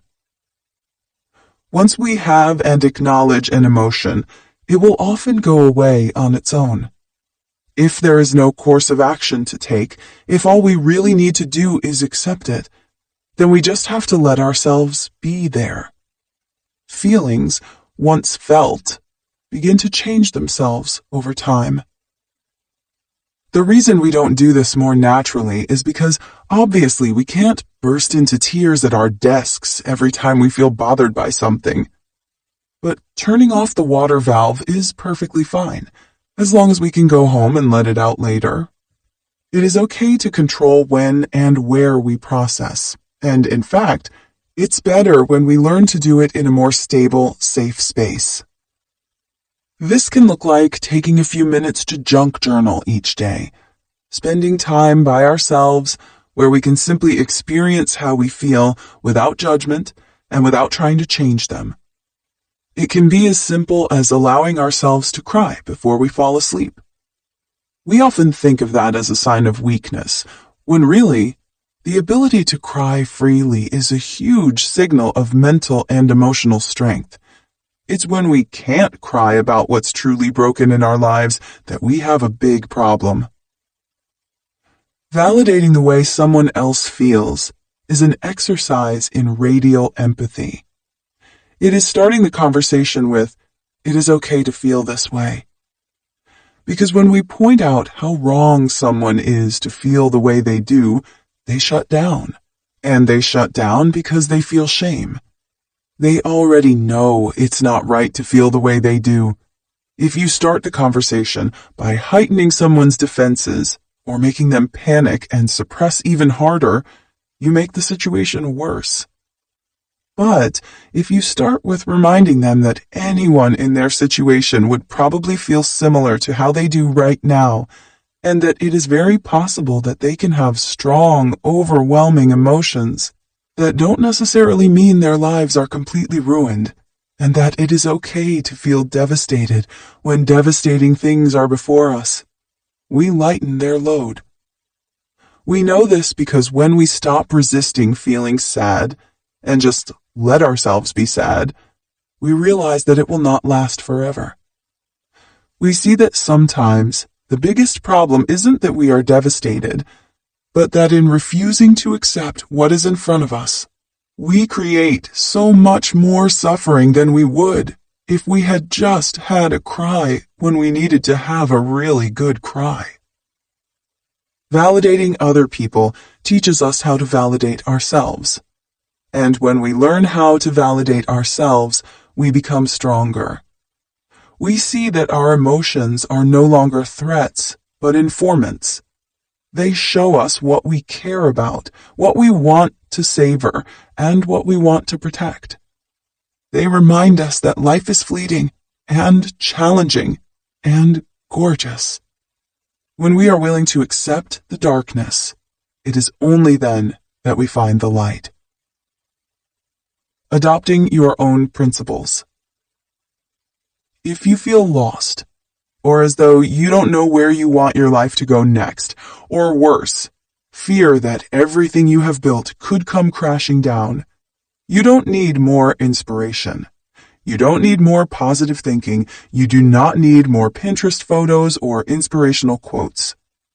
When you have money problems, you need money principles.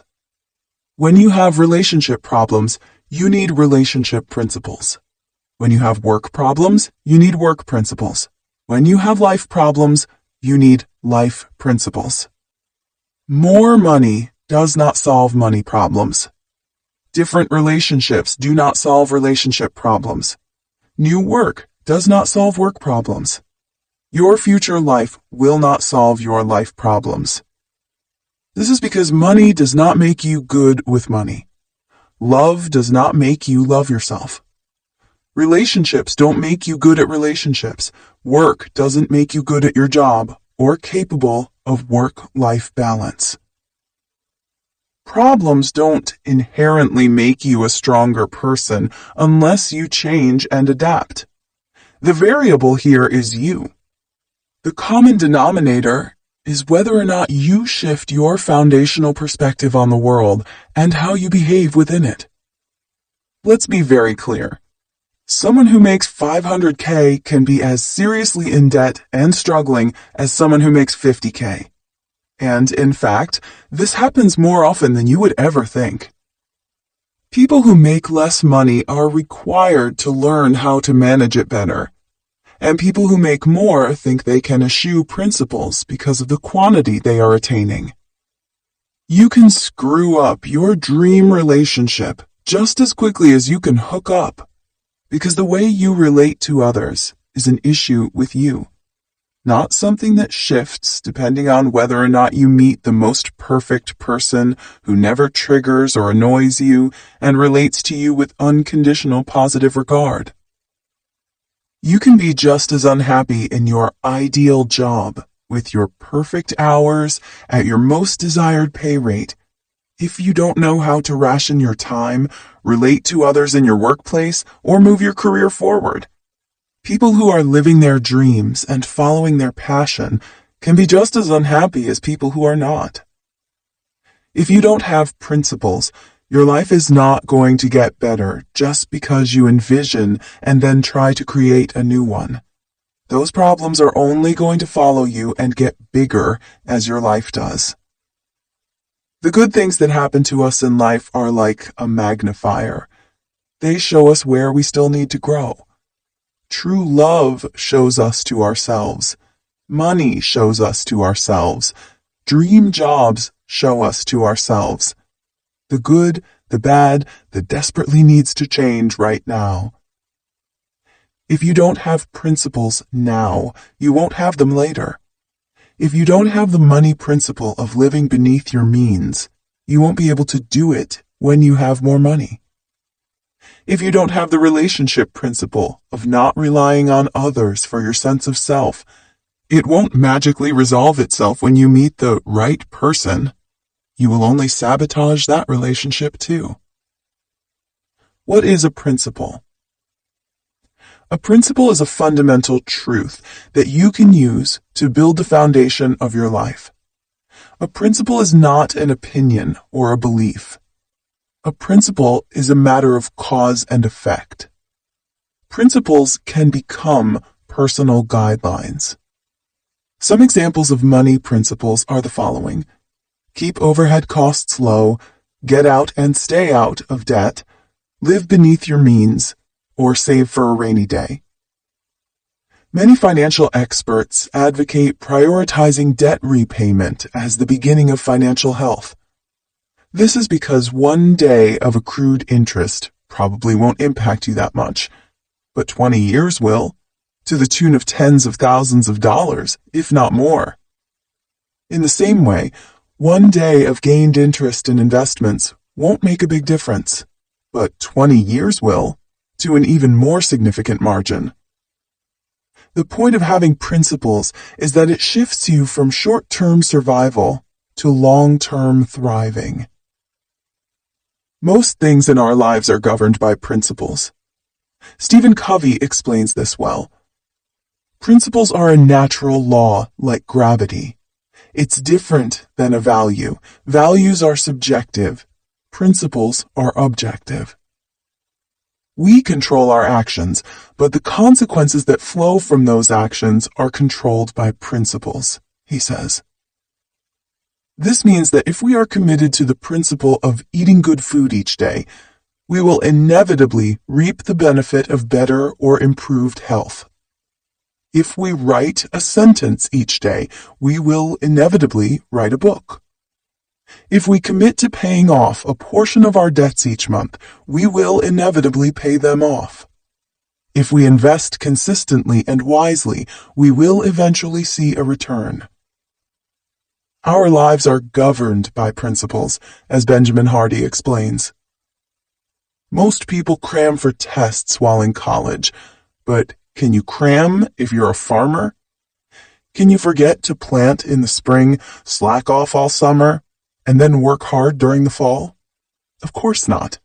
A farm is a natural system governed by principles. So are you.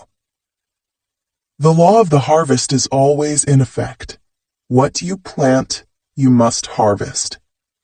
Furthermore, what you plant consistently over time eventually yields a compounded or exponential harvest. You often don't experience the consequences of your actions immediately, which can be deceiving. If you smoked one cigarette, you probably wouldn't get cancer. If you spent $10 on coffee just one day, it probably wouldn't affect your financial life. However, over time, these habits have drastic outcomes. It turns out that $10 daily over 50 years at 5% compounding interest becomes $816,000. When you make an investment, you don't expect to see a return that day. In the same way, you can go to sleep feeling accomplished, knowing that you chipped away at your future just by adhering to your principles. Little things, done repeatedly and over time, become the big things. Why is inspiration ineffective here? Inspiration can be misleading. Big dreams, not backed by strategic plans, are big flops waiting to happen. Inspiration means you take a feeling and elaborate on it. You allow your mind to wander. You piece together pretty pictures and create an image of how you'd like your life to feel. Principles are boring. They aren't inspiring. They are the laws of nature. Principles are not immediately gratifying. They do not make us feel better right away. That's why we often reach for inspiration, but find it to be ineffective. This is because we get our minds and hearts set on a vague idea of what we think we want without ever really evaluating whether or not we want to engage in the daily work and effort it would take to get there. When we don't pair inspiration with the principles it takes to achieve those dreams, we become more lost and disappointed than ever before. How do I start developing my own principles? Nobody is born with excellent principles. They are something that you learn. However, there are many different principles in life, and some may contradict one another. That's why it's important to adopt your own, ones that fit your goals and your life. Begin with this. What do you value? What do you genuinely care about? What feelings do you want to experience in your life? What makes you uneasy or gives you anxiety? The answers could be something like this. I value relationships, and so, by principle, I am going to prioritize them when given the opportunity. Alternatively, by principle, I value honest and positive relationships, so I'm not going to be in dating limbo anymore. Unless someone commits within a reasonable amount of time, I will regard their hesitation as a no. Perhaps you value financial freedom, and so, by principle, you are going to put your extra cash toward repaying debt or building savings or investments. Perhaps you value travel and freedom, and so, by principle, you are going to start working for yourself and always prioritize being able to work remotely or make your own schedule. When you are clear on what your principles are, you can build your life from a genuine, healthy place. You can start working toward goals that support what you do and do not want to experience. That will make you the calmest and happiest version of yourself. A good life is built from the inside out and is based on a foundation of self-conduct and prioritization. It's not as dreamy as a vision board, but it's a lot more effective. Finding your true purpose. Finding out your life purpose is not as hard as it seems. Read this article and you'll find the answer to the grand question of, what should I do with my life? When you live in a world that is constantly telling you to follow your heart, trust your gut, quit your day job, and do what you love, it can be disheartening when you don't know where to start. When you start thinking, I don't know what to do with my life, what you really mean is that you don't yet know who you are, or you don't know what's worth suffering for. Finding your purpose is not about realizing that you are destined to be in a monastery or devoting your life to a singular vocation or goal. Your purpose is not one job. It is not one relationship. It is not even one career field. Your purpose is, first and foremost, just to be here. Your existence has shifted the world in a way that it is invisible to you. Without you, absolutely nothing would exist just as it is right now. This is important to understand, because if you start believing that your whole purpose in being alive is just a job or a role you take on at home, what happens when you quit or retire, or when the kids grow up and you're no longer a parent? You'll sink, because you will falsely think that was your only reason for being. Your purpose today may have been to offer someone a smile when they were at their lowest. Your purpose this decade may be the job you're in. When you realize that you are always impacting the world around you, you start to realize something. The most important thing you can do to live meaningfully is to work on yourself.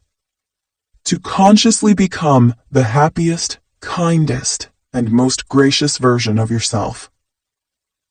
Knowing your purpose also doesn't necessarily mean your life will henceforth be easy or that you'll always know what to do. In fact, when you are genuinely on your own path, the future won't be clear.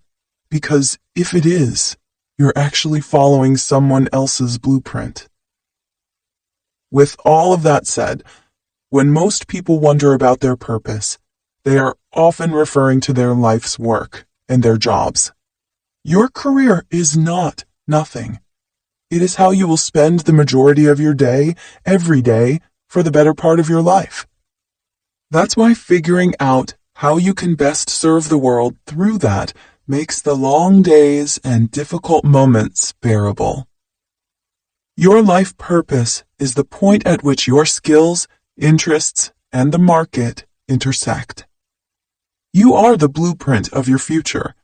Everything that you are, everything that you have experienced, everything that you're good at, every circumstance you have found yourself in, everything that you're passionate about is not random. It's a reflection of who you are and a sign about what you are here to do. However, it's not as easy as it sounds to become self-aware.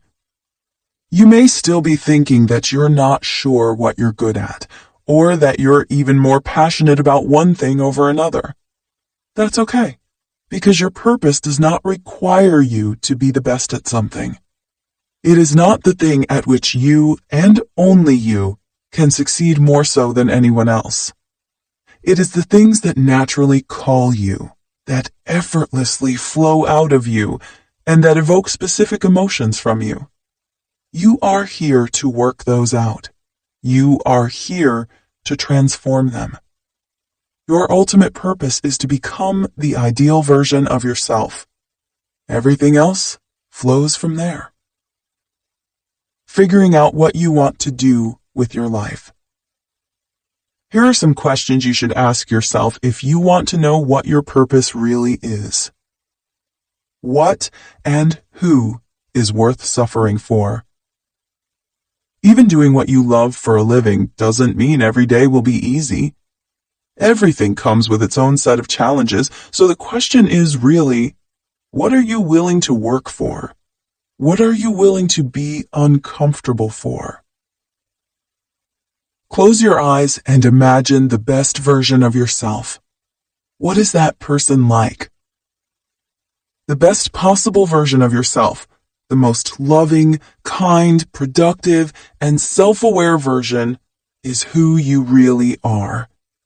Everything else is the byproduct of coping mechanisms you've developed and picked up from other people. If social media didn't exist, what would you do with your life? If you knew that you wouldn't be able to show off, impress, or even share what it was you chose to do with your life, how would it change your ambitions? This differentiates what you are doing because you want to do it from what you are doing for the sake of how it looks to other people. What comes most naturally to you? What you are most naturally good at is the path you should follow first, because it's the path on which you will most effortlessly thrive. What would your ideal daily routine look like? Forget about the elevator speech. Forget about having a fancy title or impressing people on LinkedIn. Think about what you want to do day in and day out. A lot of people get into jobs they think will make them happy, but realize they only liked the idea of them and not the day-to-day reality. What do you want your legacy to be? Instead of worrying about the virtues on your resume, focus on the virtues of your eulogy. Who do you want to be remembered as? What do you want to be known for? Though it's lovely to reflect on all of the virtues and talents of your life, here is an even more important part of finding your purpose.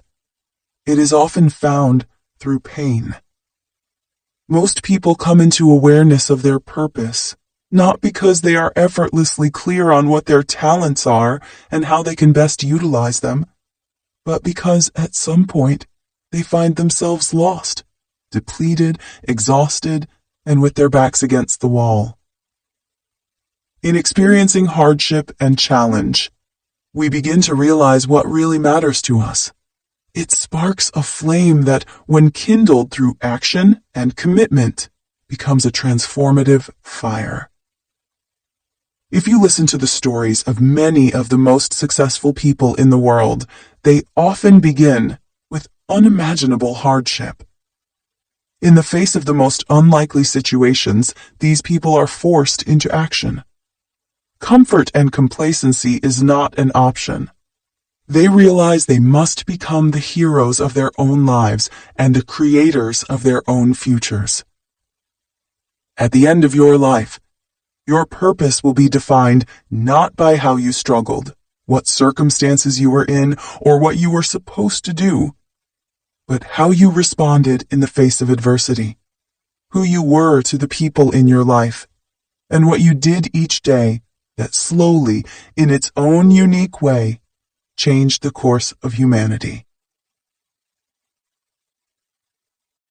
Chapter 7. From Self-Sabotage to Self-Mastery. Moving from self-sabotage to self-mastery sounds like an extraordinary transformation, when in reality it is the natural course of coming to understand that you were responsible for holding your life back, and so you are also capable of moving it forward. Controlling your emotions versus suppressing them. The Buddhists believe that controlling the mind is the path to enlightenment. Enlightenment, by which they mean spontaneous and true happiness. The idea is simple in theory and complex in practice. By both exploring our understanding of the mind and training it to behave in a certain way, we sort of purify ourselves to experience the essential nature of what we are, which is, as they believe, joy. If you've ever sat in a meditation class, you'll know that the first principle of mind control is the opposite of what you'd think. It's about letting go. To truly master the mind, the Buddhists practice non-attachment, in which they sit placidly, breathe steadily, and allow thoughts to rise up, cohere, and then pass. Their approach is that controlling the mind is actually a matter of surrendering to the mind, allowing it to behave as it pleases while regulating their reaction to it. How do you know if you're suppressing your emotions or controlling them? Emotional suppression is a regulation strategy that people use when they do not have adequate coping mechanisms for their feelings. The pattern is often this. The person denies or ignores their true reaction to a situation or experience, believes it will simply go away if they continue to disregard it, find that their day-to-day lives are somewhat disrupted by a sense of unease, and one day it all comes to a breaking point and they have an emotional outburst that they cannot control. Therapy generally aims to help patients no longer suppress how they feel. Instead, they are encouraged to recognize those emotions, but choose how they respond to them. In the healing process, suppressing and controlling can seem like a fine line.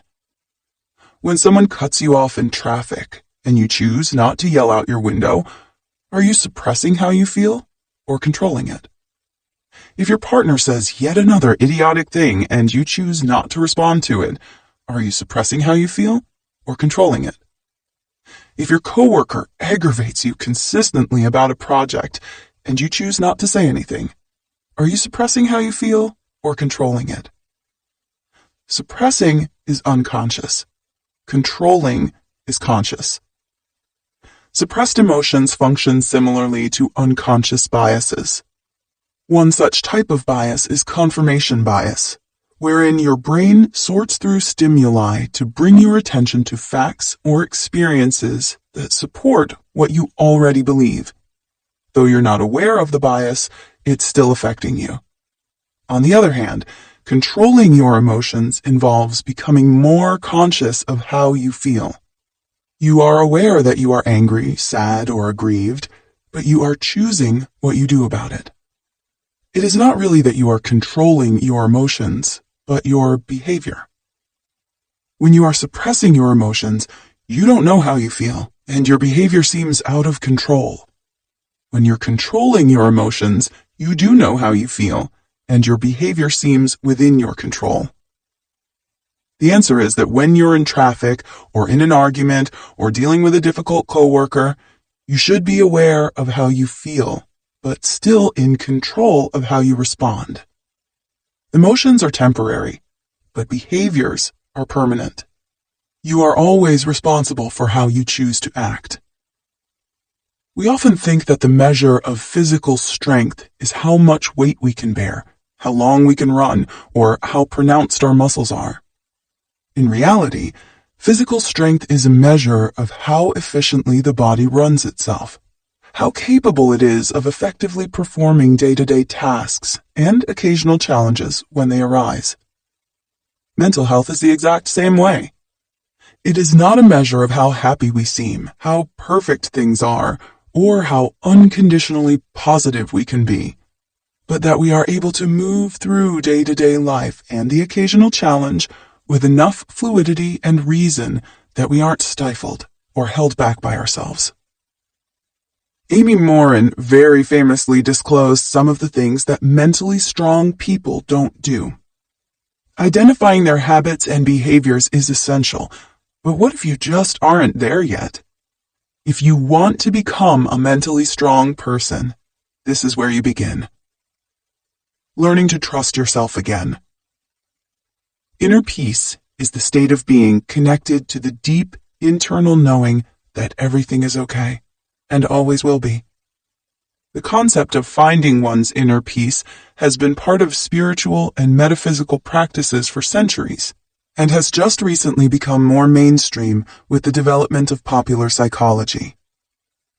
Albert Camus once said, "In the midst of winter, I found there was, within me, an invincible summer." That sums up the entirety of what inner peace really is. The understanding that no matter what is happening around you, there is a place of total knowing and calmness within you. Not only are you capable of returning to that place when you need to, but it's possible to live your entire life from there. The challenge is learning how to connect with it in the first place, and learn to rewire how you respond to your monkey mind, which is always jumping from one worst-case scenario to the next. You know when people reference knowing something deep down? They say things like, "I'm worried, but deep down I know it's going to be okay." Or, "I'm angry at him, but deep down I know he loves me." What do you think they are referencing? Where is deep down?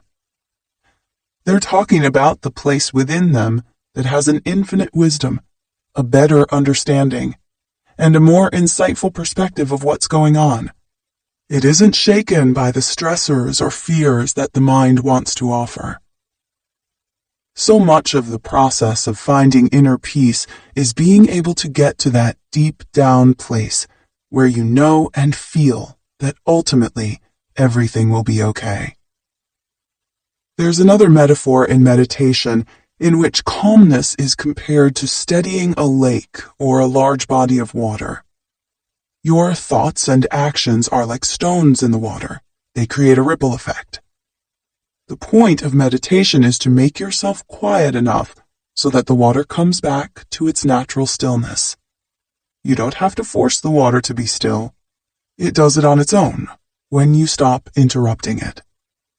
The same goes for finding inner peace. It's not so much something you have to create as it is something you have to return to. Creating aligned goals. One of the most important parts of discovering your inner peace is that you trade in your desire for happiness. Unfortunately, happiness is fickle. It can lead you to being unhealthily attached to certain achievements, belongings, or specific circumstances. It can lead you to become dependent on other people's opinions or life unfolding in a particular way. When your goal is happiness, you will always find just behind it a lingering sense of unhappiness. That's how balance and duality works. Inner peace, however, that's the state in between the scales. When it's your goal, there's no way to lose. This is difficult for most people, and often people will continue to create stress, problems, and drama for themselves because their egos are still very much attached to thinking they need something external to make them feel good. This is the quintessential sign of someone who has not yet found their inner peace. They are searching, often frantically, for a sense of satisfaction, belonging, or worthiness outside of themselves. So, really, it's not that happiness isn't a virtuous thing to which you should aspire, or that happiness isn't something you're ever allowed to feel. The reality is that inner peace is the true happiness, and everything else is just a false means of trying to convince yourself that you are okay. Think about it this way. What do you typically imagine will bring you happiness? Money? A relationship? A promotion? What happens when you achieve those things? Consistently, throughout all of humankind, the answer is the same. You return to your baseline. This is because this kind of happiness is not real. It is only being completely at peace with whenever you are in any given day that you will find a genuine sense of wonder, presence, and joy. What drives us away from inner peace in the first place? With all this talk of how we have to come back to our place of inner peace, it brings up the question of why we ever got disconnected from it in the first place. This is important because understanding why we lose it is fundamental to finding it again. When we grow up, we adapt to our environments.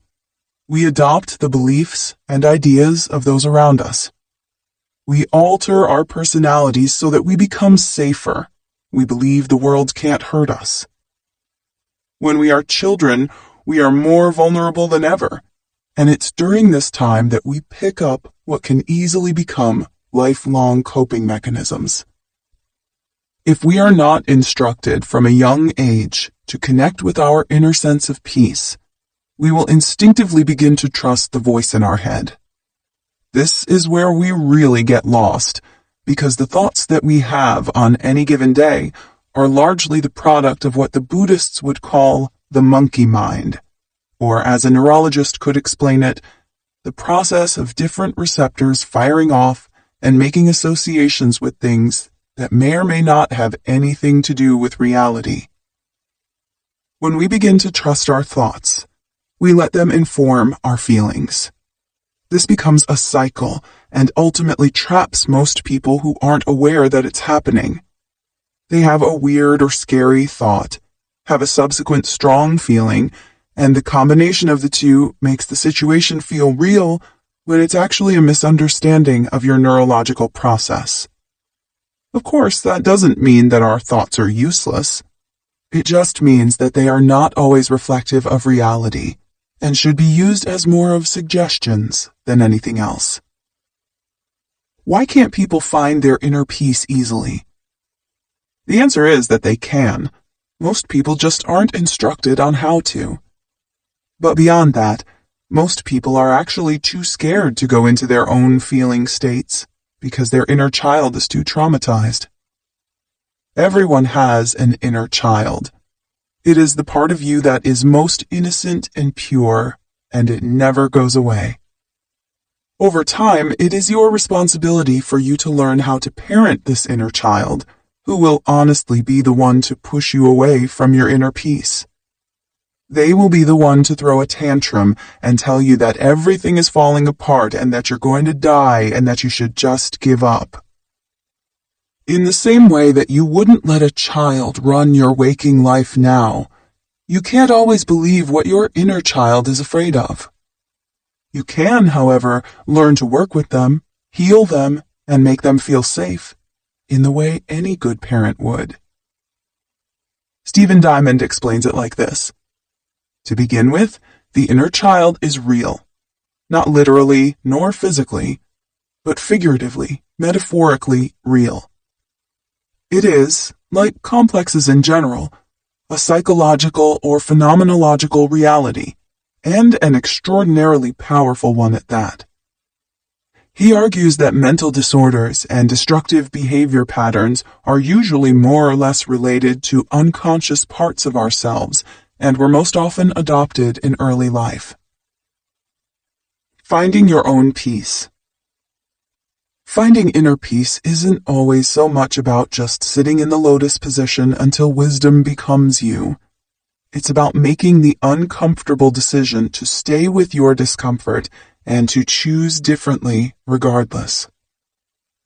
As Gail Brenner explains, the inner war is perpetuated by resistance, that is, not wanting to feel the way we feel, not wanting people to do what they are doing, not wanting events to occur as they are occurring. Resistance wants to rewrite our personal histories and ensure that our plans materialize.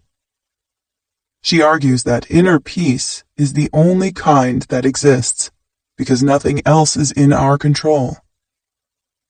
Another really amazing way to find your inner peace is to constantly remind yourself that your worries are a fabrication of your mind's need to identify potential threats to survival, and your true happiness is being here in the moment. If that's hard to believe, make a list of the following. Everything you have intensely worried about in your life. Go back as many years as you can and be as detailed as you can. Every difficult situation you swore you would never get through or never get over. Every time you have genuinely felt happy and at peace.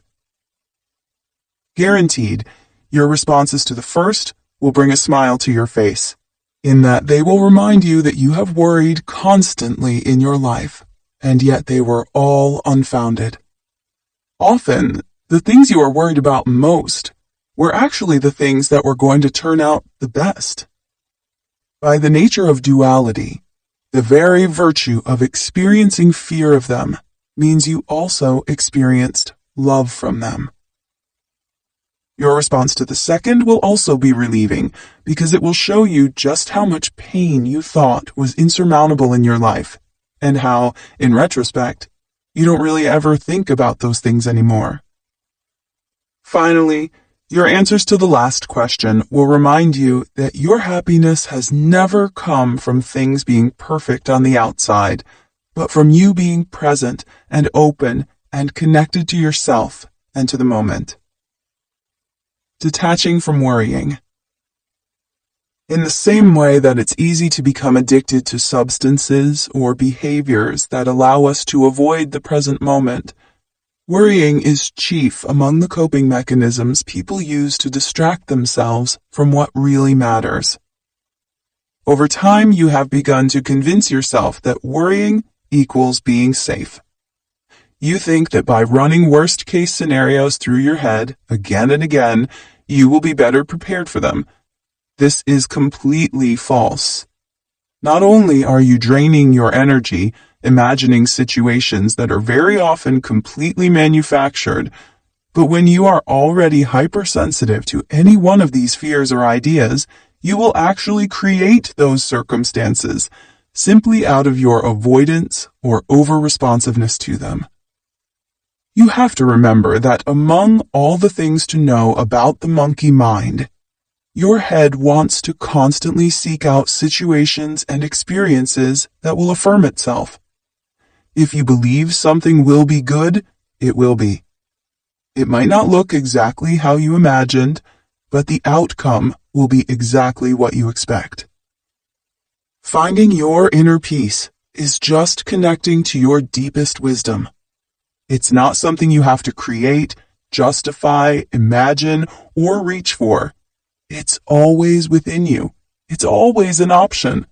And it's constantly a choice. You just have to make it.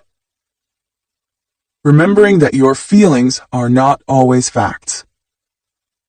The most challenging part of all of this is arriving at a place where you can discern between which feelings are instinctive and informative and which are rooted in fear and ego. In a world that constantly tells you that your gut knows everything and that your feelings are real and that, hell, if you reach in deep enough, you'll uncover a well of wisdom that can guide you, it can be really easy to assume that every feeling and idea we have is not only real, but is somehow forecasting what's going to happen in the future. Your feelings aren't predictions. They are not fortune-telling mechanisms. They are only reflecting back to you what your current state of mind is. It's like having a nightmare.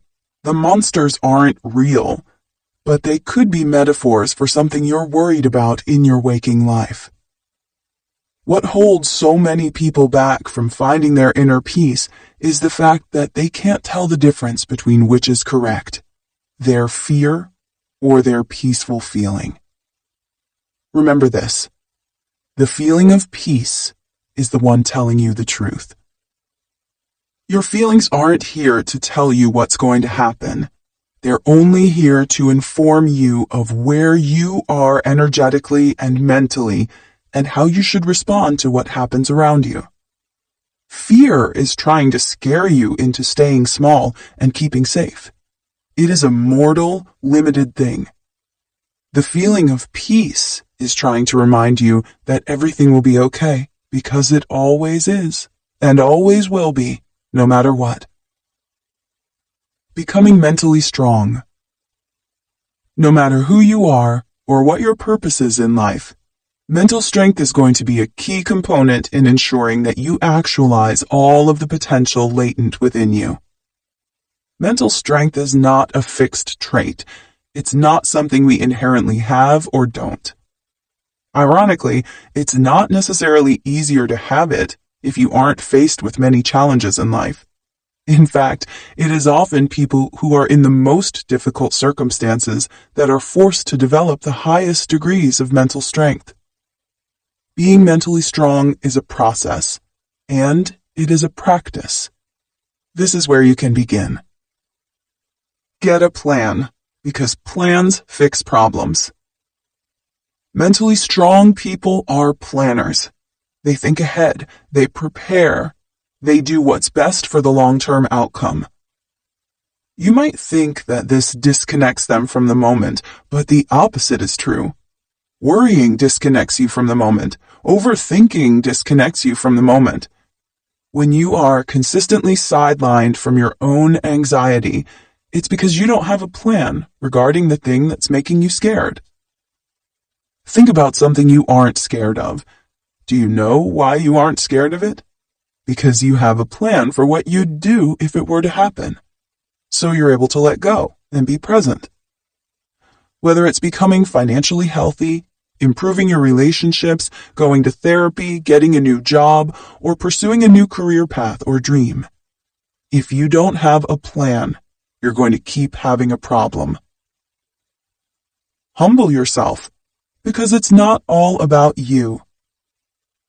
It seems like everyone is thinking about you, judging you, evaluating you, and determining your status in life. They aren't. Social media has likened us all to mini celebrities in our own circles. We become convinced that everyone around us is disproportionately concerned with the minutiae of our lives. In a number of decades, you will be gone. Your home will be sold to a new family, your job will be taken by someone else. Your kids will be adults, your work will be done. This isn't supposed to depress you. It is supposed to liberate you. Nobody is thinking about you in the way that you think they are thinking about you. They are only thinking of themselves. When you feel self-conscious for going grocery shopping in your sweatpants, please know that nobody cares and nobody is looking. When you feel anxious about your accomplishments or lack thereof, please know that for the most part, nobody cares and nobody is looking. This is true of absolutely everything in life. Nobody is evaluating you the way you are evaluating you. They mostly take you at face value. Stop thinking that you're the sun that everyone revolves around. This world is not all about you. Your life isn't even all about you. The more you can put aside your spotlight complex, the more you're going to be able to relax. Ask for help, because you're not supposed to know everything. We live in a specialized society.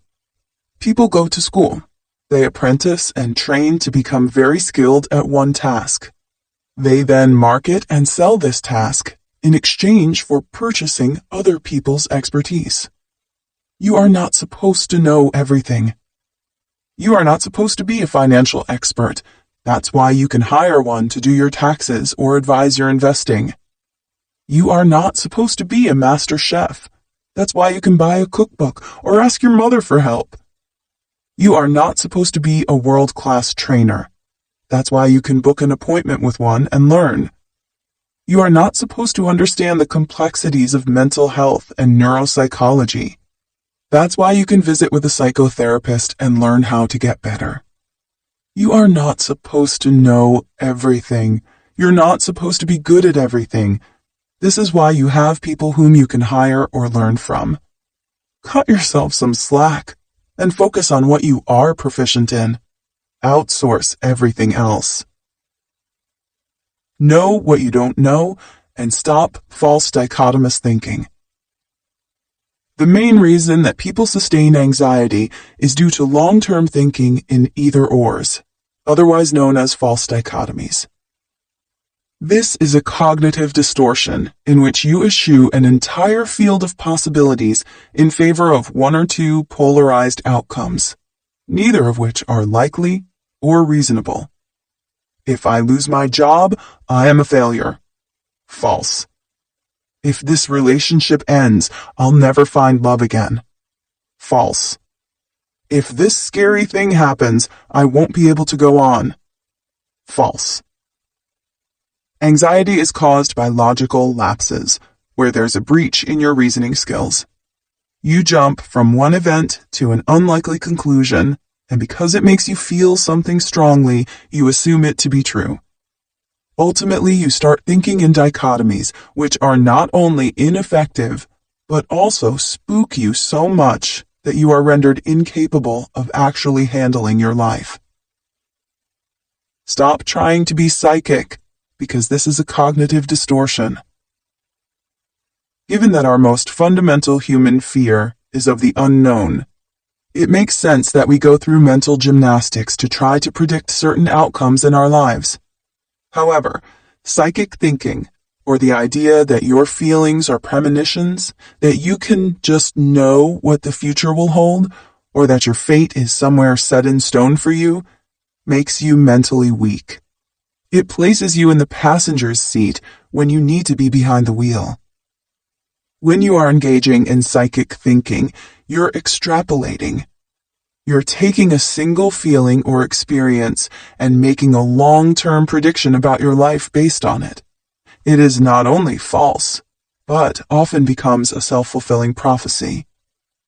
Stop trying to predict what you can't know and start putting your energy toward building what you can know. You and your life will be better for it. Take responsibility for your outcomes. Yes, all of them. In the grand scheme of your life, the outcomes that really matter and that research shows genuinely create long-term happiness are the ones that are almost completely within your control. It's easier and less scary to pretend as though you are simply a cog in the wheel, but you're not. If you actually put your energy toward learning to be productive, taking care of your health and wellness, improving your relationships and self-awareness, you'd have a radically different life experience.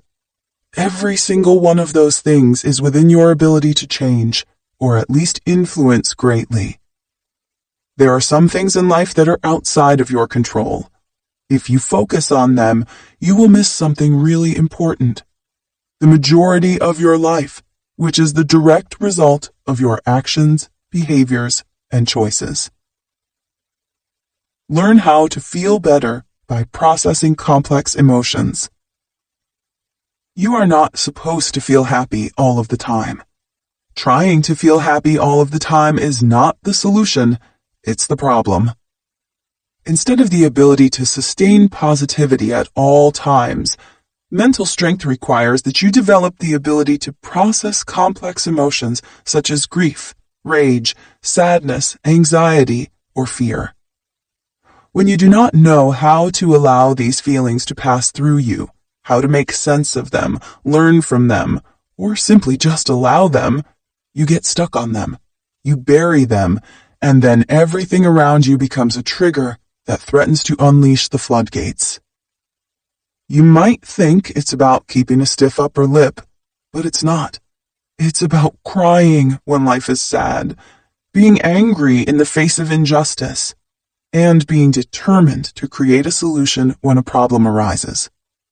That responsiveness, instead of reactiveness, defines mental strength.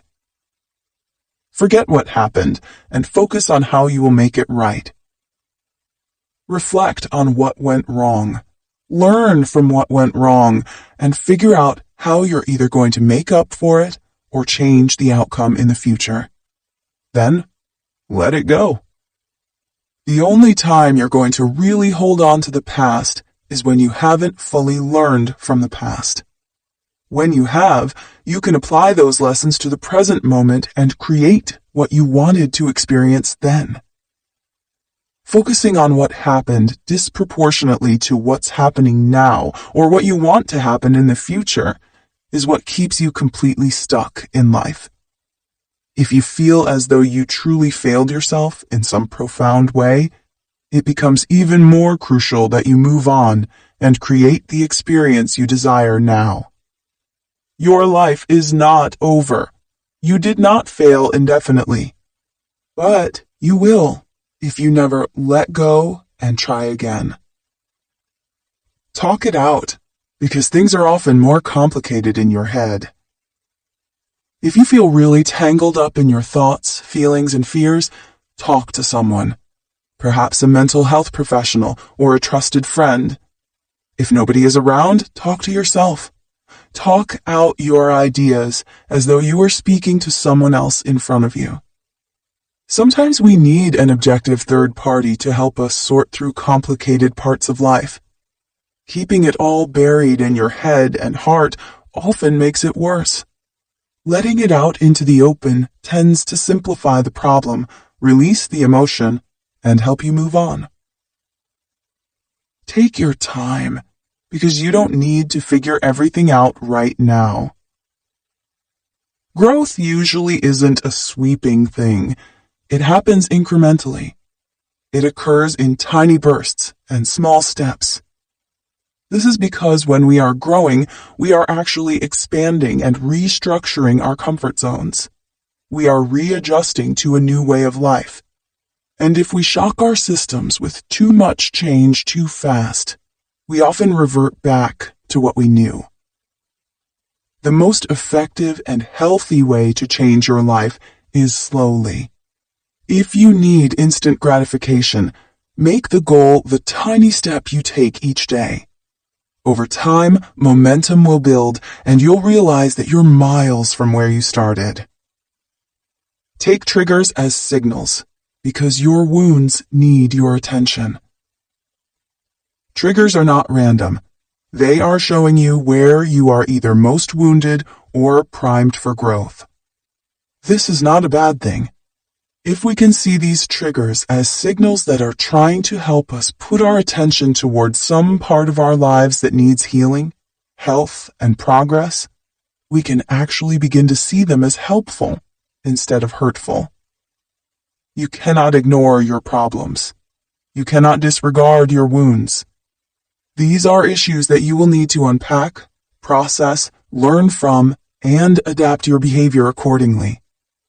This won't only make you mentally stronger, it will also give you a better life overall. Honor your discomfort, because it's trying to tell you something. The greatest gift that life will hand you is discomfort. Discomfort is not trying to punish you. It is just trying to show you where you are capable of more, deserving of better, able to change, or meant for greater than you have right now. In almost every case, It is simply informing you that there is more out there for you, and it is pushing you to go pursue it. Instead of trying to pacify this discomfort, mental strength requires that you listen, learn, and begin to change your course. If you can begin to see your life as a feedback mechanism that is reflecting who you are with the ultimate goal to help you live better and more fully, all of a sudden, you realize that it was never the world standing in your way, but your own mind. How to truly enjoy your life. If you were to ask, many people would undoubtedly agree that they believe the purpose of life is to enjoy it.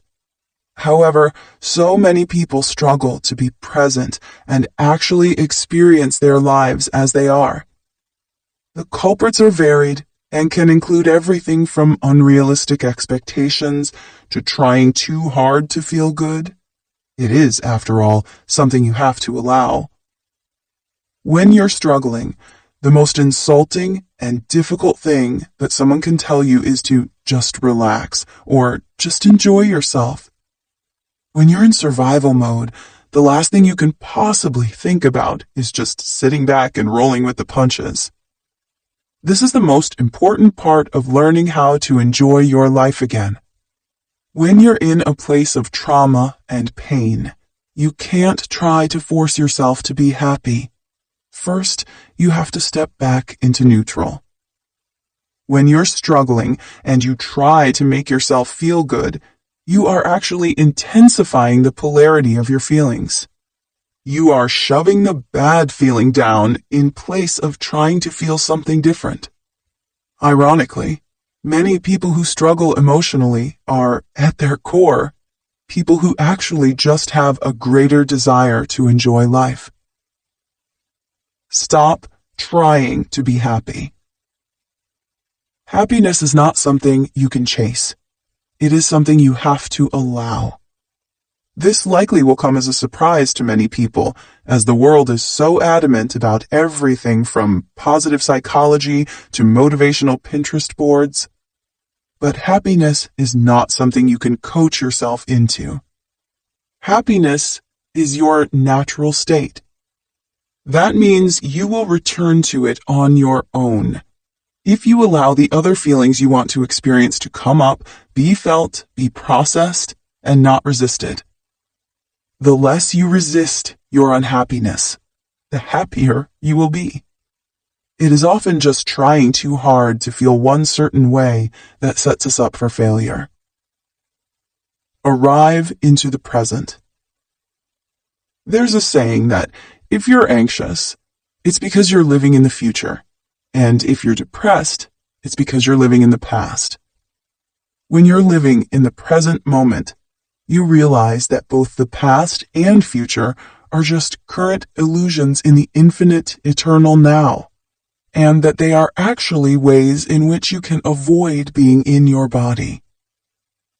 The only place to find happiness is in the present, because that's the only place it truly exists. Trying to find happiness by focusing on what could or might happen in the future is actually a process of disassociation. Practice arriving into today by focusing on taking life one day at a time and doing the most with what you have in front of you currently. There's a fine balance to be struck between living for the moment and taking care of your future self, and it is not only possible, it's how you're meant to live.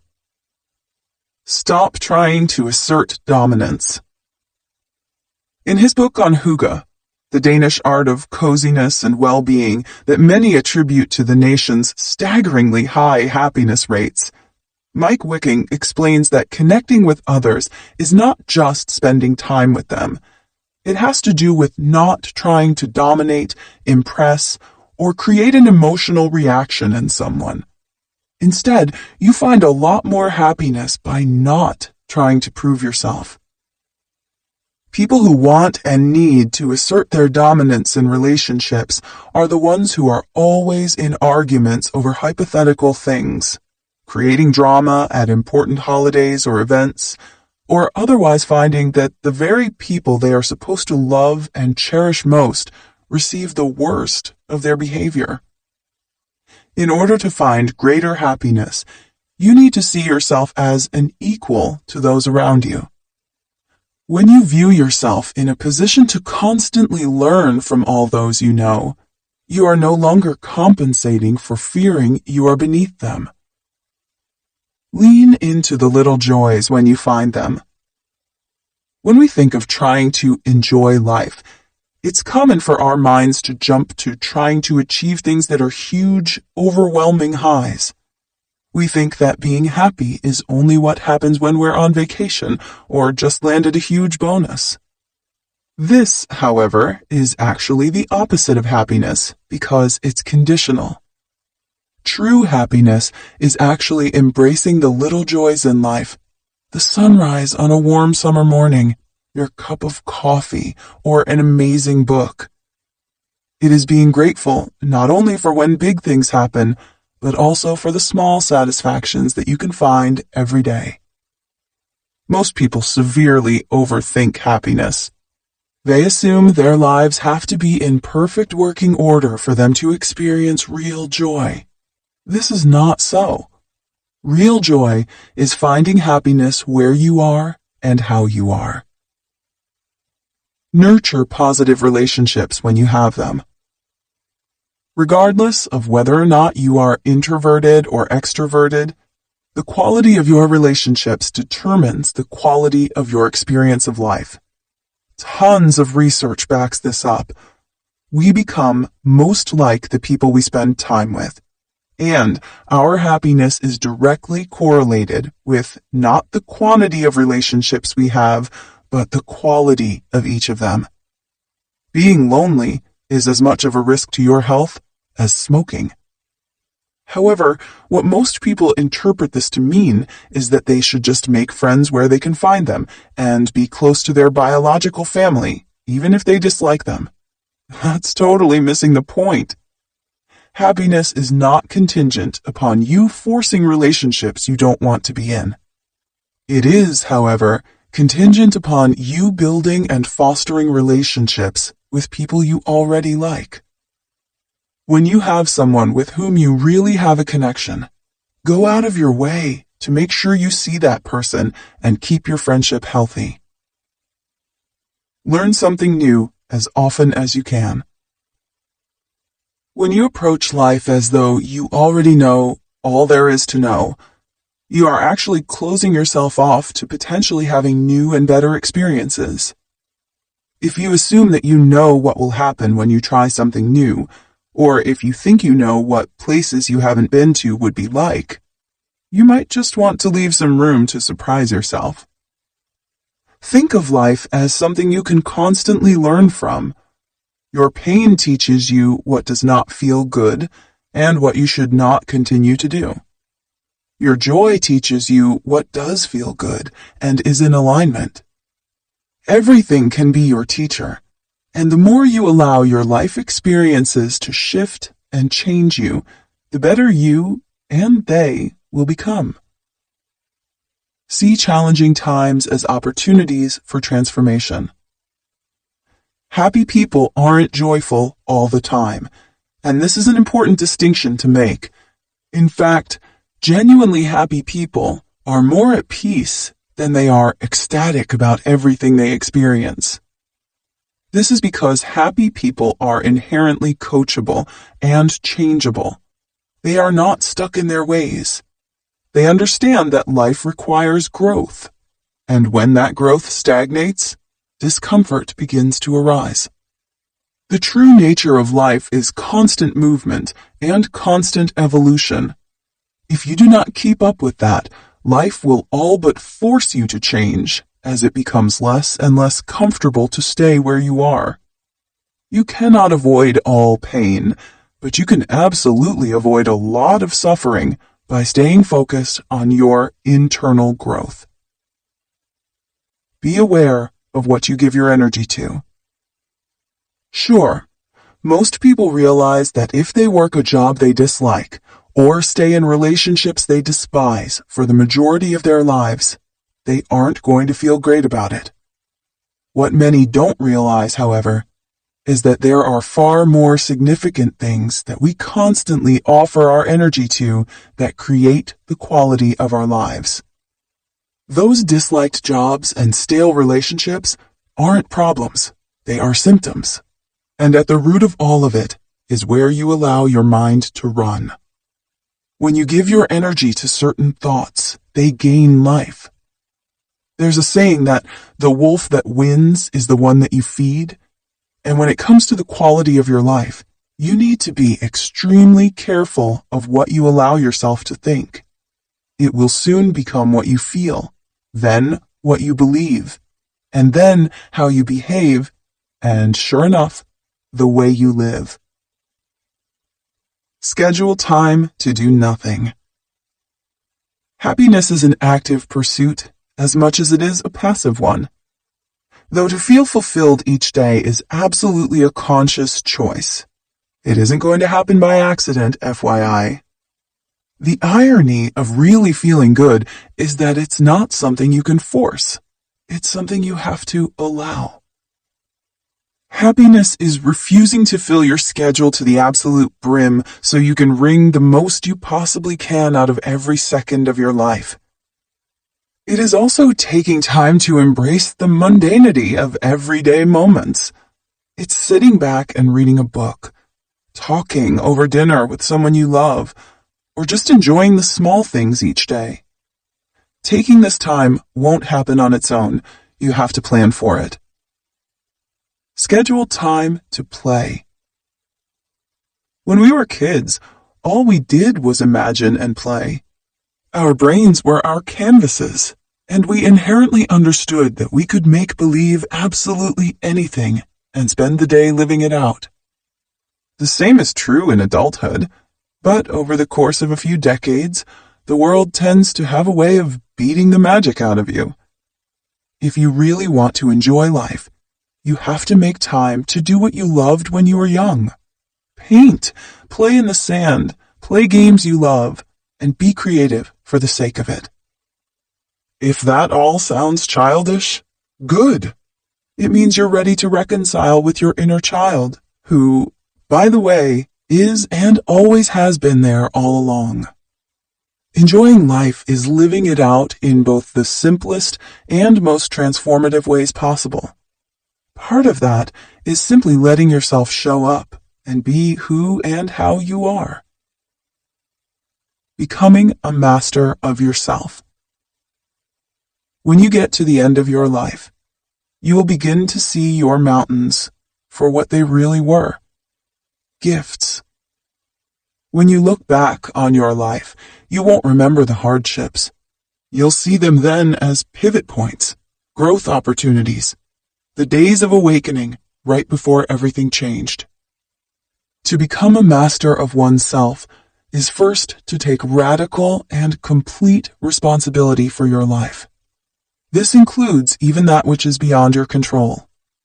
A true master knows that it is not what happens, but the way one responds that determines the outcome. Mastery is to understand that not everybody gets there. Most people live barely realizing that they are creating most of the waves in their lives, and that it is also their job to learn to ride them. Most people spend their days lost in a fog of their own thoughts and feelings, having little ability to sort through them. Mastery is to realize that we are equipped with the exact traits we need to overcome the mountains before us, and in fact, doing so is the ultimate calling of our lives. We are not only capable, we are destined. Mastery is to finally understand that the years of discomfort you endured were not some sort of purgatory you had to just get through. They were your deepest inner self, informing you that you are capable of more, deserving of better, and meant to transform into the person of your dreams. You are not only meant to have the life you want, you must claim it. You must create it. Your own healing process will create an invisible ripple effect on the collective. If we want to change the world, we change ourselves. If we want to change our lives, we change ourselves. If we want to scale the greatest mountains before us, we change how we arrive at the path. When you reach the peak of it all, whatever that may be for you, you will look back at the path behind you and know that every step was worth it. More than anything, you will be overwhelmingly grateful for the pain that led you to begin your journey, because really, it wasn't trying to hurt you as much as it was trying to show you that something was wrong. That something was the risk of your potential remaining untapped. Your life spent with the wrong people, doing the wrong things, and wondering why you never felt quite right. Your life is just beginning. Your story has just begun. One day, the mountain that was in front of you will be so far behind you it will barely be visible in the distance. But who you become in learning to climb it, that will stay with you forever. That is the point of the mountain. We hope you've enjoyed this production of The Mountain is You, Transforming Self-Sabotage into Self-Mastery by Brianna Wiest. Read for you by Stacy Glemboski. Produced by Rin Kraus. Text copyright 2020 by Brianna Wiest.